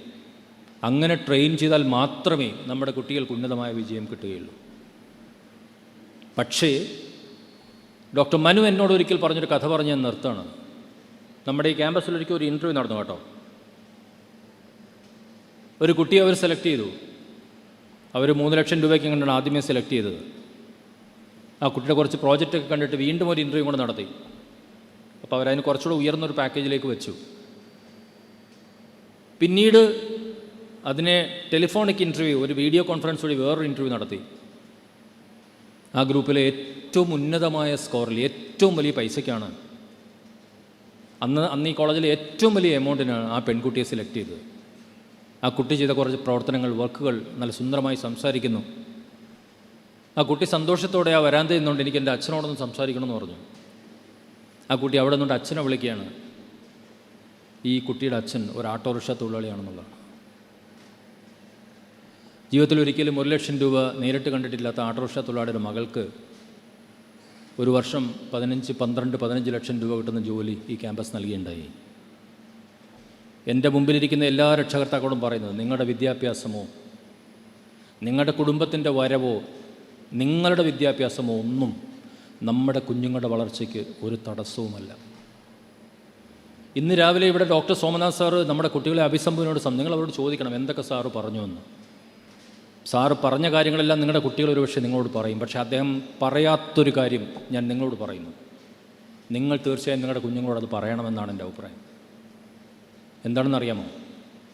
ഇന്ത്യയുടെ ഏറ്റവും പ്രസ്റ്റീജിയസ് ആയിട്ടുള്ള ചന്ദ്രയാൻ പ്രോജക്റ്റിൻ്റെ ലോഞ്ചിങ് നടക്കുകയാണ്. ആ ലോഞ്ചിങ് പാഡിൽ ആ പ്രവർത്തനങ്ങളുടെ നേതൃത്വം നൽകേണ്ട ഒരു ദിവസം അദ്ദേഹം അവിടെ നിൽക്കുന്നതിന് തൊട്ട് മുമ്പ് അദ്ദേഹത്തിൻ്റെ മെഡിക്കൽ പരീക്ഷയുടെ റിസൾട്ട് വന്നു. അദ്ദേഹത്തിന് ക്യാൻസറായിരുന്നു. ക്യാൻസർ ഡിറ്റക്റ്റ് ചെയ്ത്, ആമാശയത്തിന് ക്യാൻസർ ഡിറ്റക്റ്റ് ചെയ്ത് അതിൻ്റെ പരിശോധനാ ഫലവുമായിട്ടാണ് ഒരു രാജ്യത്തിൻ്റെ ഏറ്റവും വലിയ സാങ്കേതിക വികസനത്തിൻ്റെ നന്ദി കുറിക്കുന്ന ഒരു പ്ലാറ്റ്ഫോമിൽ അദ്ദേഹം വന്നു നിന്നത്. അതിന് വരാതിരിക്കാമായിരുന്നില്ലേ? ആ ലോഞ്ച് പാഡിൻ്റെ ആ പ്രവർത്തനം നടക്കുന്ന സമയങ്ങളെല്ലാം അദ്ദേഹം കീമോ ട്രീറ്റ്മെൻറ്റ് വിധേയനായിരുന്നു. ആരും അറിഞ്ഞില്ല, സ്വന്തം വീട്ടുകാർ പോലും അറിഞ്ഞില്ല. ഒരു എഞ്ചിനീയറുടെ, ഒരു രാജ്യത്തോടുള്ള ആത്മസമർപ്പണത്തിൻ്റെ എക്സാമ്പിൾ അവിടെ ആരംഭിക്കുന്നു. അങ്ങനെയുള്ള ഒരാളെ സംഭാവന ചെയ്യുവാൻ TKM എഞ്ചിനീയറിംഗ് കോളേജിന് കഴിഞ്ഞു എന്നുള്ളതാണ് ഞങ്ങളുടെ ജീവിതത്തിലെ ഏറ്റവും വലിയ അഭിമാനം എന്ന് ഞങ്ങൾ പറയുകയാണ്. ഞാൻ ഒന്നുകൂടി എൻ്റെ രക്ഷകർത്താവോട് പറയുന്നൊരു കാര്യം എന്ന് പറഞ്ഞ് അവസാനിപ്പിക്കുകയാണ്. സോമനാഥ് സാർ ഇന്ന് വന്നല്ലോ, നിങ്ങളുടെ കുഞ്ഞുങ്ങളോട് സംസാരിച്ചല്ലോ. ഒരു 10-20 വർഷം കഴിഞ്ഞ് നിങ്ങളുടെ ആരുടെയെങ്കിലും മക്കൾ ഇവിടെ വന്ന് ഇതേ വേദിയിൽ സംസാരിക്കാൻ കഴിയുമോ? അങ്ങനെ ആവണമെന്ന് ഞാൻ ആഗ്രഹിക്കുന്നു. ഈ ഇരിക്കുന്ന എല്ലാ അധ്യാപകരും ആഗ്രഹിക്കുന്നത് നിങ്ങളുടെ ഓരോരുത്തരുടെയും മക്കളിലൂടെ ഞങ്ങൾ അറിയപ്പെടണമെന്നാണ്. ഇന്ത്യയുടെ ഏറ്റവും വലിയ പാർലമെൻറ്റിൽ 2 MP-മാർ TKM എഞ്ചിനീയറിംഗ് കോളേജിനെ പറ്റി പറഞ്ഞു. നമ്മുടെ ചന്ദ്രയാൻ ദൗത്യം കഴിഞ്ഞപ്പോൾ ശ്രീ ശശി തരൂർ പറഞ്ഞു, ശ്രീ NK പ്രേമേന്ദ്രൻ പറഞ്ഞു. അവർ പറഞ്ഞു, ഇന്ത്യയിലെ ഏറ്റവും വലിയ സാങ്കേതിക വികാസങ്ങളുടെ സ്ഥാപനങ്ങളെന്ന് പറഞ്ഞ IIT-കളിൽ നിന്നല്ല, ഇതേപോലെ കൊല്ലം ജില്ലയിലെ ഒരു ഗ്രാമീണ പശ്ചാത്തലത്തിൽ പ്രവർത്തിക്കുന്ന ഒരു കോളേജിൽ നിന്ന് പറഞ്ഞ ഒരാളാണ് ഈ സാങ്കേതിക വികാസങ്ങൾക്ക് നേതൃത്വം നൽകിയെന്നുള്ളത്. AICTയുടെ ചെയർമാൻ മധ്യപ്രദേശിലെ ഒരു റിമോട്ടായിട്ടുള്ള എഞ്ചിനീയറിംഗ് കോളേജിലെ കോൺവെക്കേഷൻ ഉദ്ഘാടനം ചെയ്തുകൊണ്ട് സംസാരിച്ചപ്പോൾ ഈ കോളേജിൻ്റെ പേര് സൂചിപ്പിച്ചു. ഇതെല്ലാം എങ്ങനെ പോസിബിളായി? ഒരു വിദ്യാർത്ഥിയിലൂടെ ഒരു കോളേജും, ഒരു കോളേജിലൂടെ ഒരു വിദ്യാർത്ഥിയും. ഞങ്ങളുടെ ജീവിതത്തിലെ അധ്യാപകരെന്ന രീതിയിൽ, ഈ കോളേജിനെ മുന്നോട്ട് കൊണ്ടുവരാൻ ശ്രമിക്കുന്ന ആളെന്ന രീതിയിൽ ഞങ്ങളുടെ ജീവിതത്തിലെ ഏറ്റവും വലിയ സന്തോഷം നിങ്ങളുടെ കുഞ്ഞുങ്ങളാണ് എന്ന് പറയുകയാണ്. എല്ലാവർക്കും സോമനാഥ് സാർ ആകാൻ കഴിയില്ല എന്നറിയാം, പക്ഷേ അവർ ഞങ്ങൾക്ക് അത്രയും വിലപ്പെട്ടവരാണ് എന്നുള്ളതാണ്. ഇവിടെ മാനേജ്മെൻറ്റ് സീറ്റിൽ അഡ്മിഷൻ എടുത്തവരുണ്ട്, റിസർവേഷൻ അടിസ്ഥാനത്തിൽ വന്നവരുണ്ട്. പല അമ്മമാർക്കും ഒരു സങ്കടം അല്ലെങ്കിൽ ഒരു അപ്രഹെൻഷൻ കാണും. എൻ്റെ മകൻ ഇത്തിരി മാർക്ക് കുറവാണ്, അവൻ ഇത്രയും മിടുക്കരായ കുട്ടികളോടൊക്കെ പൊരുതി എങ്ങനെ മുന്നോട്ട് പോകും? അത്തരത്തിലുള്ള ഒരു അപ്രഹെൻഷനും വേണ്ടതില്ല. നമ്മുടെ അധ്യാപകർ അവരുടെ കൂടെ നിന്ന് പഠിപ്പിക്കുക തന്നെ ചെയ്യും. പക്ഷെ ഞങ്ങൾ മാനേജ്മെൻറ്റ്, ഇന്ന് ഞാൻ മാനേജ്മെൻറ്റ് ഒരു ഭാഗമായി നിൽക്കുന്ന ഒരാളാണ്. ഞങ്ങളെപ്പോഴും ഈ അധ്യാപകരുടെ വിളിച്ചിരുത്തി ഓരോ ബാച്ചിൻ്റെയും റിസൾട്ടുകൾ അനലൈസ് ചെയ്യാറുണ്ട്. ഞാൻ അടിവരയിട്ട് പറയാൻ രക്ഷാകർത്താക്കൾ ആഗ്രഹിക്കുന്ന ഒരു കാര്യം, ഞങ്ങൾ അധ്യാപകരെ അപ്രീഷിയേറ്റ് ചെയ്യാറുണ്ട്. പക്ഷേ ഞങ്ങളെപ്പോഴും ചോദിക്കുന്നത്, ആ ക്ലാസ്സിൽ നിങ്ങൾ പഠിപ്പിച്ച സബ്ജക്റ്റിൽ ഏതെങ്കിലും ഒരു കുട്ടി തോറ്റിട്ടുണ്ടോ എന്നുള്ളതാണ്. ഞാൻ 100 ആടുമായി മേയ്ക്കുവാൻ പോയ ആട്ടിടയനെ ഓർക്കുന്നു. തിരിച്ചു വന്നപ്പോൾ 99 ആടിനെ പറ്റി സന്തോഷിക്കുകയല്ല, കാണാതായ ഒരു ആട്ടിടയനെ പറ്റി വ്യാകുലപ്പെടുന്ന ഇടയനെ പറ്റിയാണ് ഞാൻ നിങ്ങളോട് പറയുന്നത്. എല്ലാ കുട്ടികളും 95% ജയിക്കുമ്പോഴും തോറ്റ 5 പേർ ആരൊക്കെയാണ്? അവരെന്തുകൊണ്ട് തോറ്റു? അവരും കൂടെ ജയിക്കുന്നിടം വരെ ഐ ആം നോട്ട് ഹാപ്പി എന്നാണ് ഞങ്ങൾ അവരോട് പറയാറുള്ളത്. ഞങ്ങൾ സന്തോഷവാന്മാരല്ല. കാരണം ഈ ഇൻസ്റ്റിറ്റ്യൂഷനെ വിശ്വസിച്ച് ഒരു കുട്ടിയെ കൊണ്ടൊരു അധ്യാപകൻ, ഒരു രക്ഷകർത്താവ് വരുമ്പോൾ ആ കുട്ടി ഫസ്റ്റ് അറ്റംപ്റ്റിൽ എക്സാമിനേഷൻ പാസ്സാവണം. അവനൊരു മാർക്ക് നിങ്ങൾ അഡീഷണൽ കൊടുക്കണ്ട. അവന് കുറച്ചൊരു ലേണിംഗ് ഡിസബിലിറ്റി ഉണ്ടെങ്കിൽ അവനോടൊപ്പം നിന്ന് അവനെ പഠിപ്പിക്കാൻ അധ്യാപകർ കഴിയണം. മിടുക്കന്മാരായ കുട്ടികൾക്ക് അധ്യാപകരുടെ സർവീസൊന്നും ആവശ്യമില്ല, അവർ പഠിച്ചുകൊള്ളും. എൻ്റെ മുമ്പിലിരിക്കുന്ന രക്ഷകർത്താക്കളുടെ ഒരു 70% കുട്ടികളും ഒരുപക്ഷേ ഈ TKM എഞ്ചിനീയറിംഗ് ഒരു സെമസ്റ്റർ അടച്ചിട്ടാലും അടുത്ത വർഷം എക്സാം പാസ്സാവും. അത്രയും മിടുക്കരായിട്ടുള്ള വിദ്യാർത്ഥികളാണ്. പക്ഷേ there are students who require your service. അതുകൊണ്ട് ഏറ്റവും മോശപ്പെട്ട കുട്ടിയെ നിങ്ങൾക്ക് ജയിപ്പിക്കാൻ കഴിയുന്നുണ്ടോ? ഇതാണ് ഞങ്ങൾ അധ്യാപകരോട് ചോദിക്കുന്നത്. So we have A very continuous mechanism, A very rigorous intense mechanism of evaluating the performance of students. അപ്പോൾ ചിലപ്പോഴൊക്കെ അധ്യാപകർ, ഈ അടുത്തൊരു ഒരു ഇവാലുവേഷൻ ഞാൻ എഴുതപ്പോൾ ഒരു അധ്യാപകൻ എന്നോട് ചോദിച്ചു, എത്ര കുട്ടികൾ ജയിക്കും? ഞാൻ ആ അധ്യാപകൻ പഠിപ്പിച്ച് അതിൽ 90% വിജയമുണ്ട്. ഞാൻ പറഞ്ഞത് വി ആർ നോട്ട് ഹാപ്പി എന്ന് പറഞ്ഞു. അപ്പോൾ ആ അധ്യാപകൻ ചോദിച്ചു, എത്ര പേർ ജയിക്കണമെന്നാണ് സാർ ആഗ്രഹിക്കുന്നത്? ഞാൻ പറഞ്ഞു, എല്ലാവരും ജയിക്കണം, ഒരാളും തോക്കാൻ പാടില്ല. കാരണം എന്താണ്? ഈ അത്രയും വിശ്വാസത്തോടെയാണ് ഈ കുഞ്ഞിനെയും കൊണ്ട് ഈ അധ്യാപനം, ഈ രക്ഷകർത്താവ് ഇവിടെ വന്നിരിക്കുന്നത്. അപ്പം ഞാൻ പറഞ്ഞ് അവസാനിപ്പിക്കുന്ന ഒരു കാര്യം എന്താണെന്ന് വെച്ചാൽ, അത്രയും തീക്ഷ്ണതയോടെ നിങ്ങളുടെ കുട്ടികളെ കാണുവാൻ, നോക്കുവാൻ ഞങ്ങൾ ശ്രമിക്കുന്നുണ്ട്. അപ്പം ആ ഒരു ഉത്തരവാദിത്വം അതിൻ്റെ എല്ലാ അർത്ഥത്തോടെയും എല്ലാ ഗൗരവത്തോടെയും ഏറ്റുവാങ്ങിക്കൊണ്ടാണ് TKM പ്രസ്ഥാനങ്ങൾ ശ്രമിക്കുന്നത്. ഇപ്പോൾ ഇന്ന് ഇവിടെ ഈ ഒരു ചടങ്ങിൽ ഞങ്ങൾ നിലവിളക്കൊന്നും കൊളുത്തി വെച്ചിട്ടില്ല. പക്ഷേ നിങ്ങളുടെ ഹൃദയങ്ങളിൽ ഒരു വലിയ വിളക്ക് കത്തി നിൽക്കുന്നുണ്ട്, നിങ്ങളുടെ കണ്ണുകളിൽ ഒരു വലിയ വിളക്ക് കത്തി നിൽക്കുന്നത് ഞങ്ങൾ കാണുന്നുണ്ട്. പ്രിൻസിപ്പൽ പറഞ്ഞ പോലെ ഒരു അഷുറൻസ് ആണ് കേട്ടോ. ഇന്നേക്ക് 4-ാം വർഷം എഴുതിയിട്ടുള്ളൂ, ഇന്നേക്ക് 4-ാം വർഷം ആ കുട്ടിക്ക് ഈ കോളേജിൽ നിന്ന് ഒരു ഡിഗ്രി സർട്ടിഫിക്കറ്റ് കിട്ടും. പക്ഷേ ഇന്നേക്ക് 3 വർഷം മുതൽ അവനൊരു ജോലി കിട്ടാനുള്ള സാധ്യത വളരെ കൂടുതലായിരിക്കും. ഈ കോളേജിൽ ജോയിൻ ചെയ്യുന്ന എല്ലാ കുട്ടികൾക്കും ഇന്നേക്ക് 3 വർഷം കഴിയുമ്പോൾ നിങ്ങൾ ചോദിക്കേണ്ട ഒരു ചോദ്യം, അവൻ്റെ അടുത്ത പ്ലേസ്മെൻറ്റ് എന്നാണ് ആരംഭിക്കുന്നത് എന്നുള്ളതാണ്. So next 3 years down the line, 3 വർഷം, അടുത്ത 4 വർഷം, 4 വർഷം അവനൊരു ഡിഗ്രി സർട്ടിഫിക്കറ്റ് എന്തായാലും ഈ ഇൻസ്റ്റിറ്റ്യൂഷൻ നൽകാൻ ശ്രമിക്കും. അതിന് തൊട്ടുമ്പോൾ 3 വർഷം മുതൽ 4 വർഷം വരെ അവനൊരു ജോലി കിട്ടാനുള്ള സാധ്യതയുണ്ടാവും. ഞങ്ങളുടെ ആഗ്രഹം നമ്മുടെ കോളേജിൽ വരുന്ന എല്ലാ കുട്ടികൾക്കും 3 വർഷം കഴിയുമ്പോൾ ഒരു ജോലി നൽകാൻ ഈ ഇൻസ്റ്റിറ്റ്യൂഷന് കഴിയണം എന്നാണ്. അതിൻ്റെ ശ്രമങ്ങളാണ് വളരെ ഇൻറ്റൻസീവായി ഞങ്ങൾ നടത്താൻ ആഗ്രഹിക്കുന്നത്. നിങ്ങളുടെ കുഞ്ഞുങ്ങൾ ഒരിക്കലും നിങ്ങളുടെ മുമ്പിൽ ഒരു ബാധ്യതയായി നിൽക്കാൻ ദൈവം ഇടവരുത്തില്ല എന്നുള്ളതാണ് എനിക്ക് നിങ്ങൾ പറയാനുള്ളത്. TKM എഞ്ചിനീയറിംഗ് കോളേജിൻ്റെ ഇന്നത്തെ സ്റ്റുഡൻറ്റ് ഇൻഡക്ഷൻ പ്രോഗ്രാം ഉദ്ഘാടനം ചെയ്തുകൊണ്ട് സോമാനാഥ് സാർ സംസാരിച്ചപ്പോൾ ഞാൻ സാഗൂതം അദ്ദേഹം പറഞ്ഞത് കേട്ടിരുന്നു. അദ്ദേഹം ഒരു വാചകം എൻ്റെ ഹൃദയത്തിൽ തട്ടി. അദ്ദേഹം പറഞ്ഞു, എൻ്റെ ബാച്ചിൽ പഠിച്ച ഒരാൾ പോലും ദരിദ്രനായി നിൽക്കുന്നില്ല. എൻ്റെ ബാച്ചിൽ എൻ്റെ കൂടെ പഠിച്ച ഒരു വിദ്യാർത്ഥി പോലും ഒരാളെക്കാളും മോശക്കാരല്ല സാമ്പത്തിക സ്ഥിതിയിൽ. എന്നിട്ട് അദ്ദേഹം കുട്ടികളോട് പറഞ്ഞു, നിങ്ങൾ don't be ashamed of being A rich person. നിങ്ങളൊരു ധനികനാകുന്നതിൽ, അതിനുവേണ്ടി ശ്രമിക്കുന്നതിൽ ഒട്ടും തന്നെ നിങ്ങൾ സംഘിക്കേണ്ട കാര്യമില്ല എന്നുള്ളതാണ് കുട്ടികളുടെ അദ്ദേഹം അവസാനം പറഞ്ഞു നിർത്തിയത്. അപ്പോൾ നമ്മളുടെ ഹൃദയത്തിൽ നമ്മൾ പ്രതീക്ഷിക്കുന്ന രീതിയിൽ നമ്മുടെ കുഞ്ഞുങ്ങളെ വളർത്തുവാനും ഒരു 4 വർഷത്തിനകം അവർക്ക് ഒരു ഡിഗ്രി കിട്ടുവാനും ഒരു 3 വർഷത്തിനകം ഒരുപക്ഷെ അവർക്കൊരു ജോലി ലഭിക്കുവാനും കഴിയുന്ന രീതിയിലേക്ക് നിങ്ങളുടെ കുഞ്ഞുങ്ങൾ മാറട്ടെ എന്ന് പ്രത്യാശിച്ചുകൊണ്ട് സർവശക്തനായ ദൈവത്തിൻ്റെ അനുഗ്രഹം നിങ്ങളുടെ കുഞ്ഞുങ്ങൾക്ക് മുകളിൽ എന്നും മഴ പോലെ പെയ്യട്ടെ എന്ന് പ്രാർത്ഥിച്ചുകൊണ്ട് ഞാൻ എൻ്റെ വാക്കുകൾ ഉപസംഹരിക്കുന്നു.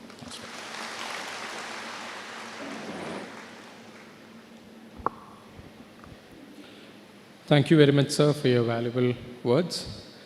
A clear understanding of the academic system is essential as students begin their journey in higher education. To share valuable insights into the academic framework and curriculum, I invite Dr. Anuvi Thomas, Vice Principal Academics, to kindly address the gathering.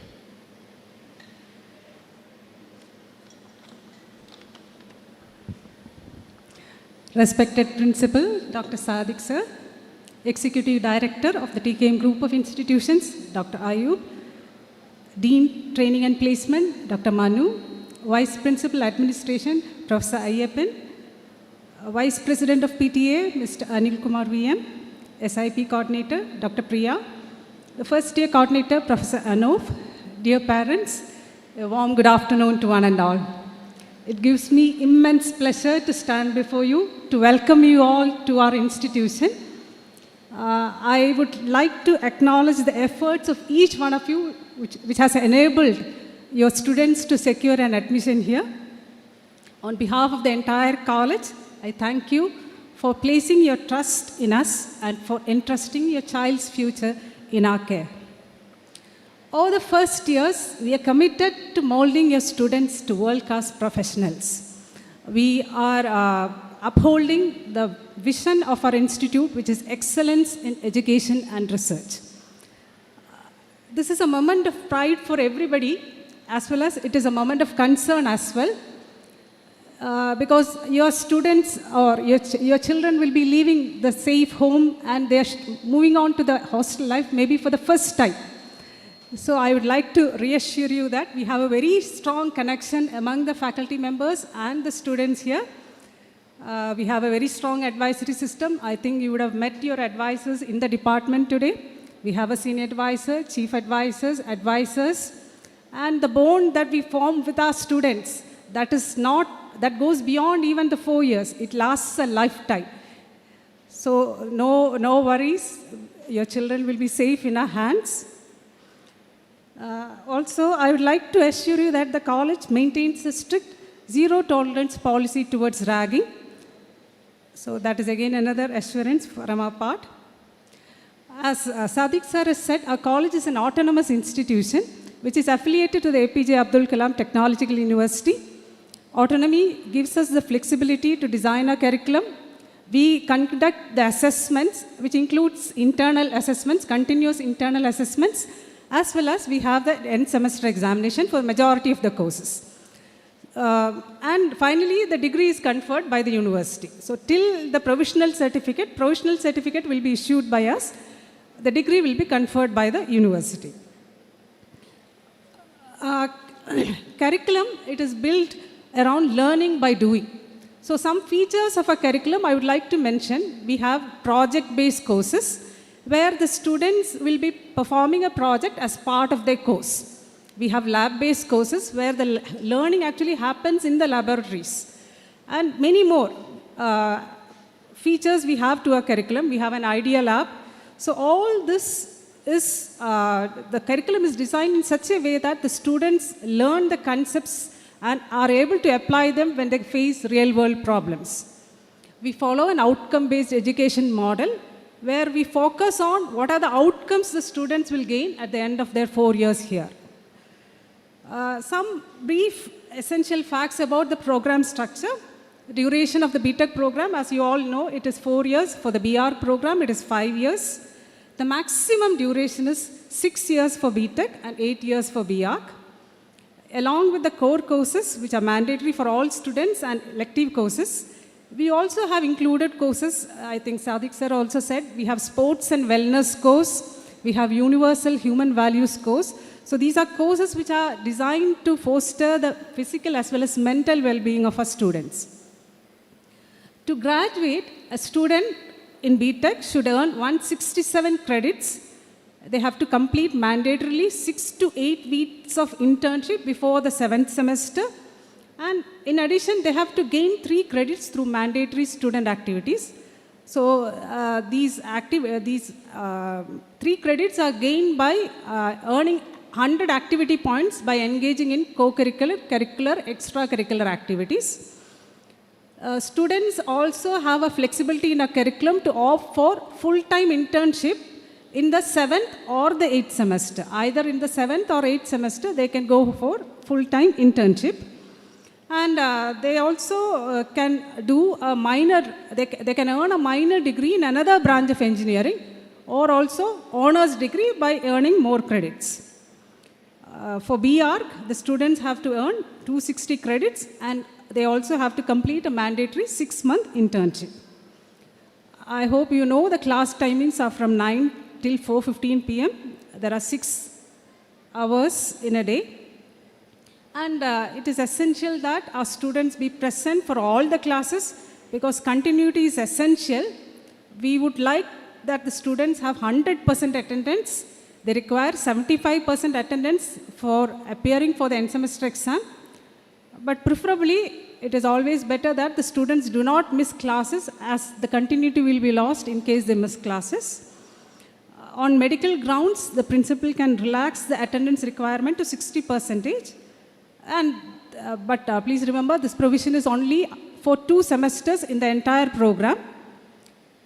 For passing a course, we have an internal component as well as an end semester exam. For both, 40% is required, and in total, they will require 50%. The academic calendar for the first semester S1 is available on our college website. I would like your parents to please go through the academic calendar. It lists all the important dates. Some dates I would like to mention. There will be 2 internal exams for all the courses, majority of the courses. So the first internal exam is scheduled on October 8th. The second will be in mid-November. The first semester classes will be concluding on November 27th. The end semester examinations for first semester that is scheduled to commence on December 9th. And hopefully we can commence the second semester after the Christmas holidays. Beyond academics, we want your children to grow as people through our clubs, the professional activities. We have a proud record of achievement in sports in national, international, national, inter-university levels. We have a well-equipped library in our college, resident doctors, psychologists. Before I conclude, I would like to place a very humble request to you. Stay involved in your students' education here. Stay in touch with your ward's advisor. Visit the campus. Ayub sir has already said that at least once in a semester, please make it a point to visit the semester, meet the faculty members, meet their advisors, get to know the progress of your ward. We have an academic management system, which is ETLab. I hope the login credentials are already shared with you. You can log into it to monitor the daily attendance of your children, as well as the performance in the various internal assessments. So please do you make use of the facility. Motivate your students to maintain academic discipline. Give them emotional support. Your children are leaving home, but they require your guidance just as they did in school. We seek your continued cooperation in all our initiatives aimed at enriching your child's academic journey. Once again, I reassure you that each one of us here at TKM is committed to molding your child into a world-class professional. Let us all work together to build a bright future for each of our students. Thank you.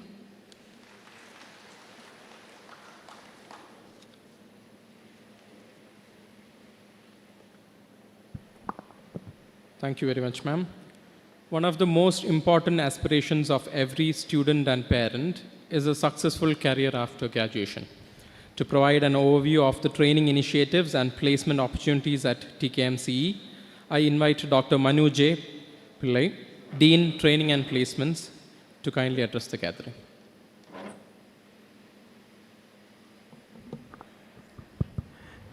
Very good afternoon to the respected dignitaries on the dais and my dear parents. ഞാൻ സമയം കുറച്ച് കൂടുതൽ നീണ്ടുപോയിട്ടുണ്ട്. എങ്കിലും ഒരു വളരെ കുറച്ച് സമയം കൊണ്ട് നമുക്ക് എന്തൊക്കെയാണ് ഷെയർ ചെയ്യേണ്ടതെന്നുള്ളതൊന്ന് ഒരു ഓർവ്യൂ തരാം. TKM എഞ്ചിനീയറിംഗ് കോളേജിൻ്റെ പ്ലേസ്മെൻറ്റ് റിലേറ്റഡ് ആക്ടിവിറ്റീസ് കോർഡിനേറ്റ് ചെയ്യുന്ന കരിയർ ഗൈഡൻസ് ആൻഡ് പ്ലേസ്മെൻറ്റ് യൂണിറ്റാണ്. നമുക്ക് ആ പേരിൽ നിന്ന് മനസ്സിലാവും പ്ലേസ്മെൻറ്റ് രണ്ടാമതാണ് വരുന്നത്, ആദ്യം കരിയർ ഗൈഡൻസ് ആണ് വരുന്നത്. അത് ഹെഡ് ചെയ്യുന്നത് കമ്പ്യൂട്ടർ സയൻസ് ഡിപ്പാർട്ട്മെൻറ്റിൽ നിന്നുള്ള എൻ്റെ പേര് Manu J Pillai, doctor Manu J Pillai. ഒരു പ്ലേസ്മെൻറ്റ് മാനേജറുണ്ട് മിസ്റ്റർ ഹരീഷ് ടി പി. പിന്നെ കുറച്ച് ഫാക്കൽറ്റി മെമ്പേഴ്സൊക്കെ ചേർന്ന ഒരു ടീമായിട്ടുള്ള ഒരു ഗ്രൂപ്പാണ് കരിയർ ഗൈഡൻസ് ആൻഡ് പ്ലേസ്മെൻറ്റ്. അപ്പോൾ നമുക്ക് ആദ്യം കഴിഞ്ഞ 2 വർഷത്തെ പ്ലേസ്മെൻറ്റ് സ്റ്റാറ്റിസ്റ്റിക്സിൽ നിന്ന് തുടങ്ങാം. കഴിഞ്ഞ 2 വർഷം എന്തൊക്കെ നടന്നു, നമുക്കിനിയും അത് ഇമ്പ്രൂവ് ചെയ്യാൻ എന്തൊക്കെ വേണം, നമ്മൾ എന്തൊക്കെയാണ് അതിനകത്ത് കൺസിഡർ ചെയ്യേണ്ടതെന്നുള്ളതാണ് നോക്കാൻ പോകുന്നത്. ഇത് 2025 പാസ്ഔട്ട്, കഴിഞ്ഞതിന് തൊട്ട് മുമ്പുള്ള 2025 പാസ്ഔട്ട് സ്റ്റുഡൻസിൻ്റെ പ്ലേസ്മെൻറ്റ് സ്റ്റാറ്റിസ്റ്റിക്സ് ആണ്. അന്ന് നമുക്ക് 371 കുട്ടികൾക്കാണ് ജോലി കിട്ടിയത്. 473 ഓഫേഴ്സ്, അതായത് ഒരു കുട്ടിക്ക് ഒന്നിൽ കൂടുതൽ ജോലി കിട്ടാം. അപ്പോൾ ഇതിൽ നമുക്ക് നോക്കേണ്ടത് ആദ്യത്തെ ആ കോളം കണ്ടോ, നമ്മുടെ സ്ട്രെങ്താണ്. അത് കഴിഞ്ഞിട്ടുള്ള കോളം എല്ലാവരും ശ്രദ്ധിക്കുക, എലിജിബിൾ സ്റ്റുഡൻസ് ആണ്. ആ ഡിഫറൻസ് നമുക്ക് കാണാം. 1042 കുട്ടികൾ 785 കുട്ടികളാണ് എലിജിബിൾ എന്ന് പറയുന്നത്. അതായത് 7ാം സെമസ്റ്റർ എത്തുമ്പോൾ സപ്ലിമെൻ്ററി ഒന്നും ഇല്ലാതെ 7 CGPA ഉള്ള കുട്ടികളുടെ എണ്ണമാണ് 785. കാരണം മെജോറിറ്റി കമ്പനികളും അവരുടെ ഒരു filtering criteria, initial filtering criteria എന്ന് പറയുന്നത് ഒരു CGPA ആണ്. സപ്ലി ഒന്നും ഉണ്ടായിരിക്കരുത്, ഇത്രയെങ്കിലും മിനിമം CGPA വേണം എന്നുള്ളതാണ്. അപ്പോൾ അത് മീറ്റ് ചെയ്യുന്ന കുട്ടികളുടെ എണ്ണമാണ് 785. അതിലാണ് 371 കുട്ടികൾക്കന്ന് ജോലി കിട്ടിയത്. അന്നത്തെ average salary 5.7 lakhs per annum ആയിരുന്നു. അന്ന് 2025 നമുക്ക് ഏറ്റവും കൂടുതൽ സാലറി വന്നത് 29.58 lakhs per annum MCA ഒരു സ്റ്റുഡൻറ്റിനാണ്. അതുപോലെ 29.58 lakhs per annum എന്ന് പറയുന്നത് ഒരു വർഷത്തെ ശമ്പളമാണ്. അത് ഗൗരി പ്രദീപ് എന്നൊരു കുട്ടി MCA സ്റ്റുഡൻറ്റിനാണ് അത് കിട്ടിയത്. നിങ്ങൾക്ക് നോക്കിയാൽ അറിയാം, നമ്പർ ഓഫ് കമ്പനീസ് ഇവിടെ പറഞ്ഞിട്ടുണ്ട്. അതായത് 107 കമ്പനികൾ നമ്മുടെ കുട്ടികൾക്ക് വേണ്ടിയിട്ട് ക്യാമ്പസ് സെലക്ഷൻ നടത്തി. ഇവിടെ ഈ 107 കമ്പനികൾ വന്നിട്ടാണ് 371 കുട്ടികൾക്ക് ജോലി കിട്ടിയത്. അപ്പോൾ നമുക്കവിടെ ഒരു ഗ്യാപ്പ് നമുക്ക് ഫീൽ ചെയ്യും. അതായത് 107 കമ്പനികൾ വന്നിട്ടും 371 കുട്ടികൾക്ക് ജോലി കിട്ടി എന്നുള്ളത്. അപ്പോൾ അവിടെയാണ് നമുക്ക് ബ്രിഡ്ജ് ചെയ്യേണ്ടത്. നമ്മളുടെ ട്രെയിനിങ്ങും അങ്ങനെയുള്ള ഇനിഷ്യേറ്റീവ്സ് എല്ലാം ഈ ഒരു ഗ്യാപ്പ് നമുക്ക് ബ്രിഡ്ജ് ചെയ്യണം. ഇത്രയും കമ്പനികൾ വന്നിട്ട് നമുക്ക് മാക്സിമം പ്ലേസ്മെൻറ്റ്സ് കൊണ്ടുവരണം. അതാണ് ഞങ്ങളുടെ പ്രൈമറി എയിം. ഇതിൽ നമുക്ക് നോക്കിയാൽ അറിയാം, 10 ലക്ഷത്തിൽ കൂടുതൽ ആനുവൽ ശമ്പളമുള്ള 28 കുട്ടികളുണ്ടായിരുന്നു 2025. അതുപോലെ 5-നും 10-നും ഇടയ്ക്ക്, 5 ലക്ഷത്തിനും 10 ലക്ഷത്തിനും ഇടയ്ക്കുള്ള ജോലി കിട്ടിയ 173 സ്റ്റുഡൻസ് ഉണ്ടായിരുന്നു. 5 ലക്ഷത്തോളം ശമ്പളം വരുന്ന 170 കുട്ടികളുണ്ട്. നമ്മൾ 3 ലക്ഷം 3 lakhs പെർ ആനത്തിന് താഴെയുള്ള കമ്പനികളെ നമ്മൾ എൻ്റർടൈൻ ചെയ്യാറില്ല. നമ്മുടെ ഒരു മിനിമം 3 lakhs പെർ ആനമാണ് നമ്മൾ ഒരു ബെഞ്ച് മാർക്കായിട്ട് വെച്ചിരിക്കുന്നത്. ഇനി നമുക്ക് കഴിഞ്ഞ വർഷം, അതായത് 2026 പാസ് ഔട്ടിലെ പ്ലേസ്മെൻറ്റിലോട്ട് പോകാം. ഈ പ്ലേസ്മെൻറ്റ് കഴിഞ്ഞിട്ടില്ല, ഇപ്പോഴും നടന്നുകൊണ്ടിരിക്കുക. പ്ലേസ്മെൻറ്റ് നടന്നുകൊണ്ടിരിക്കുകയാണ് 26 പാസ് ഔട്ട്. ഇവിടെ നിങ്ങൾക്ക് നോക്കിയാൽ അറിയാം, നമുക്ക് 1173 കുട്ടികളുണ്ട്. അതിൽ 886 കുട്ടികൾ എലിജിബിളാണ്. നിങ്ങൾക്ക് നോക്കിയാൽ അറിയാം, അതിൽ 505 പേർക്ക് ഇപ്പോൾ ഓൾറെഡി ജോലി കിട്ടിക്കഴിഞ്ഞു. ഇപ്പോൾ നേരത്തെ നമുക്ക് 371 ഇപ്പോൾ 505 കുട്ടികൾക്ക് ജോലി കിട്ടിക്കഴിഞ്ഞു. 702 ഓഫേഴ്സ് ഉണ്ട്. മൾട്ടിപ്പിൾ ഓഫർ കിട്ടിയ കുട്ടികളുണ്ട്. 702 ഓഫേഴ്സ് ഉണ്ട്. നിങ്ങൾ ഒരു അനാലിസിസ് കേരളത്തിലുള്ള കോളേജസ് എടുത്തു കഴിഞ്ഞാൽ നമ്മളെപ്പോഴും ടോപ്പിൽ തന്നെ നിൽക്കും ഈ പ്ലേസ്മെൻറ്റ്സിൻ്റെ കാര്യത്തിൽ. ഇവിടെ നമ്മൾ നോക്കിയാൽ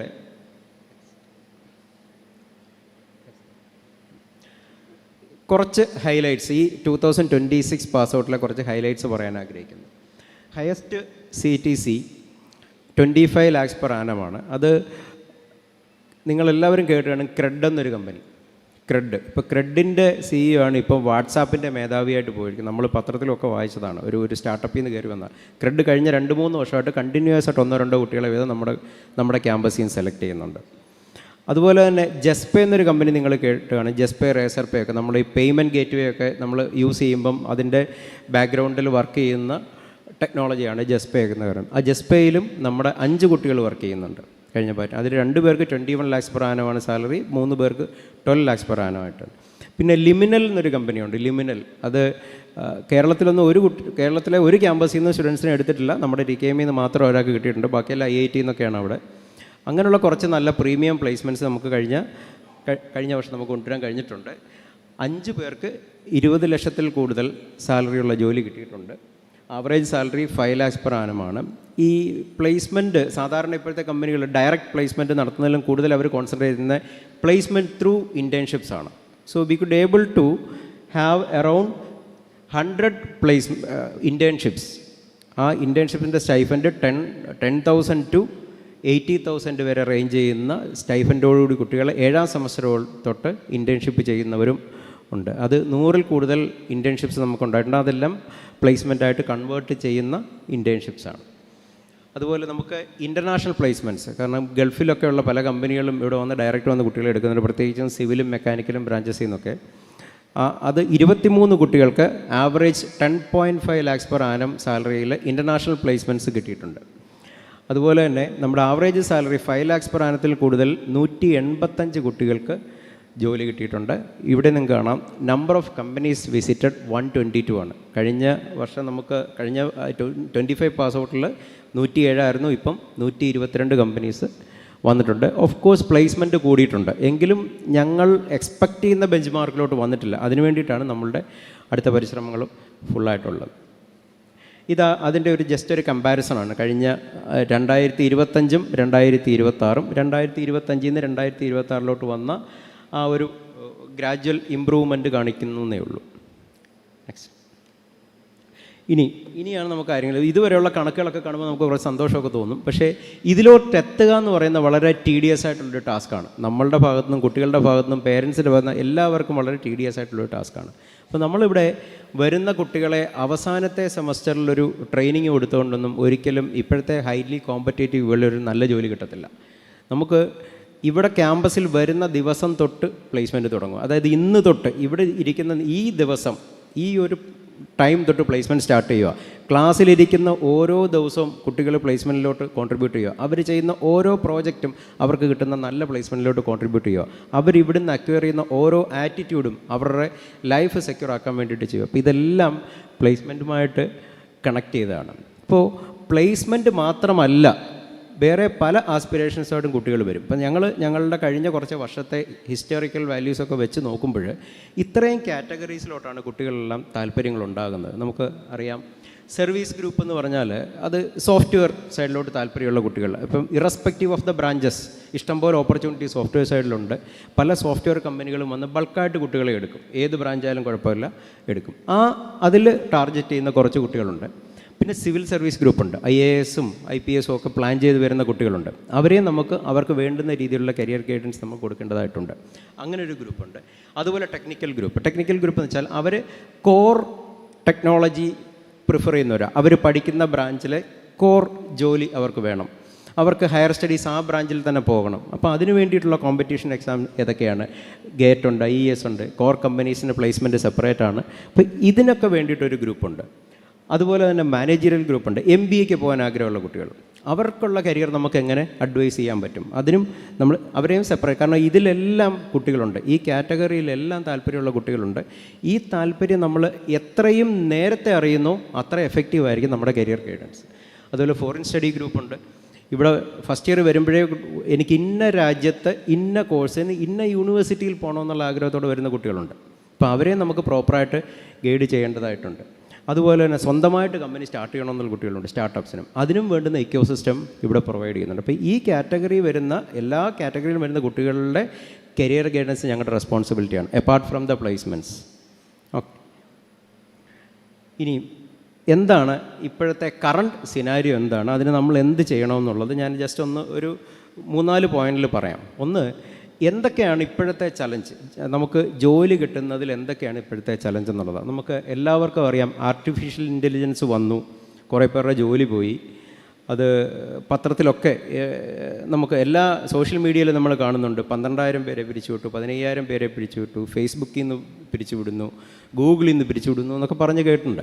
അപ്പോൾ ഇത് നമ്മൾ ഇപ്പം അത് പേടിക്കാനുള്ള കാര്യങ്ങളൊന്നുമല്ല. നമ്മൾ ഇനിഷ്യൽ ലെവലിലാണ്. ഫ്രഷേഴ്സിൻ്റെ ജോബിനൊന്നും വലിയ പ്രശ്നങ്ങൾ ഇതുവരെ വന്നിട്ടില്ല. പക്ഷേ നമ്മൾ ചില ഗ്ലോബൽ ചലഞ്ചസ് നമ്മളെല്ലാവരും മനസ്സിലാക്കണം, പേരൻസും കൂടെ മനസ്സിലാക്കിയിരിക്കണം. അതിൽ ഏറ്റവും പ്രധാനപ്പെട്ടുള്ള കാര്യം automation of entry level task എന്നുള്ളതാണ്. മിക്ക കമ്പനികളും അവർ ചെയ്യുന്ന ഇനിഷ്യൽ കാര്യങ്ങൾ, എൻട്രി ലെവൽ ടാസ്കുകളെല്ലാം ഓട്ടോമേറ്റ് ചെയ്തു, റിപ്പീറ്റഡായിട്ട് ചെയ്യുന്ന കാര്യങ്ങളെല്ലാം ഓട്ടോമേറ്റ് ചെയ്ത് അത് മാനേജ് ചെയ്യുന്ന AI ടൂൾസാണ്. AI ടൂൾസ് വെച്ച് മാനേജ് ചെയ്യും. അപ്പോൾ അവിടെ ആൾക്കാരുടെ എണ്ണം വളരെ കുറച്ച് മതി. അപ്പം naturally number of employees needed വളരെ കുറയും. കമ്പനികളെല്ലാം അതൊന്ന് കുറയ്ക്കും. അപ്പോൾ അതുപോലെ തന്നെ ഇതുപോലെ പുതിയ ടൂൾസൊക്കെ വരുമ്പോൾ, AI ടൂൾസൊക്കെ വരുന്നുണ്ട് ഇതൊക്കെ സംഭവിക്കുന്നത്. ഈ ടൂൾസ് യൂസ് ചെയ്യാൻ അറിയാവുന്നവർക്ക് കുറച്ച് അപ്പർ ഹാൻഡ് കിട്ടും. കുറേ പേർക്ക് ജോലി പോകുമെന്നൊക്കെ പറഞ്ഞല്ലോ. പക്ഷേ AI ടൂൾസ് കറക്റ്റായിട്ട് ജോലി ചെയ്യുന്നവർക്ക് അവരുടെ ഇമ്പോർട്ടൻസ് കൂടുകയാണ് ചെയ്യുന്നത്. കാരണം വളരെ എഫക്റ്റീവായിട്ട് ഏറ്റവും ലേറ്റസ്റ്റ് ആയിട്ടുള്ള AI ടൂൾസ് യൂസ് ചെയ്താൽ വളരെ നല്ല ത്രൂപുട്ട് കൊണ്ടുവരാൻ പറ്റും. അപ്പം അങ്ങനെയുള്ളവരെയാണ് കമ്പനികൾ കൂടുതൽ നോക്കുന്നത്. ഇപ്പം അക്കാഡമിക്കലി സ്ട്രോങ് ആകണമെന്നുള്ളതല്ല, അതിൽ കൂടുതൽ സ്കിൽസ് എന്തൊക്കെ അക്വയർ ചെയ്തു എന്നുള്ളതാണ്. അതാണ് ഇൻക്രീസ്ഡ് സ്കിൽ റിക്വയർമെൻറ്റ്സ് ആണ് കമ്പനികളുടെ കയ്യിൽ നിന്നുള്ളത്. അവരുടെ എക്സ്പെക്റ്റേഷൻസ് ഭയങ്കര കൂടുതലാണ്. അതിലോട്ട് നമ്മൾ നമ്മുടെ കുട്ടികളെ കൊണ്ടെത്തിച്ചേ പറ്റും. അതുപോലെ തന്നെ ഡിമാൻഡ് ഓഫ് ഇമ്മീഡിയറ്റ് വാല്യൂ. ഒരു കമ്പനിക്കും കുട്ടികളെ എടുത്ത് കുറേ സമയം 6 months അല്ലെങ്കിൽ 1 year ട്രെയിനിങ് കൊടുത്ത് ഡിപ്ലോയ് ചെയ്യാൻ പറ്റത്തില്ല. അവർ അതിനൊക്കെയുള്ള ഫണ്ട് തന്നെ അവർ വളരെ കുറച്ചിരിക്കുക.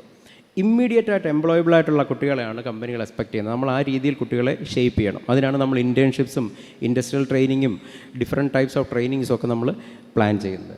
അതുപോലെ കോമ്പറ്റീഷൻ, ഹൈലി കോമ്പറ്റേറ്റീവ് വേൾഡാണ്. പണ്ടത്തെ പോലെ വളരെ വിരലിലെണ്ണാവുന്ന കോളേജസ് അല്ല, ഇഷ്ടംപോലെ കോളേജസ് ഉണ്ട്. കേരളത്തിൽ തന്നെ 150 കൂടുതൽ കോളേജസ് ഉണ്ട്. റിസോഴ്സസ് ഇഷ്ടംപോലെ അവൈലബിൾ ആണ്. അതുകൊണ്ട് കോമ്പറ്റീഷൻസ് അത്ര തന്നെ വളരെ കൂടുതലാണ് ഈ ഫീൽഡിലുള്ളത്. ഇനി ഇതിൻ്റെ സൊല്യൂഷൻസ്, ഈ പറഞ്ഞ ചലഞ്ചസിൻ്റെ സൊല്യൂഷൻസ് നമ്മൾ പ്ലാൻ ചെയ്തിരിക്കുന്നത് master AI tools relevant to the discipline. ഇപ്പോൾ മെക്കാനിക്കലായാലും സിവിലായാലും, ഇപ്പോൾ മെക്കാനിക്കൽ ഡൊമൈനിൽ നിന്ന് ഒരാൾക്കൊരു ജോലി കിട്ടിയാലും അവർ അവരുടെ ഡൊമൈനിന് വേണ്ടുന്ന ചില AI ടൂൾസ് യൂസ് ചെയ്യും, ചില സിമുലേഷൻ ടൂൾസ് യൂസ് ചെയ്യും. ആ ടൂൾസ് യൂസ് ചെയ്യുമ്പോൾ അവർക്ക് കിട്ടുന്ന ത്രൂപുട്ട് ഭയങ്കര കൂടുതലായിരിക്കും. അപ്പോൾ അടുത്ത 3 വർഷം ഇൻഡസ്ട്രി എന്താണോ ഡിമാൻഡ് ചെയ്യുന്നത്, ഇൻഡസ്ട്രി ഏതൊക്കെ ടൂൾസിലോട്ടാണോ പോകുന്നത്, ആ ടൂൾസ് നമ്മുടെ കുട്ടികൾ ഇപ്പോഴേ പഠിക്കണം. ഇപ്പോഴേ പഠിച്ചാൽ അത് യൂസ് ചെയ്ത് അവർ പ്രോജക്റ്റ് ചെയ്യണം. എങ്കിൽ മാത്രമേ ഒരു കമ്പനിയുടെ എക്സ്പെക്റ്റേഷൻ നമുക്ക് മീറ്റ് ചെയ്യാൻ പറ്റത്തുള്ളൂ. അപ്പോൾ അത് നമ്മൾ എയർലി ഐഡൻറ്റിഫൈ ചെയ്ത് അതിന് വേണ്ടുന്ന ഡയറക്ഷൻസ് കുട്ടികൾക്ക് കൊടുക്കും. ആ ടൂൾസ് യൂസ് ചെയ്ത് പ്രോജക്റ്റ് ചെയ്യാൻ അവരെ നമ്മൾ എൻകറേജ് ചെയ്യണം. പിന്നെ adaptability and life long learning, അത് വളരെ ഇമ്പോർട്ടൻ്റ് ആണ്. ഒരു ജോലി കിട്ടിയാൽ ആ ജോലിയുടെ നേച്ചർ ഡൈനമിക്കായിട്ട് മാറിക്കൊണ്ടിരിക്കുക. അതായത് ഇന്ന് ചെയ്യുന്ന ജോലി, ആ ജോലി അടുത്ത നിമിഷം അത് ഒബ്സലേറ്റ് ആവും, പുതിയൊരു ടെക്നോളജി വരും. ഇതുവരെ ചെയ്തുകൊണ്ടിരിക്കുന്ന എല്ലാം റീപ്ലേസ് ചെയ്തുകൊണ്ട് പുതിയ ടെക്നോളജി വരും. ആ ടെക്നോളജി നമ്മൾ പഠിക്കണം. അങ്ങനെ പെട്ടെന്ന് നമ്മൾ ചെയ്തുകൊണ്ടിരുന്ന കാര്യങ്ങളിൽ നിന്ന് ഒരു നല്ല സ്വിച്ച് വന്ന് ടോട്ടലി പുതിയതായിട്ടുള്ള കാര്യങ്ങൾ ചെയ്യാനുള്ള ഒരു കപ്പാസിറ്റി നമ്മുടെ കുട്ടികൾക്കുണ്ടാവണം. അഡാപ്റ്റബിലിറ്റി ഉണ്ടാവണം. ലൈഫ് ലോങ് ലേണർ ആയിരിക്കണം. 10 വർഷം കഴിഞ്ഞാലും 15 വർഷം കഴിഞ്ഞാലും ജോലി ചെയ്യുമ്പോൾ പുതിയ കാര്യങ്ങൾ പഠിച്ചുകൊണ്ടിരുന്നാലേ ഇനിയത്തെ കാലത്ത് നല്ലൊരു സെക്യൂർ ലൈഫ് നമുക്ക് മുമ്പോട്ട് കൊണ്ടുപോകാൻ പറ്റത്തുള്ളൂ. അതുപോലെ തന്നെ പ്രാക്ടിക്കൽ എക്സ്പീരിയൻസ് അത്യാവശ്യമാണ്. ഒരു ഇൻഡസ്ട്രിയിൽ എന്ത് നടക്കുന്നു എന്നുള്ളത് എയർലി ഇൻ ദ കരിയർ മനസ്സിലാക്കാൻ പറ്റണം. നമ്മളുടെ ഫസ്റ്റ് ഇയർ കഴിയുമ്പോൾ തൊട്ട് നമുക്ക് ഇൻറ്റേൺഷിപ്പിനൊക്കെ പോകാം. അപ്പോൾ ഇൻഡസ്ട്രി പോയി ഇൻറ്റേൺഷിപ്പൊക്കെ അറ്റൻഡ് ചെയ്യുന്നവർക്ക് റിയലി ഇൻഡസ്ട്രിയിൽ എന്താ നടക്കുന്നത് ആ ഒരു എക്സ്പോഷർ കിട്ടും. അത് അവർക്ക് വളരെ വലിയൊരു ബെനിഫിറ്റ് അവർക്ക് ഇൻ്റർവ്യൂ സമയത്ത് കിട്ടും. മാക്സിമം പ്രാക്ടിക്കൽ എക്സ്പീരിയൻസ് ഗെയിൻ ചെയ്യുക. കുട്ടികൾക്ക് ഇൻഡസ്ട്രി പ്രോജക്റ്റ് ചെയ്താൽ അത്രയും നല്ലത്. അതുപോലെ തന്നെ connect with right professionals and referrals. ഇപ്പോൾ ലിങ്ക്ഡിൻ പോലെയുള്ള സോഷ്യൽ മീഡിയ ഉണ്ട്. കുട്ടികളെയൊക്കെ അതിൽ ഞങ്ങൾ നേരത്തെ തന്നെ അവർക്ക് അഡ്വൈസ് കൊടുക്കും. ലിങ്ക്ഡിൻ പ്രൊഫൈലൊക്കെ ക്ലിയർ ആയിരിക്കണം, അവർക്ക് റെസ്യൂംസൊക്കെ അപ്ഡേറ്റഡ് ആയിരിക്കണം. അപ്പോൾ ഈ ലിങ്ക്ഡിൻ പ്രൊഫൈലിലൊക്കെ അവർ ചെയ്യുന്ന കാര്യങ്ങളൊക്കെ അവർ അതിൽ പോസ്റ്റ് ചെയ്യുമ്പോൾ ആ ഇൻഡസ്ട്രിയിൽ അവർ ചെയ്യുന്ന ടെക്നോളജി ആവശ്യമുള്ള ഇൻഡസ്ട്രിക്ക് ഓട്ടോമാറ്റിക്കായിട്ട് ഈ പ്രൊഫൈൽ ഫിൽട്ടർ ചെയ്യാനുള്ള ടൂൾസൊക്കെ ഉണ്ട്. അപ്പം ലിങ്ക്ഡിൻ വഴിയൊക്കെ അവർക്ക് ജോലി കിട്ടാം. അപ്പം മാക്സിമം പ്രൊഫഷണൽസുമായിട്ടൊരു നെറ്റ്വർക്ക് ഉണ്ടാകാനുള്ള കൾച്ചർ നമ്മുടെ കുട്ടികൾക്കുണ്ടാവണം. അതുപോലെ തന്നെ റെഫറൽസ് ഭയങ്കര ഇമ്പോർട്ടൻ്റ് ആയിട്ടുള്ള കാര്യമാണ്. ചില കമ്പനികളൊന്നും കേരളത്തിലെ ഒരു ക്യാമ്പസിലൊന്നും എടുക്കത്തില്ല. ഈ ഫേസ്ബുക്കിലൊക്കെ നമ്മുടെ അലുമിനി ആൾക്കാരൊക്കെ കാണും, അത് നമ്മൾ അറിയുന്നവർ കാണും. അവർ വഴി നമുക്ക് റെഫർ ചെയ്യാം, കുട്ടികളെ റെഫർ ചെയ്യാം. ഇങ്ങനെയുള്ള റെഫറൽസ് നമുക്ക് മാക്സിമം യൂസ് ചെയ്യണം. ഇങ്ങനെയൊക്കെയുള്ള ചില സ്റ്റെപ്പ് കൊണ്ട് മാത്രമേ നമ്മൾ ആദ്യം പറഞ്ഞ ചലഞ്ചസ് നമുക്ക് അഡ്രസ്സ് ചെയ്യാൻ പറ്റത്തുള്ളൂ. ഇപ്പം ഇതിലോട്ട് പോകുമ്പോൾ നമ്മൾ ട്രെയിനിങ്, ഇതിന് ഏറ്റവും പ്രധാനപ്പെട്ട കാര്യം കുട്ടികളെ ഈ പുതിയതായിട്ടുള്ള റിക്വയർമെൻറ്റിനനുസരിച്ച് എക്വിപ്പ് ചെയ്യുക എന്നുള്ളതാണ് നമ്മുടെ മുമ്പിലുള്ള റിയൽ ചലഞ്ച്. അപ്പോൾ അതിന് ഏറ്റവും പ്രധാനമായിട്ടുള്ളത് അവരുടെ ട്രെയിനിങ് ആണ്. എപ്പാർട്ട് ഫ്രം അവരുടെ മാർക്ക്, അവരെ എങ്ങനെ നമ്മൾ ട്രെയിൻ ചെയ്യുന്നു, അവരുടെ സ്കില്ലൊക്കെ എങ്ങനെ നമ്മൾ ബൂസ്റ്റ് ചെയ്ത് എടുക്കുന്നു എന്നുള്ളതാണ്. അപ്പോൾ അത് നമ്മൾ right from the first day start ചെയ്യുകയാണ് ട്രെയിനിങ്. നിങ്ങളുടെ കുട്ടികൾ ഇവിടെ ക്ലാസ്സിന് വന്നാൽ, ഇപ്പോൾ SIP പ്രോഗ്രാമിൻ നടന്നു കഴിയുമ്പോൾ August 13th and 14th ഒരു അസസ്മെൻറ്റ് നടക്കും എല്ലാ കുട്ടികൾക്കും. അത് ഇൻഡസ്ട്രിയൽ അസസ്മെൻറ്റ് നടത്തുന്ന ഒരു ഏജൻസിയാണ് ചെയ്യുന്നത്. അതായത് കമ്പനികളിൽ അവർ അപ്രൈസലിന് വേണ്ടിയിട്ട് ഒരു എംപ്ലോയിയെ എങ്ങനെ അസസ് ചെയ്യുന്നു, അതിന് അസസ് ചെയ്യുന്ന ടൂൾസ് യൂസ് ചെയ്തുകൊണ്ട് നമ്മുടെ കുട്ടികളെ മാക്സിമം ആ ഒരു രീതിയിൽ അസസ് ചെയ്യണം. അസസ് ചെയ്യാൻ ഉദ്ദേശിക്കുന്നത് അവരുടെ ഇൻബോൺ കേപ്പബിലിറ്റി എന്തൊക്കെയാണ്, അവരിപ്പം എവിടെ നിൽക്കുന്നു, +2 കഴിഞ്ഞ് വരുന്ന കുട്ടികൾ എവിടെ നിൽക്കുന്നു, അവർക്ക് എന്തൊക്കെ വീക്ക്നെസ് ഉണ്ട്, അവരെവിടെയൊക്കെ സ്ട്രോങ് ആണെന്നുള്ളതൊക്കെ നമ്മൾ സയൻറ്റിഫിക്കലി അസസ് ചെയ്യുന്നൊരു ടെസ്റ്റുണ്ട്. അത് 13ഉം 14ഉമായിട്ട് എല്ലാ കുട്ടികൾക്കും ചെയ്യും. പിന്നെ ഓരോ സെമസ്റ്ററിലും ഇതിൻ്റെ ബാക്കി ടെസ്റ്റുകൾ നടത്തും. അത് 3 ടൈപ്പായിട്ട് ടെസ്റ്റുകളെ പറഞ്ഞിട്ടുണ്ട്. On admit assessment, diagnostic assessment and bench marking assessments. അത് ഏതൊക്കെ ക്വാളിറ്റീസാണ് ചെക്ക് ചെയ്യുന്നതെന്നുള്ളതും അവിടെ പറഞ്ഞിട്ടുണ്ട്. ഇനി കുറച്ച് കാര്യങ്ങൾ കുട്ടികളോട് നമുക്ക് പറയാനുള്ള കാര്യങ്ങൾ, അതായത് വളരെ ഷോർട്ടായിട്ട് പറയാം. CGPA മാത്രം കൊണ്ട് നമുക്ക് ജോലി കിട്ടത്തില്ല. CGPA മാത്രം കൊണ്ട് ജോലി കിട്ടത്തില്ല. അവരുടെ സ്കിൽസാണ് അവർക്ക് ഏറ്റവും കൂടുതൽ വേണ്ടത്. ആ സ്കിൽസാണ് അവർക്ക് എംപ്ലോയബിലിറ്റി കൂട്ടുന്നത്, അവരുടെ പ്രോജക്റ്റാണ് അവരുടെ ക്രെഡിബിലിറ്റി കൂട്ടുന്നത്, അവരുടെ ആറ്റിറ്റ്യൂഡാണ് അവർക്ക് എന്തുമാത്രം പോകാൻ പറ്റുമെന്ന് നോക്കുന്നത്. അപ്പോൾ നമ്മുടെ കുട്ടികൾക്ക് ഇതിനുള്ള ബേസിക് സ്കിൽസ് ഉണ്ടാവണം. അതായത് technical competence, problem solving ability, communication skills and willingness to learn. ഇത്രയും കാര്യങ്ങളുണ്ടെങ്കിൽ നമ്മളുടെ എൻജിനീയേഴ്സായ കുട്ടികൾക്ക് അവർക്ക് റിയൽ വേൾഡ് പ്രോബ്ലംസ് സോൾവ് ചെയ്യാൻ പറ്റത്തുള്ളൂ. നെക്സ്റ്റ്, ഇത് ഒരു 4 വർഷം നമ്മുടെ കുട്ടികൾ എന്തൊക്കെയാണ് ഇമ്പോർട്ടൻ്റ് ആയിട്ട് ചെയ്യേണ്ടതെന്നുള്ളത് അത് പേരൻസോട് ഒന്ന് അറിഞ്ഞിരിക്കണം. അതിനാണ് ഇത് പറയുന്നത്. ഒരു നല്ല CGPA വേണം, അതിനകത്തൊരു കോംപ്രമൈസും ഇല്ല. ഒരു കമ്പനിയുടെ ഫിൽറ്ററിങ്ങിലോട്ട് നമ്മൾ എലിജിബിൾ ആവണമെങ്കിൽ നല്ല CGPA വേണം. Master the fundamentals of relevant engineering branches. Core fundamentals ഇല്ലാതെ നമുക്ക് ഒരു ജോലിയും ഫ്ലറിഷ് ചെയ്യാൻ പറ്റത്തില്ല. ഈ 4 വർഷം പഠിക്കുന്ന ഫണ്ടമെൻറ്റൽസ് സ്ട്രോങ് ആയിരിക്കണം. Learn industry standard AI tools and simulation softwares. Build minimum of 3 to 5 meaning full engineering projects during there career. അത് വളരെ മിനിമമാണ്, 5-ൽ കൂടുതൽ പ്രോജക്ട്സ് ചെയ്യാം. Complete industry internships, earn relevant certifications. കാരണം ഈ പുതിയ ടൂൾസിൻ്റെയൊക്കെ സർട്ടിഫിക്കേഷൻസ് എടുക്കാൻ നമ്മൾ കുട്ടികളെ പ്രൊമോട്ട് ചെയ്യണം. സർട്ടിഫിക്കേഷൻസ് എടുത്താൽ അതൊരു പ്രൂഫാണ്, അവർക്ക് അറിയാം എന്നുള്ളതിൻ്റെ ഒരു പ്രൂഫാണ്. Then improve communication and interview skills, participate in technical competitions and workshops, and build a strong resume, GitHub profile and LinkedIn presence, and stay informed about the emerging technologies. അത് വളരെ അത്യാവശ്യമാണ്. ഇപ്പോഴെന്താ നടക്കുന്നത്, ഇനി എന്താ വേണ്ടത്, ഇത് അപ്ഡേറ്റഡ് ആയിരിക്കണം നമ്മുടെ കുട്ടികൾ. Then develop a mindset for continuous learning. ഇത് കറക്റ്റായിട്ട് ഫോളോ ചെയ്യാം. ഇതിന് വേണ്ടിയിട്ട് ഞങ്ങളൊരു മാസ്റ്റർ പ്ലാൻ ചെയ്തിട്ടുണ്ട്. ഓരോ വർഷവും എന്ത് ചെയ്യണമെന്നുള്ള ക്ലിയറായിട്ട് കൊടുത്തിട്ടുണ്ട്. ഇത് നിങ്ങൾക്കും ഷെയർ ചെയ്യാം, കുട്ടികൾക്കും കൊടുത്തിട്ടുണ്ട്. ഓരോ കുട്ടിയും ഓരോ വർഷം എന്ത് ചെയ്യണമെന്നുള്ളൊരു ക്ലിയർ പ്ലാൻ, മിനിമം ഇത്രയെങ്കിലും ചെയ്തിരിക്കണം, എങ്കിൽ നല്ലൊരു ജോലി കിട്ടും. ഇത് ഞങ്ങൾ വളരെ സ്ട്രാറ്റജിക്കലി ഇതിന് വേണ്ടിയിട്ട് ട്രെയിനിങ്സ് അറേഞ്ച് ചെയ്തിട്ടുണ്ട്. ഓരോ വർഷവും ട്രെയിനിങ്സ് ഉണ്ട്. ആ ട്രെയിനിങ്സ് നമ്മുടെ കുട്ടികളെല്ലാം കമ്പൽസറി ആയിട്ട് അറ്റൻഡ് ചെയ്തിരിക്കണം. അത് പേരൻസ് വന്ന് മോണിറ്റർ ചെയ്യണം. ഈ പ്ലേസ്മെൻറ്റ് ഓറിയൻറ്റഡ് ട്രെയിനിങ്സ് അവർ അറ്റൻഡ് ചെയ്യുന്നു എന്നുള്ളത്. കാരണം ട്രെയിനിങ് എന്നത് എങ്ങനെ പ്രാക്ടീസ് ചെയ്യണമെന്നുള്ളതിൻ്റെ ഇൻസൈറ്റാണ്. ബാക്കി കുട്ടികളുടെ കയ്യിൽ പ്രാക്ടീസ് ചെയ്യുന്നതിലാണ് കാര്യമിരിക്കുന്നത്. ഇത് നമുക്ക് ഇവിടുത്തെ പ്ലേസ്മെൻറ്റ്സിൽ 3 lakhs to 34 lakhs per annum വരെയുള്ള സാലറിയുള്ള കമ്പനീസ് ഇവിടെ വരുന്നുണ്ട്. 10,000 to 95,000 റേഞ്ചിൽ സ്റ്റൈഫൻഡുള്ള ഇൻറ്റേൺഷിപ്സ് വരുന്നുണ്ട്. ഇവർക്ക് ഹയർ സ്റ്റഡീസിനുള്ള സപ്പോർട്ടുണ്ട്. പിന്നെ ഈ അസസ്മെൻറ്റ് ബേസ് ചെയ്തുകൊണ്ട് നീഡ് ബേസ്ഡ് ട്രെയിനിങ്ങും നമ്മൾ ചെയ്യുന്നുണ്ട്. പിന്നെ ഇത് കുറച്ച് കാര്യങ്ങൾ, അതായത് ഈ പ്ലേസ്മെൻറ്റ് നടക്കുമ്പോൾ ഉണ്ടാകുന്ന ചില കാര്യങ്ങളാണ്. ചില കുട്ടികൾ ശ്രദ്ധയില്ലാതെ രജിസ്റ്റർ ചെയ്യുക, ഒരു പ്രോസസ്സ് തുടങ്ങിയിട്ട് പകുതിയാകുമ്പം കളഞ്ഞിട്ട് പോകും, ഇങ്ങനെ കുറച്ച് കാര്യങ്ങളൊക്കെ ഉണ്ട്. അപ്പോൾ ഇത് നമുക്ക് ക്ലോസ് ഒരു മോണിറ്ററിങ്ങിലൂടെ ഇതൊക്കെ റെഡിയാക്കി എടുക്കാൻ പറ്റും. അപ്പം ഇതിനകത്ത് കാര്യം ഇത്രയേ ഉള്ളൂ. ഇവിടെ നടക്കുന്ന ഓരോ പ്ലേസ്മെൻറ്റ് ഇൻഫർമേഷൻ പേരൻസിൻ്റെ ഗ്രൂപ്പിൽ ഫാക്കൽറ്റി അഡ്വൈസേഴ്സ് ഇടും. അപ്പോൾ നമ്മൾ ജസ്റ്റ് ഒന്ന് ചോദിച്ചോണം, ഇതിന് അറ്റൻഡ് ചെയ്യുന്നുണ്ടോ, പിന്നെ ഇതിൻ്റെ എല്ലാ പ്രോസസ്സും നമ്മൾ അറ്റൻഡ് ചെയ്യുന്നുണ്ടോ എന്ന ഒരു ഫോളോ അപ്പ് നമ്മുടെ കുട്ടികളുടെ സൈഡിലോട്ട് നമ്മളൊന്ന് ചെയ്യേണ്ടതായിട്ടുണ്ട്. ഇത്രയാണ് പറയാനുള്ളത്. ഇത് നമ്മുടെ CGPUവിൻ്റെ ടീമാണ്. മിസ്റ്റർ ഹരീഷ് TP പ്ലേസ്മെൻറ്റ് മാനേജറാണ്. എക്സ്ക്ലൂസീവ്ലി ഫോർ ദ പ്ലേസ്മെൻറ്റ്സ് എല്ലാ കാര്യങ്ങളും സാറ് മാനേജ് ചെയ്യുന്നുണ്ട്. പിന്നെ 2 ഫാക്കൽറ്റി മെമ്പേഴ്സും ഉണ്ട് CGPU പ്ലേസ്മെൻറ്റ് ഓഫീസേഴ്സായിട്ട്. Doctor Krishnakumar from mechanical department and doctor Vishnu from electronics and communication department. അപ്പോൾ നിങ്ങൾക്ക് എന്താവശ്യം ഉണ്ടെങ്കിലും ഡിപ്പാർട്ട്മെൻറ്റിൽ വരുന്ന പോലെ തന്നെ CGPUവിൽ വരാം. എല്ലാവിധ സഹായങ്ങളും അവിടുന്ന് ഉണ്ടാകും. Thank you very much. Thank you very much, sir. It is now my pleasure to invite Mr. Anil Kumar VM, PTA Vice President, to offer his felicitation.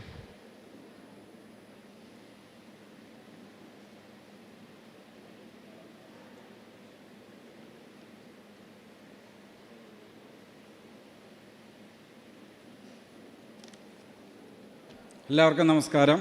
എല്ലാവർക്കും വിശക്കുന്നുണ്ടെന്നറിയാം. വെറും 2 മിനിറ്റ്. ആദരണീയ നമ്മുടെ പ്രിൻസിപ്പാൾ, അധ്യാപകർ, പ്രിയപ്പെട്ട രക്ഷിതാക്കൾ, എൻ്റെ പ്രിയപ്പെട്ട വിദ്യാർത്ഥികളെ, എല്ലാവർക്കും നമസ്കാരം. PTA പ്രതിനിധീകരിച്ച് ഈ വേദിയിൽ കുറച്ച് വാക്കുകൾ പറയാൻ എനിക്ക് അവസരം തന്നതിൽ വളരെ സന്തോഷമുണ്ട്. ഇന്നിവിടെ ഇരിക്കുന്ന ഓരോ വിദ്യാർത്ഥികളുടെയും ജീവിതത്തിൽ വളരെ പ്രധാനപ്പെട്ട ഒരു ദിവസമാണ്. അതുപോലെ തന്നെ ഓരോ രക്ഷിതാവിനും അഭിമാനവും പ്രതീക്ഷയും നിറഞ്ഞ ഒരു നിമിഷം കൂടിയാണ്. പ്രിയപ്പെട്ട വിദ്യാർത്ഥികളെ, കോളേജ് ജീവിതം പുസ്തകത്താളുകളിൽ ഒതുങ്ങുന്നതല്ല. പുതിയ സൗഹൃദങ്ങളും പുതിയ അനുഭവങ്ങളും പുതിയ അറിവുകളും നിങ്ങളുടെ കഴിവുകൾ തിരിച്ചറിയാനുള്ള അവസരങ്ങളും നിറഞ്ഞ ഒരു യാത്രയാണ്. ഇത് ആത്മവിശ്വാസത്തോടെ മുന്നോട്ട് പോവുക. ചോദിക്കാൻ മടിക്കരുത്, പഠിക്കാൻ മടിക്കരുത്, പുതിയ അവസരങ്ങൾ സ്വീകരിക്കാൻ മടിക്കരുത്. പ്രിയപ്പെട്ട രക്ഷിതാക്കളെ, നിങ്ങളുടെ മക്കളെ വലിയ പ്രതീക്ഷയോടെയും വിശ്വാസത്തോടെയുമാണ് നിങ്ങളിവിടെ എത്തിച്ചിരിക്കുന്നത്. ആ വിശ്വാസത്തെ മാനിച്ചുകൊണ്ട് കോളേജ് അധ്യാപകരോടൊപ്പം ചേർന്ന് വിദ്യാർത്ഥികളുടെ ക്ഷേമത്തിനും മികച്ച അന്തരീക്ഷത്തിനുമായി PTA എന്നും നിങ്ങൾക്കൊപ്പം ഉണ്ടാവും.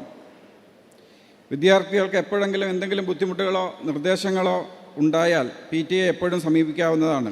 അവരുടെ നല്ല പഠന ജീവിതത്തിനും വ്യക്തിത്വ വികാസത്തിനും ആവശ്യമായ പിന്തുണ നൽകുവാൻ ഞങ്ങളെന്നും ഒപ്പം ഉണ്ടാവും. അതുകൂടാതെ PTA തന്നെ ഒരു സ്റ്റാഫിനെ, PTAയുടെ മേൽനോട്ടത്തിൽ തന്നെ ഒരു സ്റ്റാഫിനെ അവരുടെ ഹോസ്റ്റലിൽ നോക്കാനും അവരുടെ ഫുഡിൻ്റെ കാര്യത്തിനും കുറച്ച് ഏജുള്ള അവരുടെ അമ്മയെപ്പോലെ ഒരു ചേച്ചി ഇവിടെ നിർത്തിയിട്ടുണ്ട്. PTAയുടെ മേൽനോട്ടത്തിലാണ്. അവരെല്ലാം PTAയ്ക്കാണ് റിപ്പോർട്ട് ചെയ്യുന്നത്. ഞാൻ 2 വർഷമായിട്ട് ഇവിടെ PTAയിലുണ്ട്. നല്ലൊരു ഫുഡ് കോർട്ടുണ്ട്. നമുക്ക് ഹോസ്റ്റലുകളെല്ലാം വിസിറ്റ് ചെയ്യാറുണ്ട്. എല്ലാ ആഴ്ചയിലും നമ്മുടെ ഒരു PTA മെമ്പർ എല്ലാ ഹോസ്റ്റലുകളും ഫുഡ് കോർട്ടും എല്ലാം വിസിറ്റ് ചെയ്യുന്നുണ്ട്. ഇനി എന്തെങ്കിലും ബുദ്ധിമുട്ടുകളൊക്കെ ഉണ്ടെങ്കിൽ കോൺടാക്റ്റ് ചെയ്യുക നിങ്ങളുടെ കോർഡിനേറ്റേഴ്സിനെ. PT അത് ചെയ്യുന്നതായിരിക്കും. അവസാനമായി പുതിയ വിദ്യാർത്ഥികൾക്ക് ഹൃദയം നിറഞ്ഞ ആശംസകൾ നേരുന്നു.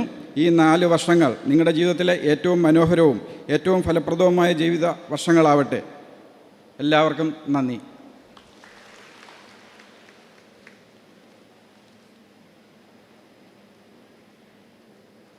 Thank you, sir. As we come to the close of this session, it is time to express our gratitude to everyone who has contributed to making today's program meaningful. To propose the vote of thanks, I invite Professor Anof S., first year coordinator.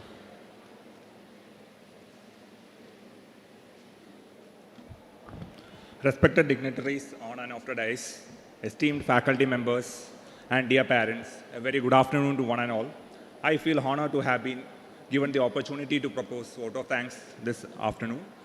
A very successful event is the result of collective efforts, guidance, and support of many individuals. On behalf of the Student Induction Program team, I take this opportunity to express our heartfelt gratitude to everyone who has contributed in making today's program both informative and memorable. Firstly, I extend my sincere gratitude to Dr. Sadiq A., our respected principal, for his inspiring address and for providing valuable insights into the academic opportunities, placement initiatives, and vision and values of TKM College of Engineering. Thank you, sir. Now I express my deep appreciation to Dr. Ayub S., the Executive Director, TKM Group of Institutions, for enlightening us about the rich legacy and excellence of the TKM College and the TKM Group. Thank you, sir. We are grateful to Dr. Anuvi Thomas, Vice Principal Academics, for providing valuable insights into the academic structure and curriculum that will guide our students throughout their journey. Thank you, ma'am. I sincerely thank Professor Ayyappan K.A., Vice Principal Administration, for his guidance and support for the program. Thank you, sir. A special note of thanks to Dr. Manu J. Pillai, Dean of Training and Placement, for highlighting excellent placement opportunities, career development initiatives available to our students. Thank you, sir. Now I extend my gratitude to Mr. Anil Kumar VM, Vice President of PTA, for his words of encouragement to our faculties and parents. Thank you, sir. I express sincere gratitude to the TKM Trust for this unwavering support and commitment to the academic excellence. I thank all parents for your enthusiastic presence and continued trust in the TKM College of Engineering. Your support is invaluable in shaping the future of our students. My sincere thanks to Dr. Priya KL, our Student Induction Program Coordinator, for extending a warm welcome and for her dedicated efforts in organizing this program. Thank you, ma'am.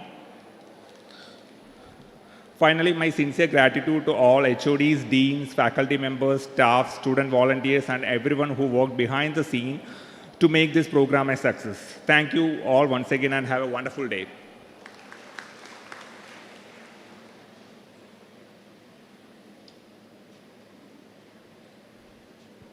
With this, we wind up our today's function. Thank you, everyone.